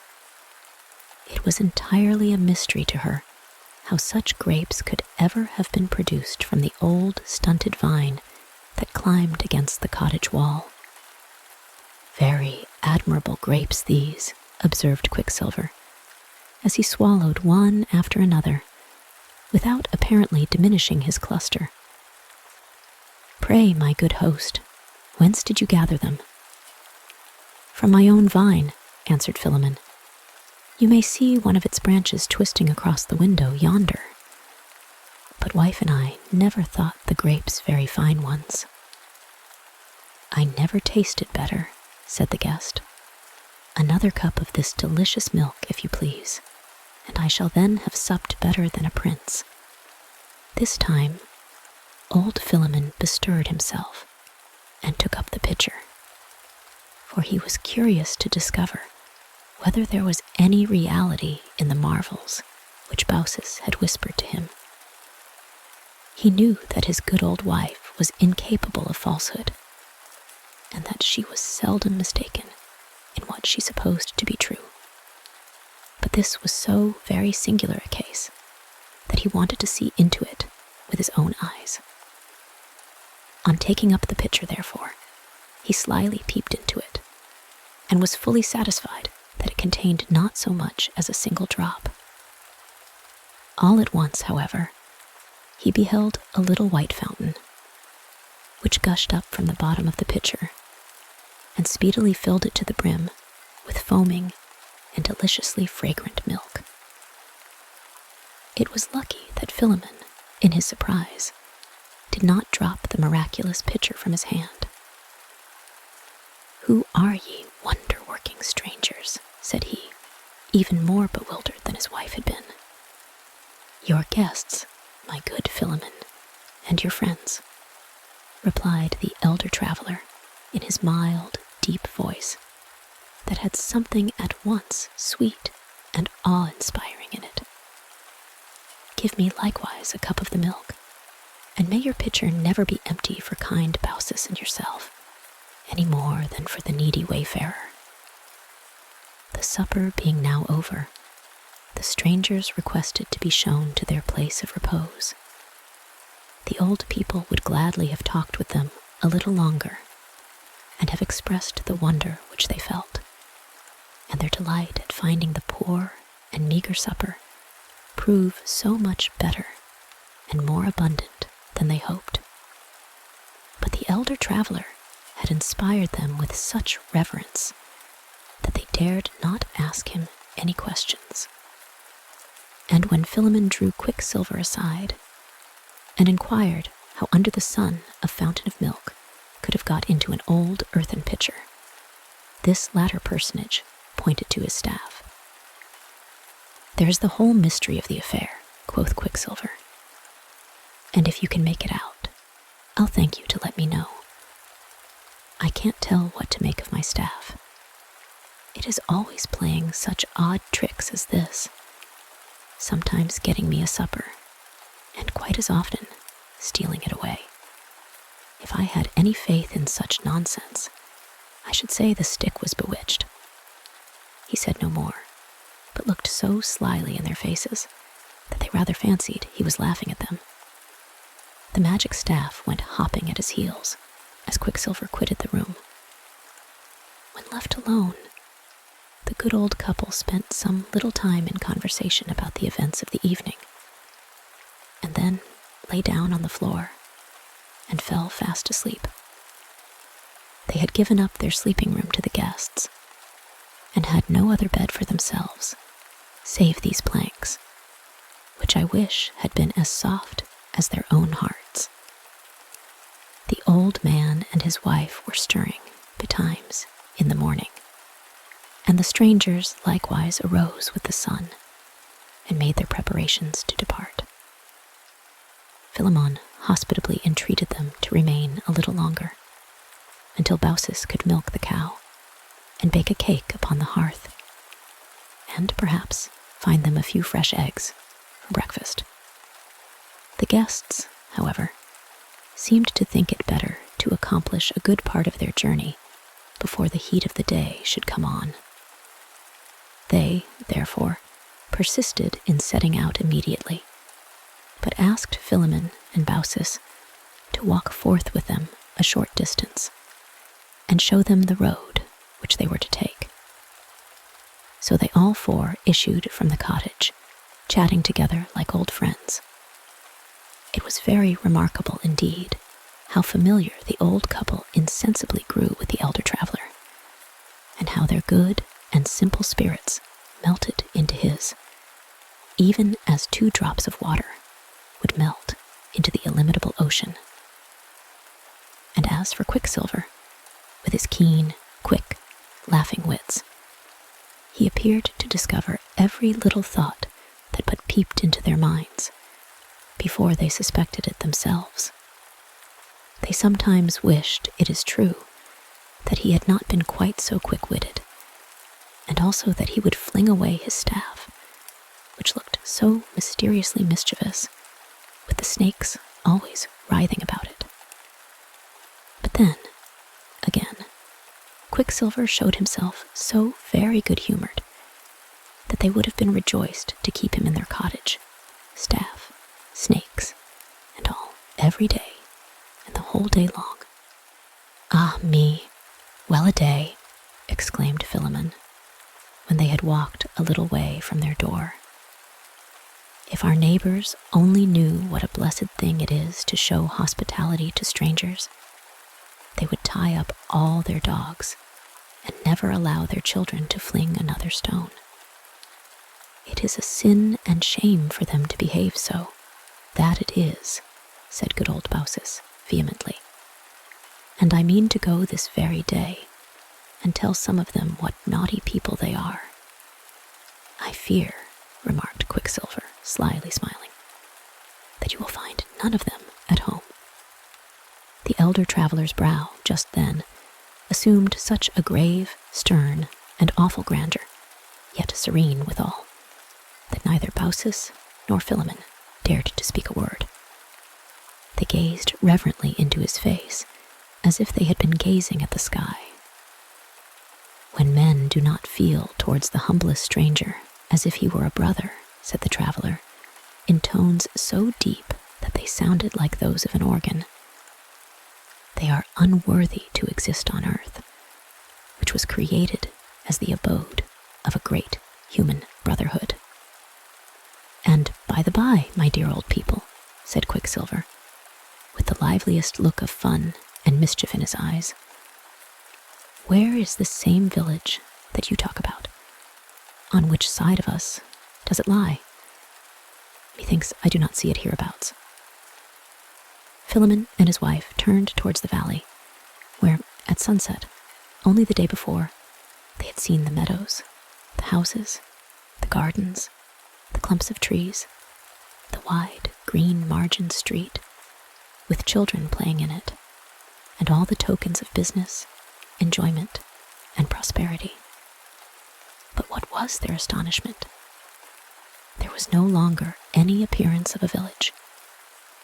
Even the fertile vale, in the hollow of which it lay, had ceased to have existence. In its stead, they beheld the broad, blue surface of a lake, which filled the great basin of the valley from brim to brim, and reflected the surrounding hills in its bosom, with as tranquil an image as if it had been there ever since the creation of the world. For an instant, the lake remained perfectly smooth. Then, a little breeze sprang up and caused the water to dance, glitter, and sparkle in the early sunbeams, and to dash, with a pleasant, rippling murmur, against the hither shore. The lake seemed so strangely familiar that the old couple were greatly perplexed, and felt as if they could only have been dreaming about a village having lain there. But the next moment, they remembered the vanished dwellings, and the faces and characters of the inhabitants, far too distinctly for a dream. The village had been there yesterday, and now was gone. "Alas," said these kind-hearted old people, "what has become of our poor neighbors?" "They exist no longer as men and women," said the elder traveler, in his grand and deep voice, while a roll of thunder seemed to echo it at a distance. There was neither use nor beauty in such a life as theirs, for they never softened or sweetened the hard lot of mortality by the exercise of kindly affections between man and man. They retained no image of the better life in their bosoms. Therefore, the lake, that was of old, has spread itself forth again to reflect the sky. And as for those foolish people, said Quicksilver with his mischievous smile, they are all transformed to fishes. There needed but little change, for they were already a scaly set of rascals, and the coldest-blooded beings in existence. So, kind Mother Baucis, whenever you or your husband have an appetite for a dish of broiled trout, he can throw in a line and pull out 6 of your old neighbors. All, said Baucis, shuddering. I would not, for the world, put one of them on the gridiron. No, added Philemon, making a wry face. We could never relish them. As for you, good Philemon, continued the elder traveler, and you, kind Baucis, you, with your scanty means, have mingled so much heartfelt hospitality with your entertainment of the homeless stranger, that the milk became an inexhaustible fount of nectar, and the brown loaf and the honey were ambrosia. Thus the divinities have feasted, at your board, off the same viands that supply their banquets on Olympus. You have done well, my dear old friends. Wherefore, request whatever favor you have most at heart, and it is granted. Philemon and Baucis looked at one another, and then, I know not which of the two it was who spoke, but that one uttered the desire of both their hearts. Let us live together while we live, and leave the world at the same instant when we die, for we have always loved one another. Be it so, replied the stranger with majestic kindness. Now, look towards your cottage. They did so. But what was their surprise on beholding a tall edifice of white marble, with a wide-open portal, occupying the spot where their humble residence had so lately stood. There is your home, said the stranger, beneficently smiling on them both. Exercise your hospitality in yonder palace as freely as in the poor hovel to which you welcomed us last evening.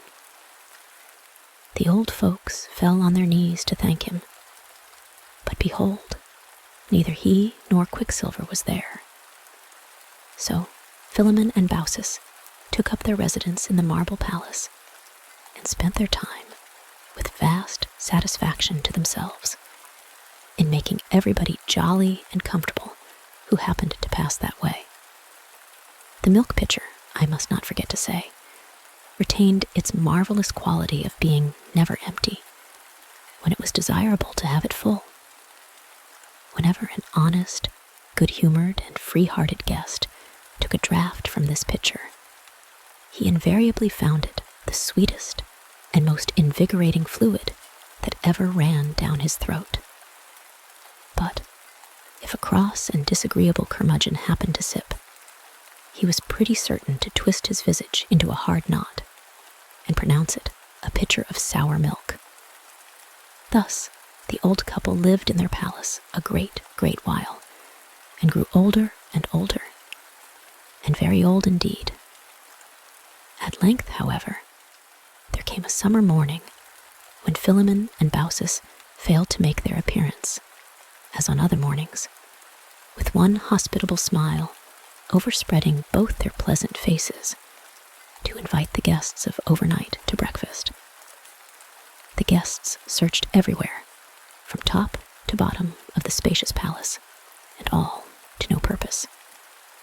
But, after a great deal of perplexity, they espied, in front of the portal, 2 venerable trees, which nobody could remember to have seen there the day before. Yet there they stood, with their roots fastened deep into the soil, and a huge breadth of foliage overshadowing the whole front of the edifice. One was an oak, and the other a linden tree.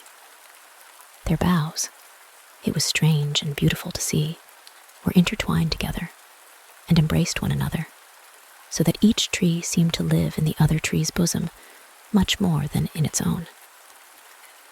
While the guests were marveling how these trees, that must have required at least a century to grow, could have come to be so tall and venerable in a single night, a breeze sprang up and set their intermingled boughs astir. And then there was a deep, broad murmur in the air, as if the two mysterious trees were speaking. "I am old Philemon," murmured the oak.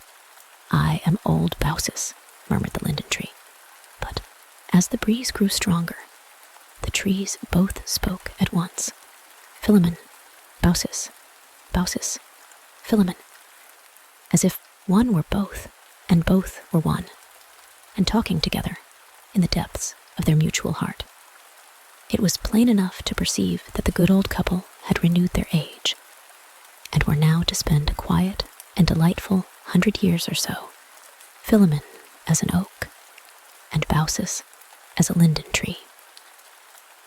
And oh, what a hospitable shade did they fling around them. Whenever a wayfarer paused beneath it, he heard a pleasant whisper of the leaves above his head, and wondered how the sound should so much resemble words like these: "Welcome, welcome, dear traveler, welcome." And some kind soul that knew what would have pleased old Baucis and old Philemon best built a circular seat around both their trunks, where, for a great while afterwards, the weary and the hungry and the thirsty used to repose themselves and quaff milk abundantly out of the miraculous pitcher. And I wish, for all our sakes, that we had the pitcher here now. The end. Thank you for taking the time to listen along with me this evening. I hope this has helped to relax you and that you have enjoyed the story. If there are any stories you would like to hear in the future, please leave a comment in the section below. And please consider subscribing so that you won't miss out on all the stories coming to the channel very soon. And until next time, goodbye for now.